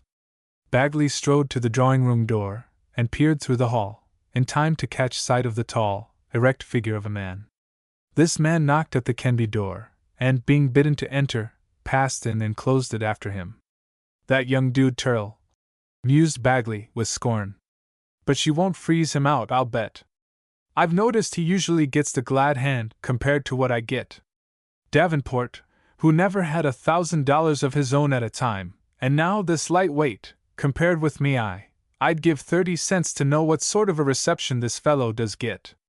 Meanwhile, before Turl's arrival, but after Larcher's, the characteristics of Mr. Bagley had undergone some analysis from Edna Hill. "And did you notice," said that young lady, in conclusion, "how he simply couldn't understand anybody's being interested in Davenport? Because Davenport was a poor man, who never went in for making money. Men of the Bagley sort are always puzzled when anybody doesn't jump at the chance of having their friendship. It staggers their intelligence to see impecunious Davenports, and Larchers, preferred to them." "Thank you," said Larcher. "I didn't know you were so observant. But it's easy to imagine the reasoning of the money grinders in such cases. The satisfaction of money greed is to them the highest aim in life, so what can be more admirable or important than a successful exponent of that aim? They don't perceive that they, as a rule, are the dullest of society, though most people court and flatter them on account of their money. They never guess why it's almost impossible for a man to be a money grinder and good company at the same time." "Why is it?" asked Florence. "Because in giving himself up entirely to money-getting, he has to neglect so many things necessary to make a man attractive. But even before that, the very nature that made him choose money-getting as the chief end of man was incapable of the finer qualities. There are charming rich men, but either they inherited their wealth, or made it in some high pursuit to which gain was only an incident, or they are exceptional cases. But of course Bagley isn't even a fair type of the regular money grinder. He's a speculator in anything, and a burr compared with even the average financial operator." This sort of talk helped to beguile the nerves of the three young people while they waited for Turl to come.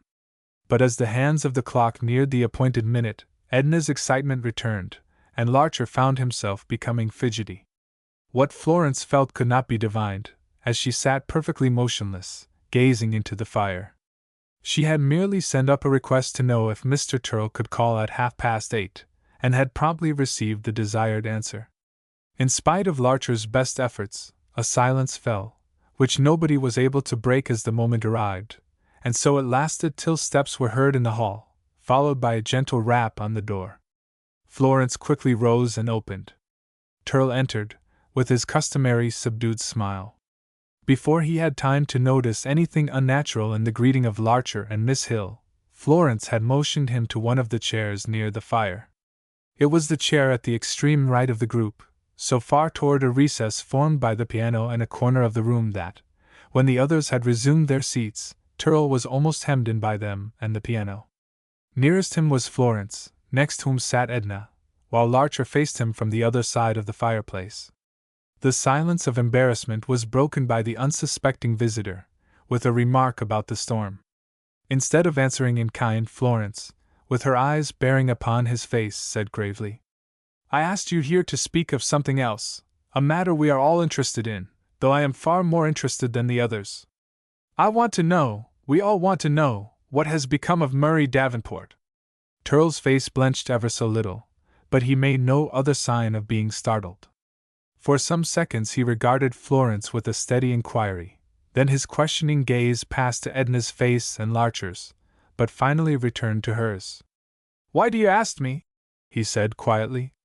"What have I to do with Murray Davenport?" Florence turned to Larcher, who thereupon put in, almost apologetically, "You were in correspondence with him before his disappearance, for one thing." "Oh, was I?" "Yes. He showed me a letter signed by you, in your handwriting." It was about a meeting you were to have with him. Turl pondered, till Florence resumed the attack. We don't pretend to know where that particular meeting occurred. But we do know that you visited the last place Murray Davenport was traced to in New York. We have a great deal of evidence connecting you with him about the time of his disappearance. We have so much that there would be no use in your denying that you had some part in his affairs. She paused, to give him a chance to speak. But he only gazed at her with a thoughtful, regretful perplexity. So she went on. We don't say, yet, whether that part was friendly, indifferent, or evil.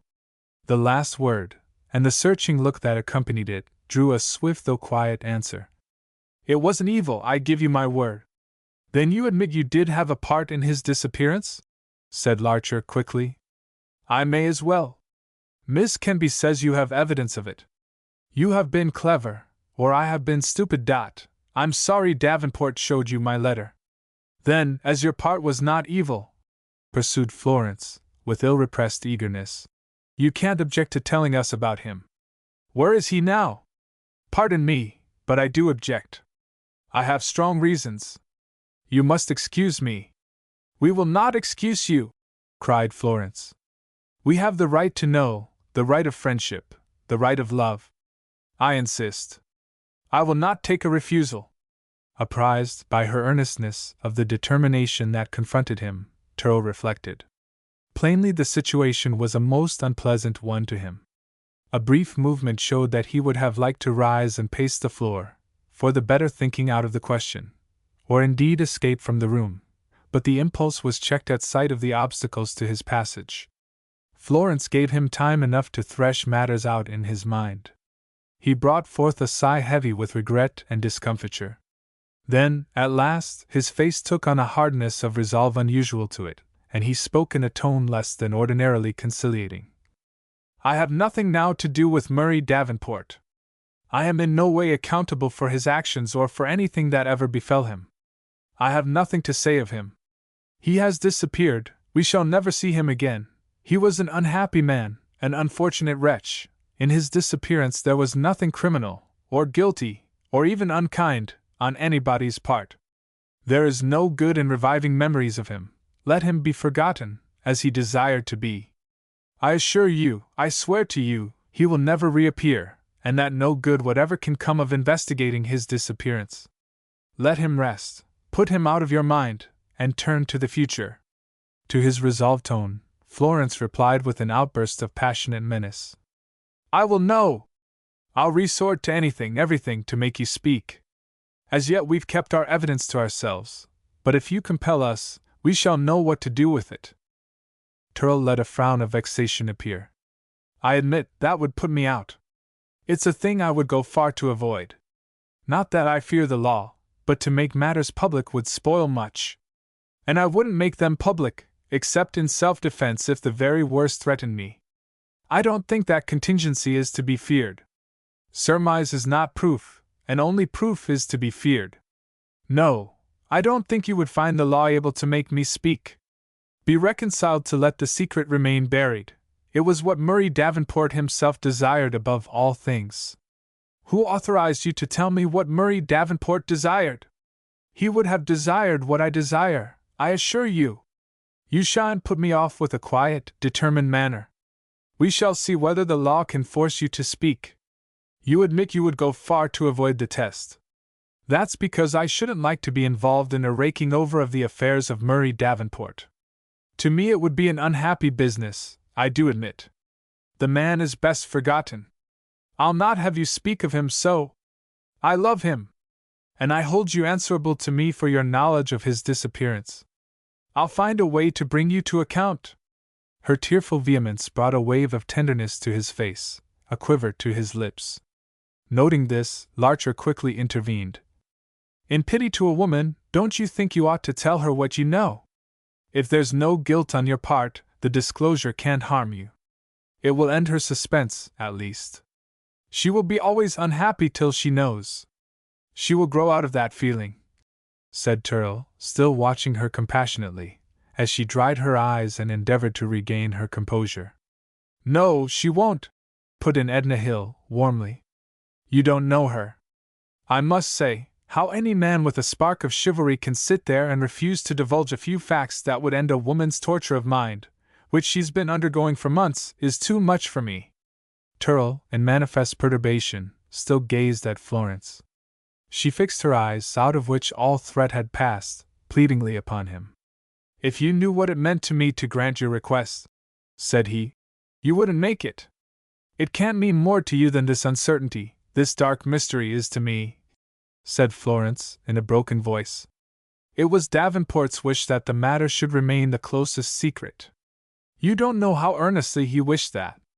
Surely Davenport's wishes can't be endangered through my knowledge of any secret," Florence replied, with so much sad affection that Turl was again visibly moved. "But for the misunderstanding which kept us apart, he would not have had this secret from me. And to think, he disappeared the very day Mr. Larcher was to enlighten him. It was cruel! And now you would keep from me the knowledge of what became of him. I have learned too well that fate is pitiless, and I find that men are no less so." Turl's face was a study, showing the play of various reflections. Finally his ideas seemed to be resolved. "Are we likely to be interrupted here?" he asked, in a tone of surrender. "No, I have guarded against that," said Florence eagerly. "Then I'll tell you Davenport's story.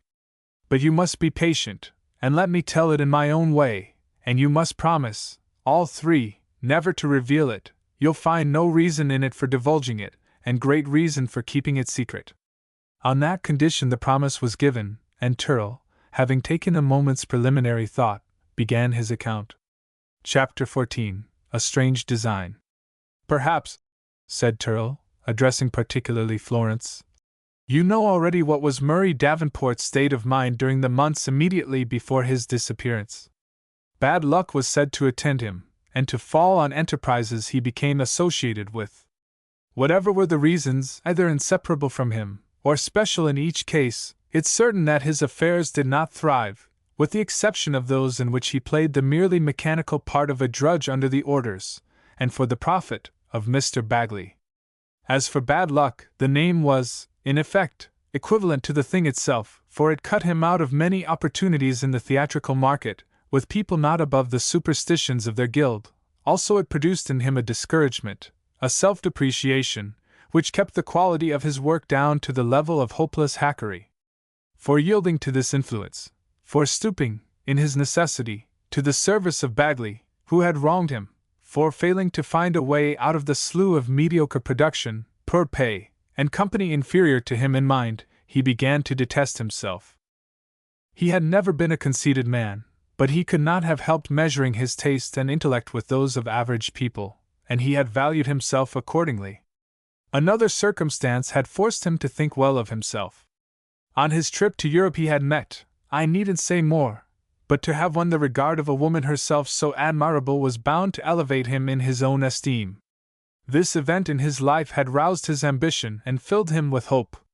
It had made him almost forget, or rather had braced him to battle confidently with, his demon of reputed bad luck. You can imagine the effect when the stimulus, the cause of hope, the reason for striving, was, as he believed, withdrawn from him. He assumed that this calamity was due to your having learned about the supposed shadow of bad luck, or at least about his habitual failure. And while he did this injustice to you, Miss Kenby, he at the same time found cause in himself for your apparent desertion. He felt he must be worthless and undeserving. As the pain of losing you, and the hope that went with you, was the keenest pain, the most staggering humiliation he had ever apparently owed to his unsuccess, his evil spirit of fancied ill luck, and his personality itself, he now saw these in darker colors than ever before. He contemplated them more exclusively, he brooded on them. And so he got into the state I just now described. He was dejected, embittered, wearied, sick of his way of livelihood, sick of the atmosphere he moved in, sick of his reflections, sick of himself. Life had got to be stale, flat, and unprofitable. His self-loathing, which steadily grew, would have become a maddening torture if he hadn't found refuge in a stony apathy. Sometimes he relieved this by an outburst of bitter or satirical self-exposure, when the mood found anybody at hand for his confidences. But for the most part he lived in a lethargic indifference, mechanically going through the form of earning his living. You may wonder why he took the trouble even to go through that form. It may have been partly because he lacked the instinct, or perhaps the initiative, for active suicide, and was too proud to starve at the expense or encumbrance of other people. But there was another cause, which of itself sufficed to keep him going. I may have said, or given the impression, that he utterly despaired of ever getting anything worth having out of life. And so he would have, I dare say, but for the not entirely quenchable spark of hope which youth keeps in reserve somewhere, and which in his case had one peculiar thing to sustain it. That peculiar thing, on which his spark of hope kept alive though its existence was hardly noticed by the man himself, was a certain idea which he had conceived, he no longer knew when, nor in what mental circumstances. It was an idea at first vague, relegated to the cave of things for the time forgotten, to be occasionally brought forth by association. Sought or unsought, it came forth with a sudden new attractiveness some time after Murray Davenport's life and self had grown to look most dismal in his eyes. He began to turn it about and develop it. He was doing this, all the while fascinated by the idea, at the time of Larcher's acquaintance with him, but doing it in so deep down a region of his mind that no one would have suspected what was beneath his languid, uncaring manner. He was perfecting his idea, which he had adopted as a design of action for himself to realize, perfecting it to the smallest incidental detail. This is what he had conceived. Man, as everybody knows, is more or less capable of voluntary self-illusion. By pretending to himself to believe that a thing is true, except where the physical condition is concerned, or where the case is complicated by other people's conduct, he can give himself something of the pleasurable effect that would arise from its really being true. We see a play, and for the time make ourselves believe that the painted canvas is the Forest of Arden, that the painted man is Orlando, and the painted woman Rosalind. When we read Homer, we make ourselves believe in the Greek heroes and gods. We know these make-believes are not realities, but we feel that they are. We have the sensations that would be affected by their reality. Now this self-deception can be carried to great lengths. We know how children content themselves with imaginary playmates and possessions. As a gift, or a defect, we see remarkable cases of willing self-imposition. A man will tell a false tale of some exploit or experience of his youth until, after years, he can't for his life swear whether it really occurred or not. Many people invent whole chapters to add to their past histories, and come finally to believe them.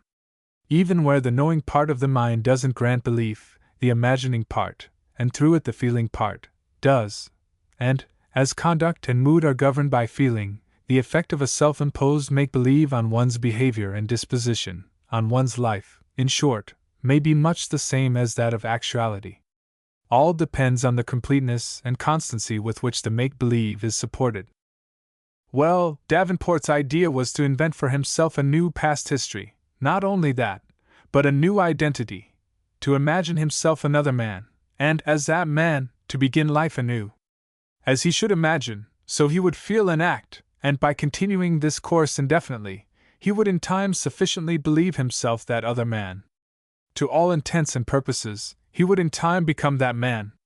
Even though at the bottom of his mind he should always be formally aware of the facts, yet the force of his imagination and feeling would in time be so potent that the man he coldly knew himself to be, the actual Murray Davenport, would be the stranger, while the man he felt himself to be would be his more intimate self. Needless to say, this new self would be a very different man from the old Murray Davenport. His purpose was to get far away from the old self, the old recollections, the old environment, and all the old adverse circumstances. And this is what his mind was full of at the time when you, Larcher, were working with him. He imagined a man such as would be produced by the happiest conditions, one of those fortunate fellows who seem destined for easy, pleasant paths all their lives. A habitually lucky man, in short, with all the cheerfulness and urbanity that such a man ought to possess. Davenport believed that as such a man he would at least not be handicapped by the name or suspicion of ill luck. I needn't enumerate the details with which he rounded out this new personality he meant to adopt. And I'll not take time now to recite the history he invented to endow this new self with. You may be sure he made it as happy a history as such a man would wish to look back on. One circumstance was necessary to observe in its construction. In throwing over his old self, he must throw over all its acquaintances, and all the surroundings with which it had been closely intimate, not cities and public resorts, of course, which both selves might be familiar with, but rooms he had lived in, and places too much associated with the old identity of Murray Davenport. Now the new man would naturally have made many acquaintances in the course of his life. He would know people in the places where he had lived. Would he not keep up friendships with some of these people? Well, Davenport made it that the man had led a shifting life, had not remained long enough in one spot to give it a permanent claim upon him. The scenes of his life were laid in places which Davenport had visited but briefly, which he had agreeable recollections of, but would never visit again. All this was to avoid the necessity of a too definite localizing of the man's past, and the difficulty about old friends never being re-encountered. Henceforth, or on the man's beginning to have a real existence in the body of Davenport, more lasting associations and friendships could be formed, and these could be cherished as if they had merely supplanted former ones, until in time a good number could be accumulated for the memory to dwell on. But quite as necessary as providing a history and associations for the new self, it was to banish those of the old self. If the new man should find himself greeted as Murray Davenport by somebody who knew the latter, a rude shock would be administered to the self-delusion so carefully cultivated. And this might happen at any time. It would be easy enough to avoid the old Murray Davenport's haunts, but he might go very far and still be in hourly risk of running against one of the old Murray Davenport's acquaintances. But even this was a small matter to the constant certainty of his being recognized as the old Murray Davenport by himself. Every time he looked into a mirror, or passed a plate-glass window, there would be the old face and form to mock his attempt at mental transformation with the reminder of his physical identity. Even if he could avoid being confronted many times a day by the reflected face of Murray Davenport, he must yet be continually brought back to his inseparability from that person by the familiar effect of the face on the glances of other people, for you know that different faces evoke different looks from observers. And the look that one man is accustomed to meet in the eyes of people who notice him is not precisely the same as that another man is accustomed to meet there. To come to the point, Murray Davenport saw that to make his change of identity really successful, to avoid 1,000 interruptions to his self-delusion, to make himself another man in the world's eyes and his own, and all the more so in his own through finding himself so in the world's, he must transform himself physically, in face and figure, beyond the recognition of his closest friend, beyond the recognition even of himself. How was it to be done? Do you think he was mad in setting himself at once to solve the problem as if its solution were a matter of course? Wait and see. In the old fairy tales, such transformations were easily accomplished by the touch of a wand or the incantation of a wizard. In a newer sort of fairy tale, we have seen them produced by marvelous drugs. In real life there have been supposed changes of identity, or rather cases of dual identity, the subject alternating from one to another as he shifts from one to another set of memories. These shifts are not voluntary, nor is such a duality of memory and habit to be possessed at will. As Davenport wasn't a subject of this sort by caprice of nature, and as, even if he had been, he couldn't have chosen his new identity to suit himself, or ensured its permanency, he had to resort to the deliberate exercise of imagination and willful self-deception I have described. Now even in those cases of dual personality, though there is doubtless some change in facial expression, there is not an actual physical transformation such as Davenport's purpose required. As he had to use deliberate means to work the mental change, so he must do to accomplish the physical one. He must resort to that which in real life takes the place of fairy wands, the magic of witches, and the drugs of romance. He must employ science and the physical means it afforded. Earlier in life he had studied medicine and surgery. Though he had never arrived at the practice of these, he had retained a scientific interest in them, and had kept fairly well informed of new experiments. His general reading, too, had been wide, and he had rambled upon many curious odds and ends of information. He thus knew something of methods employed by criminals to alter their facial appearance so as to avoid recognition, not merely such obvious and unreliable devices as raising or removing beards, changing the arrangement and color of hair, and fattening or thinning the face by dietary means, devices that won't fool a close acquaintance for half a minute. Not merely these, but the practice of tampering with the facial muscles by means of the knife, so as to alter the very hang of the face itself. There is in particular a certain muscle, the cutting of which, and allowing the skin to heal over the wound, makes a very great alteration of outward effect. The result of this operation, however, is not an improvement in looks, and as Davenport's object was to fabricate a pleasant, attractive countenance, he could not resort to it without modifications, and besides that, he meant to achieve a far more thorough transformation than it would produce. But the knowledge of this operation was something to start with. It was partly to combat such devices of criminals that Bertillon invented his celebrated system of identification by measurements. A slight study of that system gave Davenport valuable hints. He was reminded by Bertillon's own words of what he already knew, that the skin of the face, the entire skin of 3 layers, that is, not merely the outside covering, may be compared to a curtain, and the underlying muscles to the cords by which it is drawn aside. The constant drawing of these cords, you know, produces in time the facial wrinkles, always perpendicular to the muscles causing them. If you sever a number of these cords, you alter the entire drape of the curtain. It was for Davenport to learn what severances would produce, not the disagreeable effect of the operation known to criminals, but a result altogether pleasing. He was to discover and perform a whole complex set of operations instead of the single operation of the criminals, and each operation must be of a delicacy that would ensure the desired general effect of all. And this would be but a small part of his task. He was aware of what is being done for the improvement of badly formed noses, crooked mouths, and such defects by what its practitioners call plastic surgery, or facial or feature surgery. From the beauty shops, then, as the newspapers call them, he got the idea of changing his nose by cutting and folding back the skin, surgically eliminating the hump, and rearranging the skin over the altered bridge so as to produce perfect straightness when healed. From the same source came the hint of cutting permanent dimples in his cheeks, a detail that fell in admirably with his design of an agreeable countenance. The dimples would be, in fact, but skillfully made scars, cut so as to last. What are commonly known as scars, if artistically wrought, could be made to serve the purpose, too, of slight furrows in parts of the face where such furrows would aid his plan, at the ends of his lips, for instance, where a quizzical upturning of the corners of the mouth could be imitated by means of them, and at other places where lines of mirth form in good-humored faces.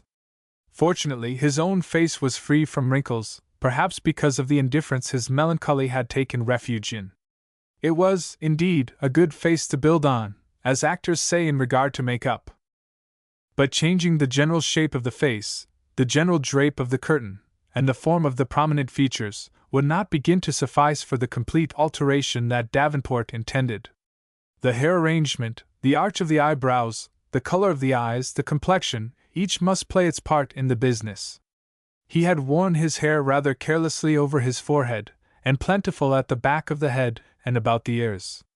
Its line of implantation at the forehead was usually concealed by the hair itself.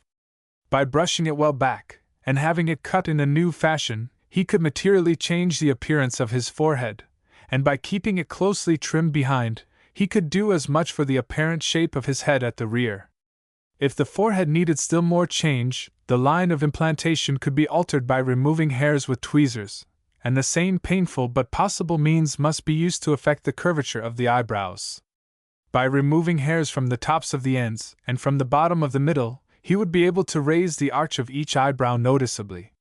This removal, along with the clearing of hair from the forehead, and thinning the eyelashes by plucking out, would contribute to another desirable effect.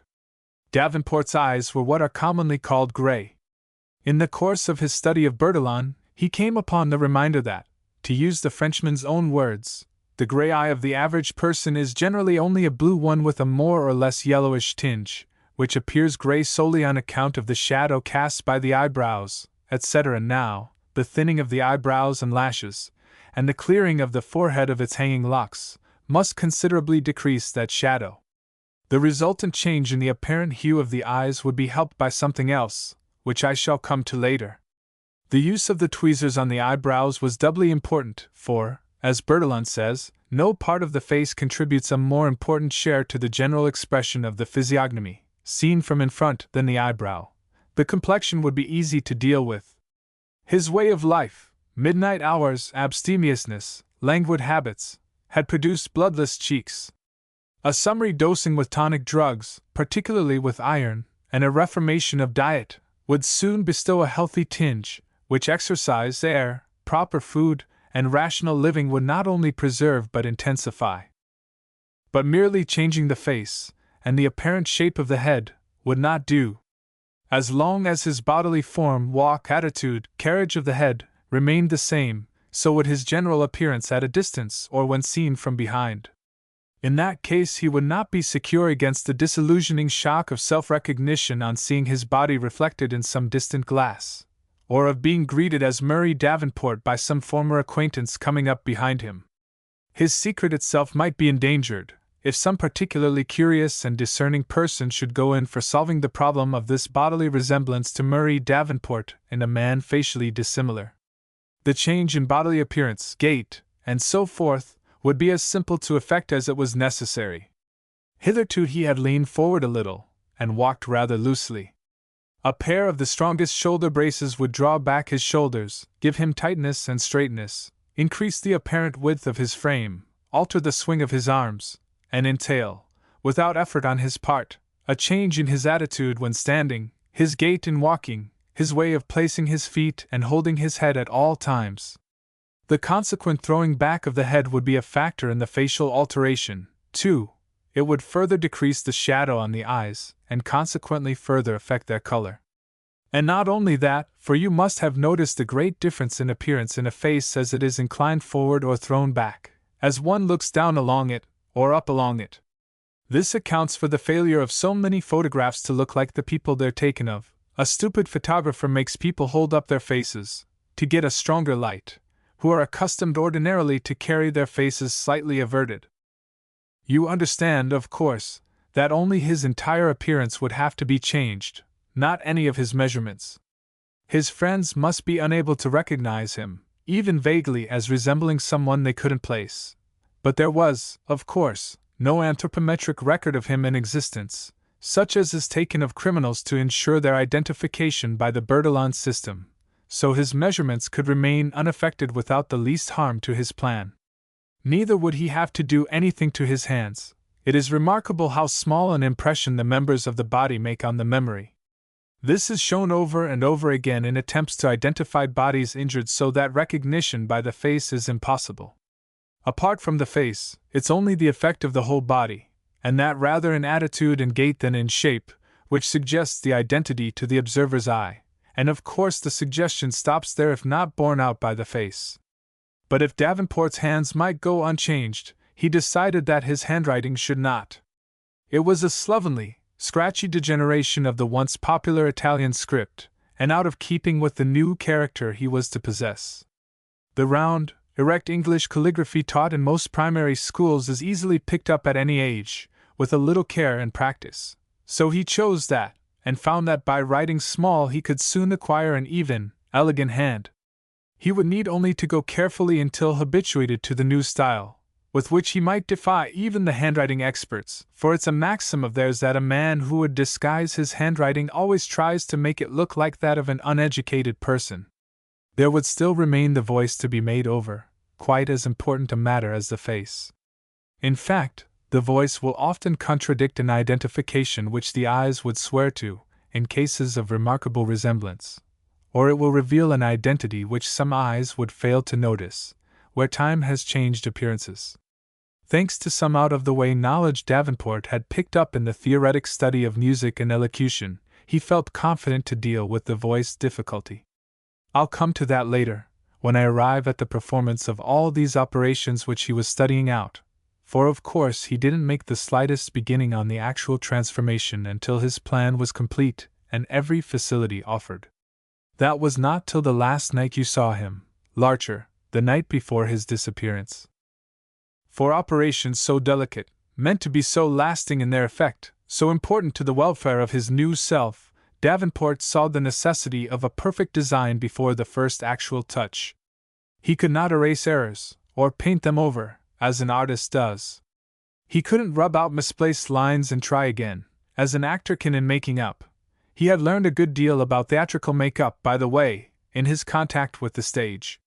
His plan was to use first the materials employed by actors, until he should succeed in producing a countenance to his liking, and then, by surgical means, to make real and permanent the sham and transient effects of paint, stick, and pencil. He would violently compel nature to register the disguise and maintain it. He was favored in one essential matter, that of a place in which to perform his operations with secrecy, and to let the wounds heal at leisure. To be observed during the progress of the transformation would spoil his purpose and be highly inconvenient besides. He couldn't lock himself up in his room, or in any new lodging to which he might move, and remain unseen for weeks, without attracting an attention that would probably discover his secret. In a remote country place he would be more under curiosity and suspicion than in New York. He must live in comfort, in quarters which he could provision, must have the use of mirrors, heat, water, and such things. In short, he could not resort to uninhabited solitudes, yet must have a place where his presence might be unknown to a living soul, a place he could enter and leave with absolute secrecy. He couldn't rent a place without precluding that secrecy, as investigations would be made on his disappearance, and his plans possibly ruined by the intrusion of the police. It was a lucky circumstance which he owed to you, Larcher, one of the few lucky circumstances that ever came to the old Murray Davenport, and so to be regarded as a happy augury for his design, that led him into the room and esteem of Mr. Budd down on the waterfront. He learned that Mr. Budd was long absent from the room, obtained his permission to use the room for making sketches of the river during his absence, got a duplicate key, and waited until Mr. Budd should be kept away in the country for a long enough period. Nobody but Mr. Budd, and you, Larcher, knew that Davenport had access to the room. Neither of you two could ever be sure when, or if at all, he availed himself of that access. If he left no traces in the room, you couldn't know he had been there. You could surmise, and might investigate, but if you did that, it wouldn't be with the knowledge of the police, and at the worst, Davenport could take you into his confidence. As for the rest of the world, nothing whatever existed, or should exist, to connect him with that room. He need only wait for his opportunity. He contrived always to be informed of Mr. Budd's intentions for the immediate future, and at last he learned that the shipment of turkeys for Thanksgiving and Christmas would keep the old man busy in the country for 6 or 7 weeks without a break. He was now all ready to put his design into execution. Chapter 15. Turl's narrative continued. On the very afternoon, Turl went on, before the day when Davenport could have Mr. Budd's room to himself, Bagley sent for him in order to confide some business to his charge. This was a customary occurrence, and rather than seem to act unusually just at that time, Davenport went and received Bagley's instructions. With them, he received a lot of money, in bills of large denomination, mostly 500s, to be placed the next day for Bagley's use. In accepting this charge, or rather in passively letting it fall upon him, Davenport had no distinct idea as to whether he would carry it out.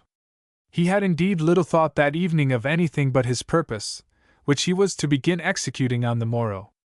As not an hour was to be lost, on account of the time necessary for the healing of the operations, he would either have to dispatch Bagley's business very quickly or neglect it altogether. In the latter case, what about the money in his hands? The sum was nearly equal to that which Bagley had morally defrauded him of. This coincidence, coming at that moment, seemed like the work of fate. Bagley was to be absent from town a week, and Murray Davenport was about to undergo a metamorphosis that would make detection impossible. It really appeared as though destiny had gone in for an act of poetic justice, had deliberately planned a restitution, had determined to befriend the new man as it had afflicted the old. For the new man would have to begin existence with a very small cash balance, unless he accepted this donation from chance. If there were any wrong in accepting it, that wrong would not be the new man's, it would be the bygone Murray Davenport's. But Murray Davenport was morally entitled to that much, and more, of Bagley's money. To be sure, there was the question of breach of trust, but Bagley's conduct had been a breach of friendship and common humanity. Bagley's act had despoiled Davenport's life of 100 times more than this sum now represented to Bagley. Well, Davenport was pondering this on his way home from Bagley's rooms, when he met Larcher. Partly a kind feeling toward a friend he was about to lose with the rest of his old life, partly a thought of submitting the question of this possible restitution to a less interested mind, made him invite Larcher to his room. There, by a pretended accident, he contrived to introduce the question of the money. But you had no light to volunteer on the subject, Larcher, and Davenport didn't see fit to press you. As for your knowing him to have the money in his possession, and your eventual inferences if he should disappear without using it for Bagley, the fact would come out anyhow as soon as Bagley returned to New York. And whatever you would think, either in condemnation or justification, would be thought of the old Murray Davenport. It wouldn't matter to the new man. During that last talk with you, Davenport had such an impulse of communicativeness, such a desire for a moment's relief from his long-maintained secrecy, that he was on the verge of confiding his project to you, under bond of silence. But he mastered the impulse, and you had no sooner gone than he made his final preparations. He left the house next morning immediately after breakfast, with as few belongings as possible. He didn't even wear an overcoat. Besides the Bagley money, he had a considerable sum of his own, mostly the result of his collaboration with you, Larcher. In a paper parcel, he carried a few instruments from those he had kept since his surgical days, a set of shaving materials, and some theatrical make-up pencils he had bought the day before. He was satisfied to leave his other possessions to their fate. He paid his landlady in advance to a time by which she couldn't help feeling that he was gone for good. She would provide for a new tenant accordingly, and so nobody would be a loser by his act. He went first to a drugstore, and supplied himself with medicines of tonic and nutritive effect, as well as with antiseptic and healing preparations, lint, and so forth. These he had wrapped with his parcel. His reason for having things done up in stout paper, and not packed as for traveling, was that the paper could be easily burned afterward, whereas a trunk, boxes, or gripsacks would be more difficult to put out of sight. Everything he bought that day, therefore, was put into wrapping paper. His second visit was to a department store, where he got the linen and other articles he would need during his seclusion: sheets, towels, handkerchiefs, pajamas, articles of toilet, and so forth. He provided himself here with a complete ready-made outfit to appear in immediately after his transformation, until he could be supplied by regular tailors, haberdashers, and the rest. It included a hat, shoes, everything, particularly shoulder braces. He put those on when he came to be fitted with the suit and overcoat. Of course, nothing of the old Davenports was to emerge with the new man. Well, he left his purchases to be called for. His paper parcel, containing the instruments, drugs, and so forth, he thought best to cling to. From the department store he went to some other shops in the neighborhood and bought various necessaries which he stowed in his pockets. While he was eating luncheon, he thought over the matter of the money again, but came to no decision, though the time for placing the funds as Bagley had directed was rapidly going by, and the bills themselves were still in Davenport's inside coat pocket. His next important call was at one of Clark and Rexford's grocery stores. He had got up most carefully his order for provisions, and it took a large part of the afternoon to fill. The salesmen were under the impression that he was buying for a yacht, a belief which he didn't disturb. His parcels here made a good-sized pyramid.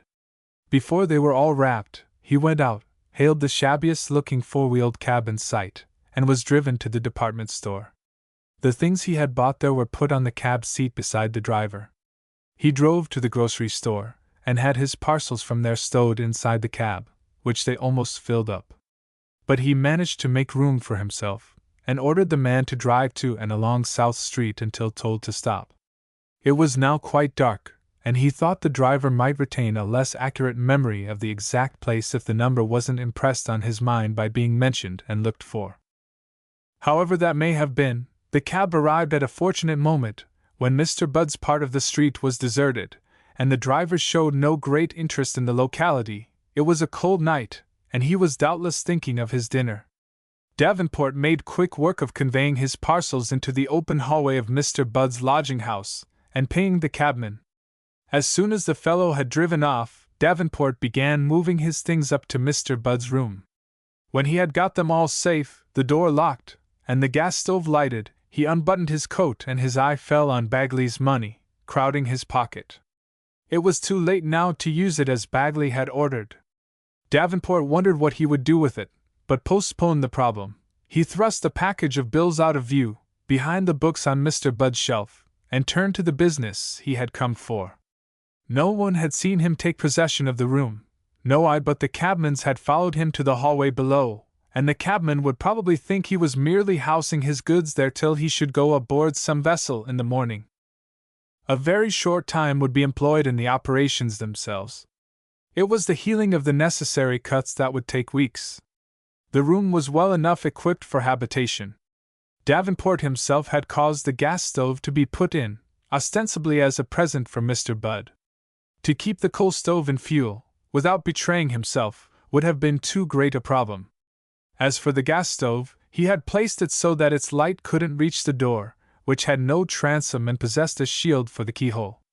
For water, he need only go to the rear of the hall, to a bathroom, of which Mr. Budd kept a key hung up in his own apartment. During his secret residence in the house, Davenport visited the bathroom only at night, taking a day's supply of water at a time. He had first been puzzled by the laundry problem, but it proved very simple. His costume during his time of concealment was limited to pajamas and slippers. Of handkerchiefs he had provided a large stock. When the towels and other articles did require laundering, he managed it in a wash basin.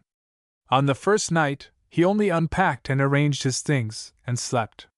At daylight he sat down before a mirror, and began to design his new physiognomy with the make-up pencils. By noon he was ready to lay aside the pencils and substitute instruments of more lasting effect. Don't fear, Miss Hill, that I'm going to describe his operations in detail. I'll pass them over entirely, merely saying that after 2 days of work he was elated with the results he could already foresee upon the healing of the cuts. Such pain as there was, he had braced himself to endure. The worst of it came when he exchanged knives for tweezers, and attacked his eyebrows. This was really a tedious business, and he was glad to find that he could produce a sufficient increase of curve without going the full length of his design. In his necessary intervals of rest, he practiced the new handwriting. He was most regular in his diet, sleep, and use of medicines.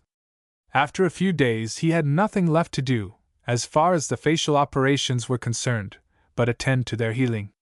He then began to wear the shoulder braces, and took up the matter of voice. But meanwhile, in the midst of his work one day, his second day of concealment, he had a little experience that produced quite as disturbing a sensation in him as Robinson Crusoe felt when he came across the footprints. While he was busy in front of his mirror, in the afternoon, he heard steps on the stairs outside. He waited for them, as usual, to pass his door and go on, as happened when lodgers went in and out. But these steps halted at his own door, and were followed by a knock. He held his breath. The knock was repeated, and he began to fear the knocker would persist indefinitely. But at last the steps were heard again, this time moving away. He then thought he recognized them as yours, Larcher, and he was dreadfully afraid for the next few days that they might come again. But his feeling of security gradually returned. Later, in the weeks of his sequestration in that room, he had many little alarms at the sound of steps on the stairs and in the passages, as people went to and from the rooms above. This was particularly the case after he had begun the practice of his new voice, for, though the sound he made was low, it might have been audible to a person just outside his door. But he kept his ear alert, and the voice practice was shut off at the slightest intimation of a step on the stairs. The sound of his voice practice probably could not have been heard many feet from his door, or at all through the wall, floor, or ceiling. If it had been, it would perhaps have seemed a low, monotonous, continuous sort of growl, difficult to place or identify. You know, most speaking voices are of greater potential range than their possessors show in the use of them. This is particularly true of American voices. There are exceptions enough, but as a nation, men and women, we speak higher than we need to. That is, we use only the upper and middle notes, and neglect the lower ones. No matter how good a man's voice is naturally in the low register, the temptation of example in most cases is to glide into the national twang. To a certain extent, Davenport had done this. But through his practice of singing, as well as of reading verse aloud for his own pleasure, he knew that his lower voice was, in the slang phrase, all there. He knew, also, of a somewhat curious way of bringing the lower voice into predominance, of making it become the habitual voice, to the exclusion of the higher tones. Of course, one can do this in time by studied practice, but the constant watchfulness is irksome and may lapse at any moment. The thing was to do it once and for all, so that the quick unconscious response to the mind's order to speak would be from the lower voice and no other. Davenport took Mr. Budd's dictionary, opened it at U, and recited one after another all the words beginning with that letter as pronounced in under. This he did through the whole list, again and again, hour after hour, monotonously, in the lower register of his voice. He went through this practice every day, with the result that his deeper notes were brought into such activity as to make them supplant the higher voice entirely. Pronunciation has something to do with voice effect, and besides, his complete transformation required some change in that on its own account. This was easy, as Davenport had always possessed the gift of imitating dialects, foreign accents, and diverse ways of speech. Earlier in life he had naturally used the pronunciation of refined New Englanders, which is somewhat like that of the educated English. In New York, in his association with people from all parts of the country, he had lapsed into the slovenly pronunciation which is our national disgrace. He had only to return to the earlier habit, and be as strict in adhering to it as in other details of the well-ordered life his new self was to lead. As I said, he was provided with shaving materials. But he couldn't cut his own hair in the new way he had decided on. He had had it cut in the old fashion a few days before going into retirement, but toward the end of that retirement it had grown beyond its usual length. All he could do about it was to place himself between two mirrors, and trim the longest locks. Fortunately, he had plenty of time for this operation. After the first 2 or 3 weeks, his wounds required very little attention each day. His vocal and handwriting exercises weren't to be carried to excess, and so he had a good deal of time on his hands. Some of this, after his face was sufficiently toward healing, he spent in physical exercise, using chairs and other objects in place of the ordinary calisthenic implements. He was very leisurely in taking his meals, and gave the utmost care to their composition from the preserved foods at his disposal. He slept from nightfall till dawn, and consequently needed no artificial light. For pure air, he kept a window open all night, being well wrapped up, but in the daytime he didn't risk leaving open more than the cracks above and below the sashes, for fear some observant person might suspect a lodger in the room. Sometimes he read, renewing an acquaintance which the new man he was beginning to be must naturally have made, in earlier days, with Scott's novels. He had necessarily designed that the new man should possess the same literature and general knowledge as the bygone Davenport had possessed. For already, as soon as the general effect of the operations began to emerge from bandages and temporary discoloration, he had begun to consider Davenport as bygone, as a man who had come to that place one evening, remained a brief, indefinite time, and vanished, leaving behind him his clothes and sundry useful property which he, the new man who found himself there, might use without fear of objection from the former owner. The sense of new identity came with perfect ease at the first bidding. It was not marred by such evidences of the old fact as still remained. These were obliterated one by one. At last the healing was complete. There was nothing to do but remove all traces of anybody's presence in the room during Mr. Budd's absence, and submit the hair to the skill of a barber. The successor of Davenport made a fire in the coal stove, starting it with the paper the parcels had been wrapped in, and feeding it first with Davenport's clothes, and then with linen, towels, and other inflammable things brought in for use during the metamorphosis. He made one large bundle of the shoes, cans, jars, surgical instruments, everything that couldn't be easily burnt, and wrapped them in a sheet, along with the dead ashes of the conflagration in the stove. He then made up Mr. Budd's bed, restored the room to its original appearance in every respect, and waited for night. As soon as access to the bathroom was safe, he made his final toilet, as far as that house was concerned, and put on his new clothes for the first time. About 3 o'clock in the morning, when the street was entirely deserted, he lugged his bundle, containing the unburnable things, down the stairs and across the street, and dropped it into the river. Even if the things were ever found, they were such as might come from a vessel, and wouldn't point either to Murray Davenport or to Mr. Budd's room. He walked about the streets, in a deep complacent enjoyment of his new sensations, till almost daylight. He then took breakfast in a market restaurant, after which he went to a barber's shop, one of those that open in time for early rising customers, and had his hair cut in the desired fashion. From there he went to a downtown store and bought a supply of linen, and so forth, with a trunk and handbag, so that he could arrive properly at a hotel. He did arrive at one, in a cab, with bag and baggage straight from the store. Having thus acquired an address, he called at a tailor's, and gave his orders. In the tailor's shop, he recalled that he had left the Bagley money in Mr. Budd's room, behind the books on the shelf. He hadn't yet decided what to do with that money, but in any case it oughtn't to remain where it was, so he went back to Mr. Budd's room, entering the house unnoticed. He took the money from the cover it was in, and put it in an inside pocket. He hadn't slept during the previous night or day, and the effects of this necessary abstinence were now making themselves felt, quite irresistibly. So he relighted the gas stove, and sat down to rest a while before going to his hotel. His drowsiness, instead of being cured, was only increased by this taste of comfort, and the bed looked very tempting. To make a long story short, he partially undressed, lay down on the bed, with his overcoat for cover, and rapidly succumbed. He was awakened by a knock at the door of the room. It was night, and the lights and shadows produced by the gas stove were undulating on the floor and walls. He waited till the person who had knocked went away. He then sprang up, threw on the few clothes he had taken off, smoothed down the cover of the bed, turned the gas off from the stove, and left the room for the last time, locking the door behind him. As he got to the foot of the stairs, two men came into the hallway from the street. One of them happened to elbow him in passing, and apologized. He had already seen their faces in the light of the street lamp, and he thanked his stars for the knock that had awakened him in time. The men were Mr. Budd and Larcher. Turrell paused, for the growing perception visible on the faces of Florence and Larcher, since the first hint of the truth had startled both, was now complete. It was their turn for whatever intimations they might have to make, ere he should go on.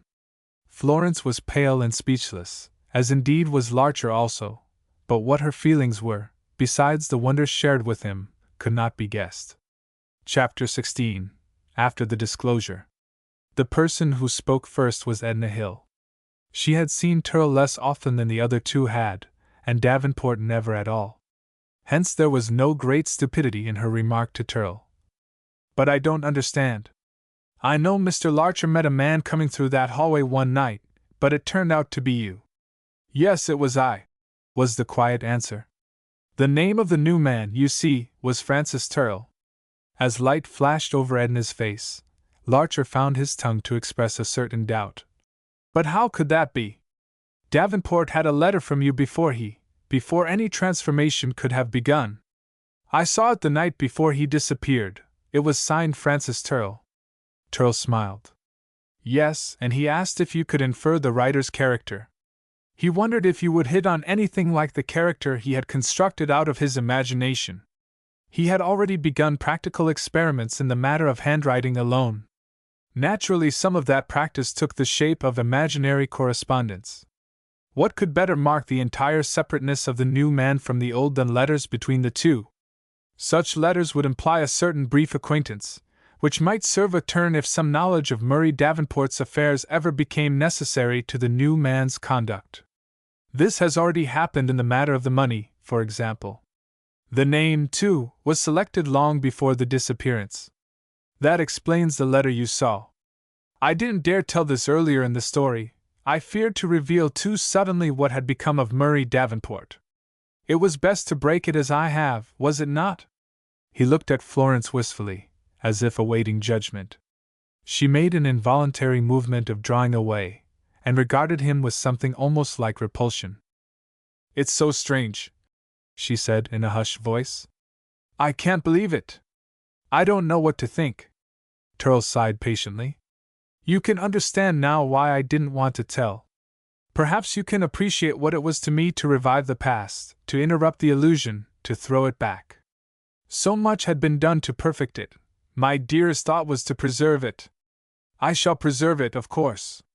I know you will keep the secret, all of you, and that you'll support the illusion. Of course, replied Larcher. Edna, for once glad to have somebody's lead to follow, perfunctorily followed it. But Florence said nothing. Her mind was yet in a whirl. She continued to gaze at Turl, a touch of bewildered aversion in her look. I had meant to leave New York, he went on, watching her with cautious anxiety. In a very short time, and certainly not to seek any of the friends or haunts of the old cast-off self. But when I got into the street that night, after you and Mr. Budd had passed me, Larcher, I fell into a strong curiosity as to what you and he might have to say about Davenport. This was Mr. Budd's first visit to town since the disappearance, so I was pretty sure your talk would be mainly about that. Also, I wondered whether he would detect any trace of my long occupancy of his room. I found I'd forgot to bring out the cover taken from the bank bills. Suppose that were seen, and you recognized it, what theories would you form?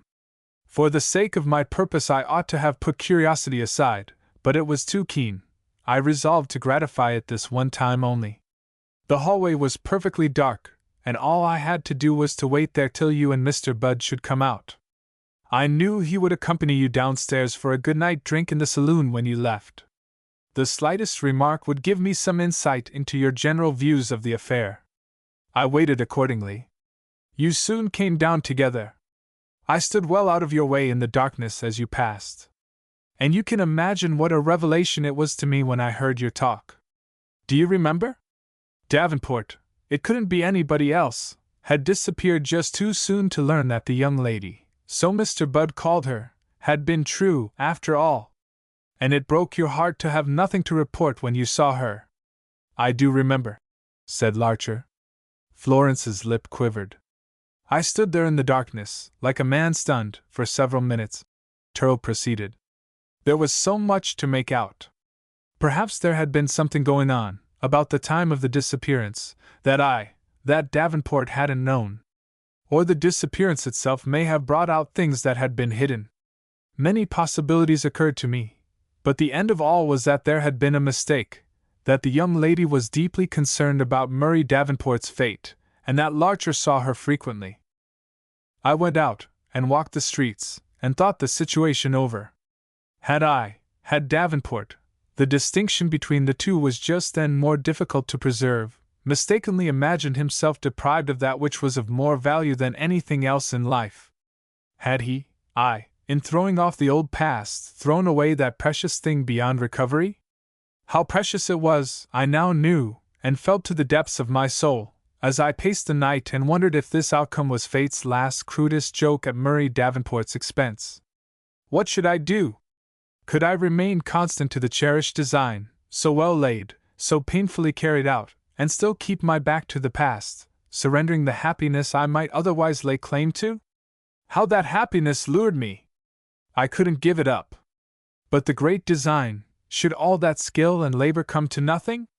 The physical transformation of face couldn't be undone, that was certain. Would that alone be a bar between me and the coveted happiness?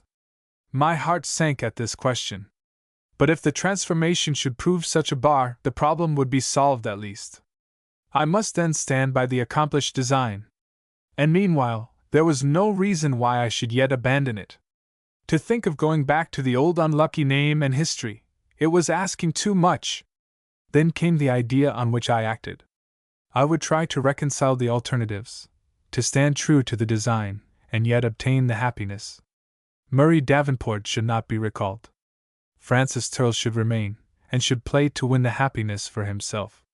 I would change my plans somewhat, and stay in New York for a time.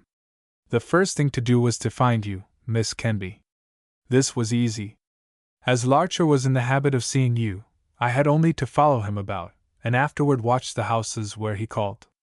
Knowing where he lived, and his favorite resorts, I had never any difficulty in getting on his track. In that way, I came to keep an eye on this house, and finally to see your father let himself in with a door key. I found it was a boarding house, took the room I still occupy, and managed very easily to throw myself in your father's way. You know the rest, and how through you I met Miss Hill and Larcher. In this room, also, I have had the experience of meeting Mr. Bagley. And what of his money? Asked Florence. That has remained a question. It is still undecided. No doubt a third person would hold that, though Bagley morally owed that amount. The creditor wasn't justified in paying himself by a breach of trust. But the creditor himself, looking at the matter with feeling rather than thought, was sincere enough in considering the case at least debatable. As for me, you will say, if I am Francis Turrell, I am logically a third person. Even so, the idea of restoring the money to Bagley seems against nature. As Francis Turrell, I ought not to feel so strongly Murray Davenport's claims, perhaps, yet I am in a way his heir. Not knowing what my course would ultimately be, I adopted the fiction that my claim to certain money was in dispute, that a decision might deprive me of it. I didn't explain, of course, that the decision would be my own. If the money goes back to Bagley, I must depend solely upon what I can earn. I made up my mind not to be versatile in my vocations, as Davenport had been, to rely entirely on the one which seemed to promise most. I have to thank you, Larcher, for having caused me to learn what that was, in my former Iden, in the person of Murray Davenport. You see how the old and new selves will still overlap, but the confusion doesn't harm my sense of being Francis Turrell as much as you might imagine, and the lapses will necessarily be fewer and fewer in time. Well, I felt I could safely fall back on my ability as an artist in black and white. But my work should be of a different line from that which Murray Davenport had followed, not only to prevent recognition of the style, but to accord with my new outlook, with Francis Turrell's outlook, on the world. That is why my work has dealt with the comedy of life. That is why I elected to do comic sketches, and shall continue to do them. It was necessary, if I decided against keeping the Bagley money, that I should have funds coming in soon. What I received, what Davenport received for illustrating your articles, Larcher, though it made him richer than he had often found himself, had been pretty well used up incidentally to the transformation and my subsequent emergence to the world. So I resorted to you to facilitate my introduction to the market. When I met you here one day, I expressed a wish that I might run across a copy of the Boydell Shakespeare Gallery. I knew, it was another piece of my inherited information from Davenport, that you had that book. In that way I drew an invitation to call on you, and the acquaintance that began resulted as I desired. Forgive me for the subterfuge. I'm grateful to you from the bottom of my heart. The pleasure has been mine, I assure you, replied Larcher, with a smile. And the profit mine, said Turrell. The check for those first 3 sketches I placed so easily through you came just in time. Yet I hadn't been alarmed. I felt that good luck would attend me. Francis Turrell was born to it. I'm confident my living is assured. All the same, that Bagley money would unlock a good store of the sweets of life. He paused, and his eyes sought Florence's face again. Still they found no answer there, nothing but the same painful difficulty in knowing how to regard him, how to place him in her heart. But the matter of livelihood, or the question of the money, he resumed, humbly and patiently, wasn't what gave me most concern. You will understand now, Florence. His voice faltered as he uttered the name. Why I sometimes looked at you as I did, why I finally said what I did. I saw that Larcher had spoken truly in Mr. Budd's hallway that night. There could be no doubt of your love for Murray Davenport. What had caused your silence, which had made him think you false, I dared not, as Turrell, inquire. Larcher once alluded to a misunderstanding, but it wasn't for me, Turrell, to show inquisitiveness. My hope, however, now was that you would forget Davenport, that the way would be free for the newcomer. When I saw how far you were from forgetting the old love, I was both touched and baffled, touched infinitely at your loyalty to Murray Davenport, baffled in my hopes of winning you as Francis Turrell. I should have thought less of you, loved you less, if you had so soon given up the unfortunate man who had passed, and yet my dearest hopes depended on your giving him up. I even urged you to forget him, assured you he would never reappear, and begged you to set your back to the past. Though your refusal dashed my hopes, in my heart I thanked you for it, thanked you in behalf of the old self, the old memories which had again become dear to me. It was a puzzling situation. My preferred rival was my former self. I had set the new self to win you from constancy to the old, and my happiness lay in doing so, and yet for that constancy I loved you more than ever, and if you had fallen from it, I should have been wounded while I was made happy. All the time, however, my will held out against telling you the secret. I feared the illusion must lose something if it came short of being absolute reality to anyone, even you. I'm afraid I couldn't make you feel how resolute I was against any divulgence that might lessen the gulf between me and the old unfortunate self. It seemed better to wait till time should become my ally against my rival in your heart. But tonight, when I saw again how firmly the rival, the old Murray Davenport, was installed there, when I saw how much you suffered, how much you would still suffer, from uncertainty about his fate, I felt it was both futile and cruel to hold out. It was cruel, said Florence. I have suffered. Forgive me, he replied. I didn't fully realize. I was too intent on my own side of the case. To have let you suffer, it was more than cruel. I shall not forgive myself for that, at least. She made no answer.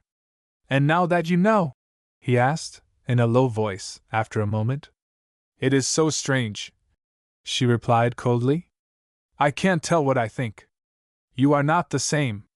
I can see now that you are he. In spite of all your skill, I can see that. He made a slight movement, as if to take her hand. But she drew back, saying quickly, And yet you are not he. You are right, said Turle. And it isn't as he that I would appear. I am Francis Turle. And Francis Turle is almost a stranger to me, she answered. Oh, I see now. Murray Davenport is indeed lost, more lost than ever. Your design has been all too successful. It was his design, remember, pleaded Turle. And I am the result of it, the result of his project, his wish, his knowledge and skill. Surely all that was good in him remains in me. I am the good in him, severed from the unhappy, and made fortunate. But what was it in him that I loved? She asked, looking at Turle as if in search of something missing. He could only say, If you reject me, he is stultified. His plan contemplated no such unhappiness. If you cause that unhappiness, you so far bring disaster on his plan. She shook her head, and repeated sadly, You are not the same. But surely the love I have for you, that is the same, the old love transmitted to the new self. In that, at least, Murray Davenport survives in me, and I'm willing that he should. Again she vainly asked, What was it in him that I loved, that I still love when I think of him? I tried to think of you as the Murray Davenport I knew, but I wouldn't have you think of me as Murray Davenport. Even if I wished to be Murray Davenport again, I could not. To retransform myself is impossible. Even if I tried mentally to return to the old self, the return would be mental only, and even mentally it would never be complete. You say truly the old Murray Davenport is lost. What was it you loved in him? Was it his unhappiness? His misfortune? Then, perhaps, if you doom me to unhappiness now, you will in the end love me for my unhappiness. He smiled despondently. I don't know, she said. It isn't a matter to decide by talk, or even by thought. I must see how I feel. I must get used to the situation. It's so strange as yet. We must wait. She rose, rather weakly, and supported herself with the back of a chair. When I'm ready for you to call, I'll send you a message. There was nothing for Turle to do but bow to this temporary dismissal, and Larcher saw the fitness of going at the same time. With few and rather embarrassed words of departure, the young men left Florence to the company of Edna Hill, in whom astonishment had produced for once the effect of comparative speechlessness. Out in the hall, when the door of the Kenby suite had closed behind them, Turle said to Larcher, You've had a good deal of trouble over Murray Davenport, and shown much kindness in his interest. I must apologize for the trouble, as his representative, you know, and thank you for the kindness. Don't mention either, said Larcher cordially. I take it from your tone, said Turle, smiling, That my story doesn't alter the friendly relations between us. Not in the least. I'll do all I can to help the illusion, both for the sake of Murray Davenport that was and of you that are. It wouldn't do for a conception like yours, so original and bold, to come to failure. Are you going to turn in now? Not if I may go part of the way home with you. This snowstorm is worth being out in. Wait here till I get my hat and overcoat. He guided Larcher into the drawing room. As they entered, they came face to face with a man standing just a pace from the threshold, a bulky man with overcoat and hat on. His face was coarse and red, and on it was a look of vengeful triumph. Just the fellow I was looking for, said this person to Turrell. Good evening, Mr. Murray Davenport. How about my bunch of money? The speaker, of course, was Bagley. Chapter 17. Bagley Shines Out. I beg pardon, said Turrell, coolly, as if he had not heard aright. You needn't try to bluff me, said Bagley. I've been on to your game for a good while. You can fool some of the people, but you can't fool me. I'm too old a friend, Murray Davenport. My name is Turrell. Before I get through with you, you won't have any name at all. You'll just have a number. I don't intend to compound. If you offered me my money back at this moment, I wouldn't take it. I'll get it, or what's left of it, but after due course of law. You're a great change artist, you are. We'll see what another transformation will make you look like.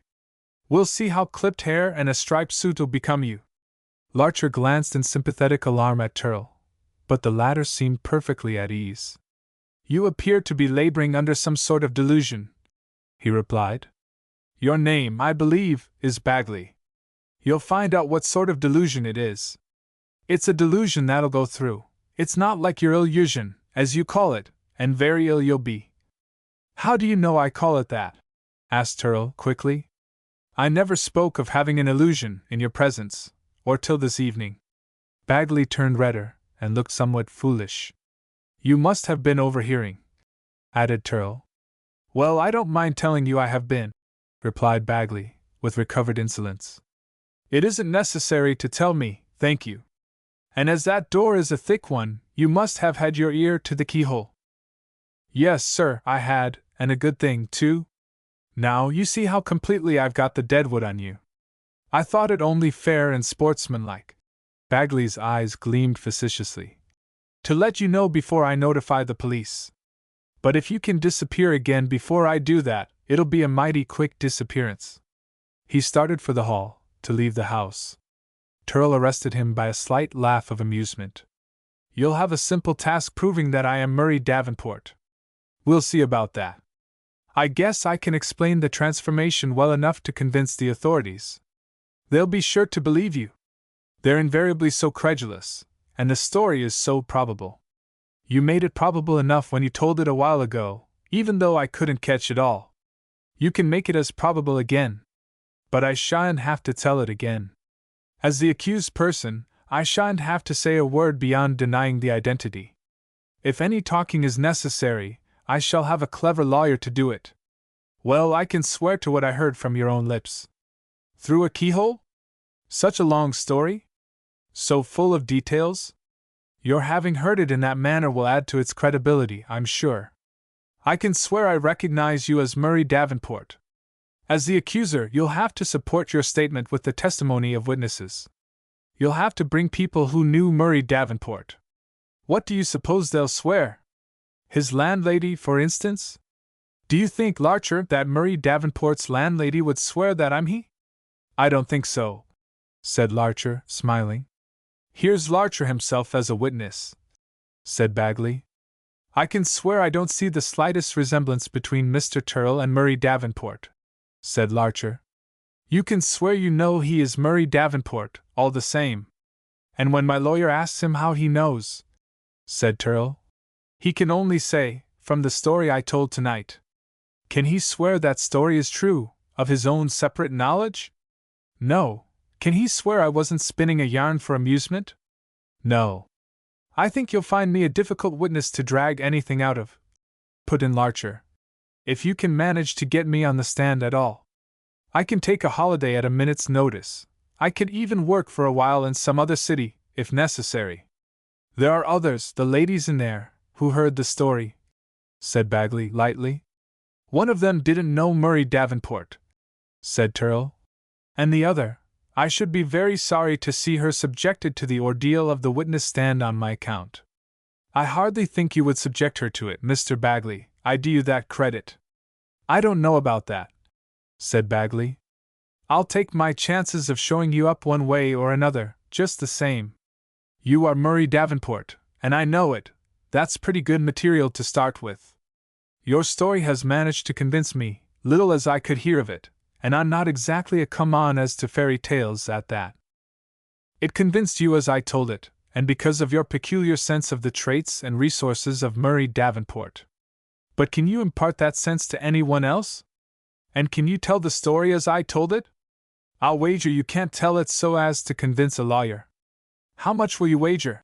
Said Bagley, scornfully, the gambling spirit lighting up in him. I merely used the expression, said Turrell. I'm not a betting man. I am, said Bagley. What'll you bet I can't convince a lawyer? I'm not a betting man, repeated Turrell. But just for this occasion I shouldn't mind putting $10 in Mr. Larcher's hands, if a lawyer were accessible at this hour. He turned to Larcher, with a look which the latter made out vaguely as a request to help matters forward on the line they had taken. Not quite sure whether he interpreted correctly, Larcher put in. I think there's one to be found not very far from here. I mean Mr. Barry Tompkins. He passes most of his evenings at a bohemian resort near 6th Avenue. He was slightly acquainted with Murray Davenport, though. Would that fact militate? Not at all, as far as I'm concerned, said Turrell, taking a bank bill from his pocket and handing it to Larcher. I've heard of Mr. Barry Tompkins, said Bagley. He'd do all right. But if he's a friend of Davenport's— He isn't a friend, corrected Larcher. He met him once or twice in my company for a few minutes at a time. But he's evidently your friend, and probably knows you're Davenport's friend, rejoined Bagley to Larcher. I hadn't thought of that, said Turrell. I only meant I was willing to undergo inspection by one of Davenport's acquaintances, while you told the story. If you object to Mr. Tompkins, there will doubtless be some other lawyer at the place Larcher speaks of. All right, I'll cover your money quick enough, said Bagley, doing so. I guess we'll find a lawyer to suit in that crowd. I know the place you mean. Larcher and Bagley waited, while Turrell went upstairs for his things. When he returned, ready to go out, the three faced the blizzard together. The snowfall had waned, the flakes were now few, and came down gently, but the white mass, little trodden in that part of the city since nightfall, was so thick that the feet sank deep at every step. The labor of walking, and the cold, kept the party silent till they reached the place where Larcher had sought out Barry Tompkins the night he received Edna's first orders about Murray Davenport. When they opened the basement door to enter, the burst of many voices betokened a scene in great contrast to the snowy night at their backs. A few steps through a small hallway led them into this scene, the tobacco-smoky room, full of loudly talking people, who sat at tables whereon appeared great variety of bottles and glasses. An open door showed the second room filled as the first was. One would have supposed that nobody could have heard his neighbor's words for the general hubbub, but a glance over the place revealed that the noise was but the composite effect of separate conversations of groups of 3 or 4. Privacy of communication, where desired, was easily possible under cover of the general noise. Before the three newcomers had finished their survey of the room, Larcher saw Barry Tompkins signaling, with a raised glass and a grinning countenance, from a far corner. He mentioned the fact to his companions. "Let's go over to him," said Bagley abruptly. "I see there's room there." Larcher was nothing loath, nor was Turrell in the least unwilling. The latter merely cast a look of curiosity at Bagley. Something had indeed leaped suddenly into that gentleman's head. Tompkins was manifestly not yet in Turrell's confidence. If, then, it were made to appear that all was friendly between the returned Davenport and Bagley, why should Tompkins, supposing he recognized Davenport upon Bagley's assertion, conceal the fact? Tompkins had managed to find and crowd together 3 unoccupied chairs by the time Larcher had threaded a way to him. Larcher, looking around, saw that Bagley had followed close. He therefore introduced Bagley first, and then Turl. Tompkins had the same brief, hearty handshake, the same mirthful grin, as if all life were a joke, and every casual meeting were an occasion for chuckling at it, for both. "I thought you said Mr. Tompkins knew Davenport," remarked Bagley to Larcher, as soon as all in the party were seated. "Certainly," replied Larcher. "Then, Mr. Tompkins, you don't seem to live up to your reputation as a quick-sighted man," said Bagley. "I beg pardon?" said Tompkins, interrogatively, touched in one of his vanities. "Is it possible you don't recognize this gentleman?" asked Bagley, indicating Turl. "As somebody you've met before, I mean?" "Extremely possible," replied Tompkins, with a sudden curtness in his voice. "I do not recognize this gentleman as anybody I've met before. But as I never forget a face, I shall always recognize him in the future as somebody I've met tonight." Whereat he grinned benignly at Turl, who acknowledged with a courteous "Thank you." "You never forget a face," said Bagley. "And yet you don't remember this one. Make allowance for its having undergone a lot of alterations, and look close at it. Put a hump on the nose, and take the dimples away, and don't let the corners of the mouth turn up, and pull the hair down over the forehead, and imagine several other changes, and see if you don't make out your old acquaintance, and my old friend, Murray Davenport." Tompkins gazed at Turl, then at the speaker, and finally, with a wondering inquiry, at Larcher. It was Turl who answered the inquiry. "Mr. Bagley is perfectly sane and serious," said he. "He declares I am the Murray Davenport who disappeared a few months ago, and thinks you ought to be able to identify me as that person." "If you gentlemen are working up a joke," replied Tompkins, "I hope I shall soon begin to see the fun. But if you're not, why then, Mr. Bagley, I should earnestly advise you to take something for this." "Oh, just wait, Mr. Tompkins. You're a well-informed man, I believe. Now let's go slow. You won't deny the possibility of a man's changing his appearance by surgical and other means, in this scientific age, so as almost to defy recognition?" "I deny the possibility of his doing such a thing so as to defy recognition by me. So much for your general question. As to this gentleman's being the person I once met as Murray Davenport, I can only wonder what sort of a hoax you're trying to work." Bagley looked his feelings in silence. Giving Barry Tompkins up, he said to Larcher, "I don't see any lawyer here that I'm acquainted with. I was a bit previous, getting let in to decide that bet tonight. Perhaps Mr. Tompkins knows some lawyer here, to whom he will introduce you," suggested Turl. "You want a lawyer?" said Tompkins. "There are 3 or 4 here. Over there's Dr. Brady, the medical legal man. You've heard of him, I suppose, a well-known criminologist. I should think he'd be the very man for you," said Turl to Bagley. "Besides being a lawyer, he knows surgery, and he's an authority on the habits of criminals." "Is he a friend of yours?" asked Bagley, at the same time that his eyes lighted up at the chance of an auditor free from the incredulity of ignorance. "I never met him," said Turl. "Nor I," said Larcher. "And I don't think Murray Davenport ever did." "Then if Mr. Tompkins will introduce Mr. Larcher and me, and come away at once without any attempt to prejudice, I'm agreed, as far as our bet's concerned. But I'm to be let alone to do the talking my own way." Barry Tompkins led Bagley and Larcher over to the medical legal criminologist, a tall, thin man in the 40s, with prematurely gray hair and a smooth-shaven face, cold and inscrutable in expression, and having introduced and helped them to find chairs, rejoined Turl. Bagley was not 10 seconds in getting the medical legal man's ear. "Doctor, I've wanted to meet you," he began, "to speak about a remarkable case that comes right in your line. I'd like to tell you the story, just as I know it, and get your opinion on it." The criminologist evinced a polite but not enthusiastic willingness to hear, and at once took an attitude of grave attention, which he kept during the entire recital, his face never changing, his gaze sometimes turned penetratingly on Bagley, sometimes dropping idly to the table. "There's a young fellow in this town, a friend of mine," Bagley went on, "of a literary turn of mind, and altogether what you'd call a queer dick. He'd got down on his luck for one reason and another, and was dead sore on himself. Now, being the sort of man he was, understand, he took the most remarkable notion you ever heard of. And Bagley gave what Larcher had inwardly to admit was a very clear and plausible account of the whole transaction. As the tale advanced, the medico-legal expert's eyes affected the table less and Bagley's countenance more. By and by they occasionally sought Larcher's with something of same inquiry that those of Barry Tompkins had shown. But the courteous attention, the careful heeding of every word, was maintained to the end of the story. "And now, sir," said Bagley, triumphantly, "I'd like to ask what you think of that." The criminologist gave a final look at Bagley, questioning for the last time his seriousness, and then answered, with cold decisiveness, "It's impossible."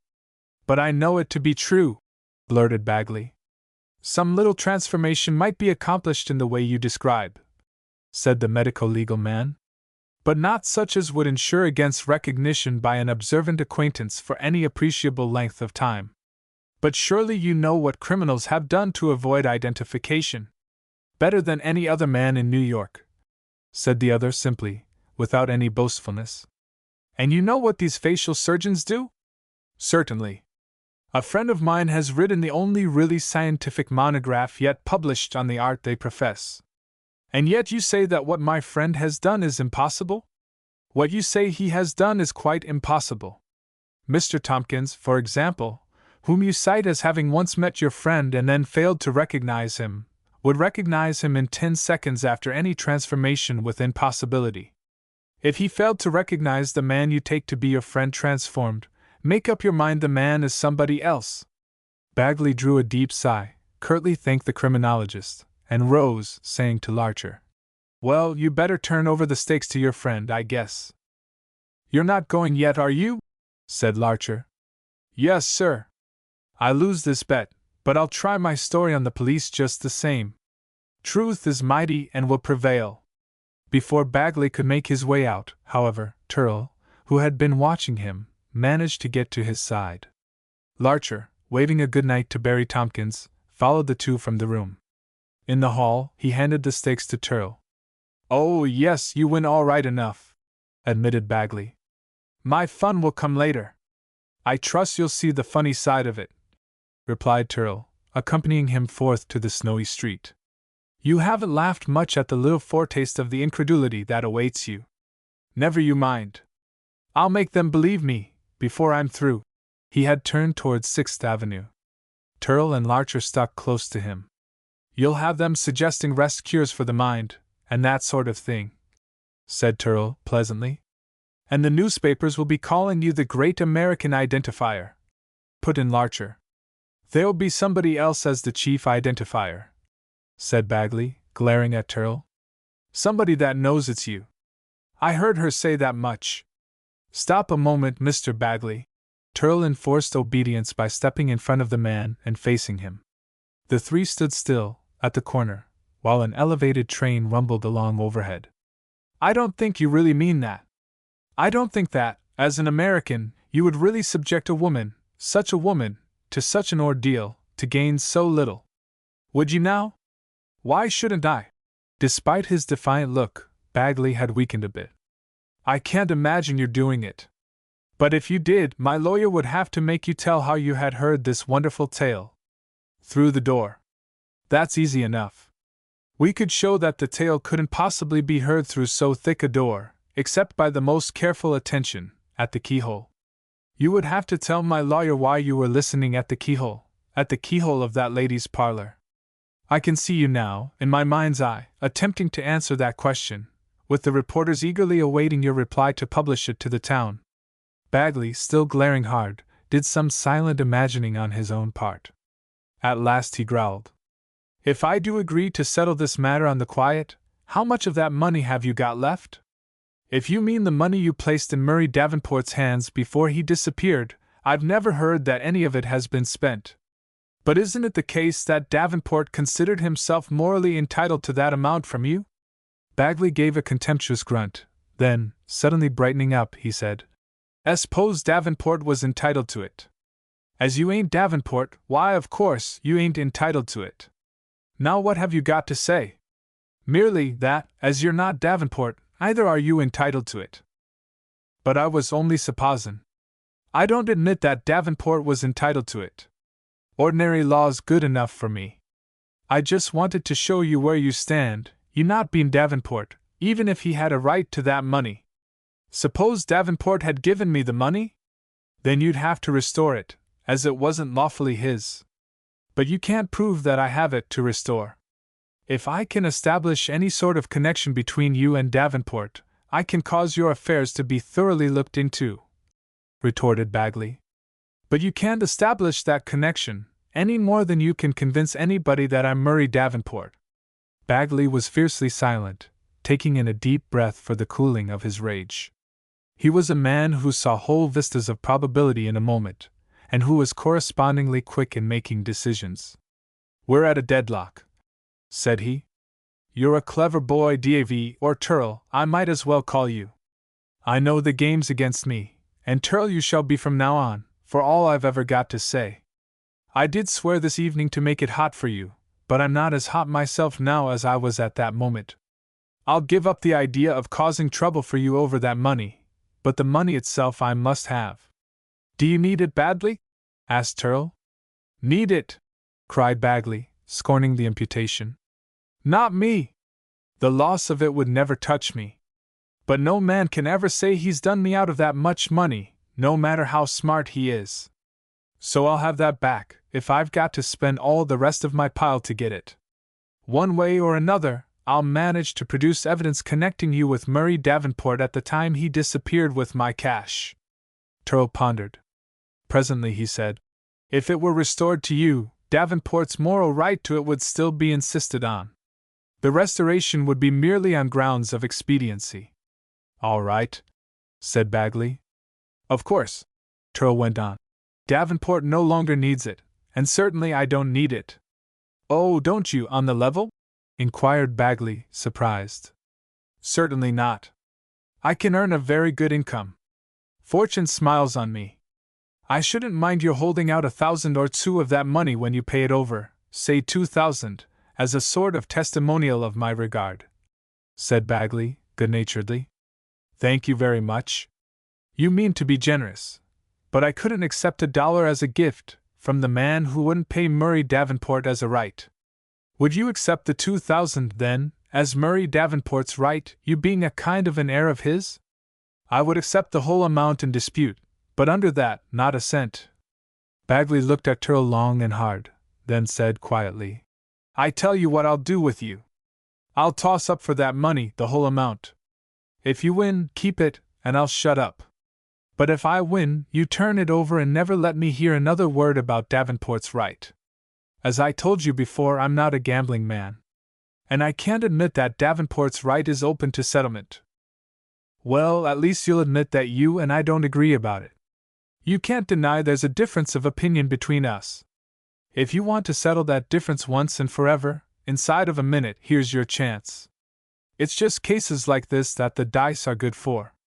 There's a saloon over on that corner. Will you come?" "All right," said Turl. And the three strode diagonally across 6th Avenue. "Give me a box of dice," said Bagley to the man behind the bar, when they had entered the brightly lighted place. "They're using it in the back room," was the reply. "Got a pack o' cards?" then asked Bagley. The barkeeper handed over a pack which had been reposing in a cigar box. "I'll make it as sudden as you like," said Bagley to Turl. "1 cut apiece, and highest wins. Or would you like something not so quick?" "1 cut, and the higher wins," said Turl. "Shuffle the cards," said Bagley to Larcher, who obeyed. "Help yourself," said Bagley to Turl. The latter cut, and turned up a 10 spot. Bagley cut, and showed a 6. "The money's yours," said Bagley. "And now, gentlemen, what'll you have to drink?" The drinks were ordered, and taken in silence. "There's only one thing I'd like to ask," said Bagley thereupon. "That keyhole business, it needn't go any further, I suppose?" "I give you my word," said Turl. Larcher added his, whereupon Bagley bade the barkeeper telephone for a 4-wheeler, and would have taken them to their homes in it. But they preferred a walk, and left him waiting for his cab. "Well," exclaimed Larcher, as soon as he was out of the saloon. "I congratulate you! I feared Bagley would give trouble. But how easily he came around! You forget how fortunate I am," said Turle, smiling. "Poor Davenport could never have brought him around." "There's no doubting your luck," said Larcher. "Even with cards." "Lucky with cards," began Turle, lightly, but broke off all at once, and looked suddenly dubious as Larcher glanced at him in the electric light. Chapter 18. Florence. The morning brought sunshine and the sound of sleigh bells. In the wonderfully clear air of New York, the snow-covered streets dazzled the eyes. Never did a town look more brilliant, or people feel more blithe, than on this fine day after the long snowstorm. "Isn't it glorious?" Edna Hill was looking out on the shining white gardens from Florence's parlor window. "Certainly, on a day like this, it doesn't seem natural for one to cling to the past. It's a day for beginning over again, if ever there are such days." Her words had allusion to the subject on which the two girls had talked late into the night. Edna had waited for Florence to resume the theme in the morning, but the latter had not done so yet, although breakfast was now over. Perhaps it was her father's presence that had deterred her. The incident of the meal had been the arrival of a note from Mr. Bagley to Mr. Kenby, expressing the former's regret that he should be unavoidably prevented from keeping the engagement to go sleighing. As Florence had forgotten to give her father Mr. Bagley's verbal message, this note had brought her in for a quantity of paternal complaints sufficient for the venting of the ill humor due to his having stayed up too late, and taken too much champagne the night before. But now Mr. Kenby had gone out, wrapped up and overshod, to try the effect of fresh air on his headache, and of shop windows and pretty women on his spirits. Florence, however, had still held off from the all-important topic, until Edna was driven to introduce it herself. "It's never a day for abandoning what has been dear to one," replied Florence. "But you wouldn't be abandoning him. After all, he really is the same man. But I can't make myself regard him as the same. And he doesn't regard himself so. But in that case the other man has vanished. It's precisely as if he were dead. No, it's even worse, for there isn't as much trace of him as there would be of a man that had died. What's the use of being faithful to such an utterly non-existent person?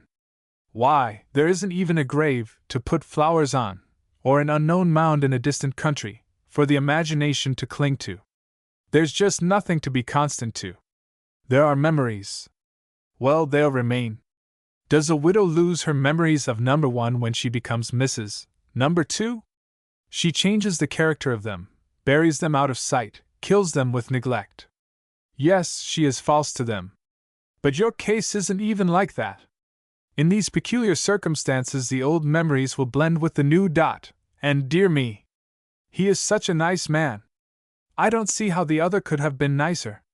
You couldn't find anybody more congenial in tastes and manners, I'm sure. I can't make you understand, dear. Suppose Tom Larcher went away for a time, and came back so completely different that you couldn't see the old Tom Larcher in him at all. And suppose he didn't even consider himself the same person you had loved. Would you love him then as you do now? Edna was silenced for a moment, but for a moment only. Well, if he came back such a charming fellow as Turle, and if he loved me as much as Turle loves you, I could soon manage to drop the old Tom out of my mind. But of course, you know, in my heart of hearts, I wouldn't forget for a moment that he really was the old Tom. The talk was interrupted by a knock at the door. The servant gave the name of Mr. Turle. Florence turned crimson, and stood at a loss. "You can't truly say you're out, dear," counseled Edna, in an undertone. "Show him in," said Florence. Turle entered. Florence looked and spoke coldly. "I told you I'd send a message when I wished you to call." He was wistful, but resolute. "I know it," he said. "But love doesn't stand on ceremony. Lovers are importunate. They come without bidding. Good morning, Miss Hill. You mustn't let me drive you away." For Edna had swished across the room, and was making for the hall. "I'm going to the drawing-room," she said airily, "to see the sleighs go by." In another second, the door slammed, and Turle was alone with Florence. He took a hesitating step toward her. "It's useless," she said, raising her hand as a barrier between them. I can't think of you as the same. I can't see him in you. I should have to do that before I could offer you his place. All that I can love now is the memory of him. Listen, said Turtle, without moving. I have thought it over. For your sake, I will be the man I was. It's true, I can't restore the old face, but the old outlook on life, the old habits, the old pensiveness, will bring back the old expression. I will resume the old name, the old set of memories, the old sense of personality. I said last night that a resumption of the old self could be only mental, and incomplete even so. But when I said that, I had not surrendered. The mental return can be complete, and must reveal itself more or less on the surface. And the old love, surely where the feeling is the same, its outer showing can't be utterly new and strange. He spoke with a more pleading and reverent note than he had yet used since the revelation. A moist shine came into her eyes. Murray, it is you, she whispered. Ah, sweetheart! His smile of the utmost tenderness seemed more of a kind with sadness than with pleasure. It was the smile of a man deeply sensible of sorrow, of Murray Davenport, not that of one versed in good fortune alone, not that which a potent imagination had made habitual to Francis Turtle. She gave herself to his arms, and for a time neither spoke. It was she who broke the silence, looking up with tearful but smiling eyes. You shall not abandon your design. It's too marvelous, too successful, it has been too dear to you for that. It was dear to me when I thought I had lost you. And since then, the pride of conceiving and accomplishing it, the labor and pain, kept it dear to me. But now that I am sure of you, I can resign it without a murmur. From the moment when I decided to sacrifice it, it has been nothing to me, provided I could only regain you. But the old failure, the old ill luck, the old unrewarded drudgery, no, you shan't go back to them. You shall be true to the illusion, we shall be true to it, I will help you in it, strengthen you in it. I needed only to see the old Murray Davenport appear in you one moment. Hereafter you shall be Francis Turtle, the happy and fortunate. But you and I will have our secret. Before the world you shall be Francis Turtle, but to me you shall be Murray Davenport, too, Murray Davenport hidden away in Francis Turtle. To me alone, for the sake of the old memories. It will be another tie between us, this secret, something that is solely ours, deep in our hearts, as the knowledge of your old self would always have been deep in yours if you hadn't told me. Think how much better it is that I share this knowledge with you. Now nothing of your mind is concealed from me, and we together shall have our smile at the world's expense. For being so kind to Francis Turtle, the fortunate, after its cold treatment of Murray Davenport, the unlucky, said Turtle, smiling. It shall be as you say, sweetheart. There can be no doubt about my good fortune. It puts even the old proverb out. With me it is lucky in love as well as at cards. What do you mean, dear? The Bagley money. Ah, that money. Listen, dear. Now that I have some right to speak, you must return that money. I don't dispute your moral claim to it, such things are for you to settle. But the danger of keeping it. There's no longer any danger. The money is mine, of Bagley's own free will and consent. I encountered him last night.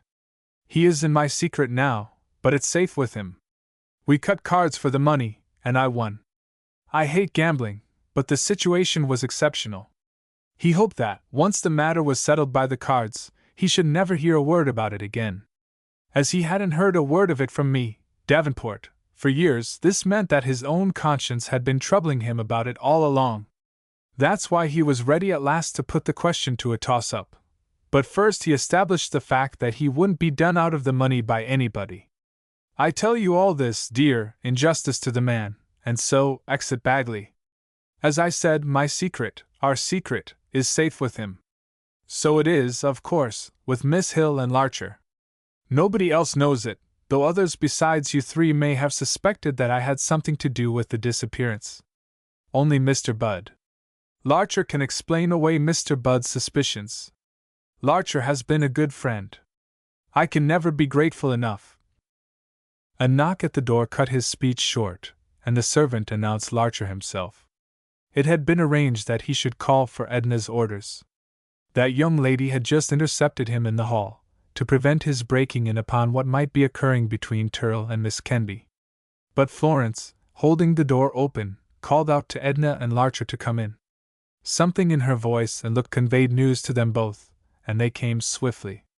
Edna kissed Florence half a dozen times, while Larcher was shaking hands with Turl, then waltzed across to the piano, and for a moment drowned the outside noises, the jingle of sleigh bells, and the shouts of children snowballing in the sunshine, with the still more joyous notes of a celebrated march by Mendelssohn. The end.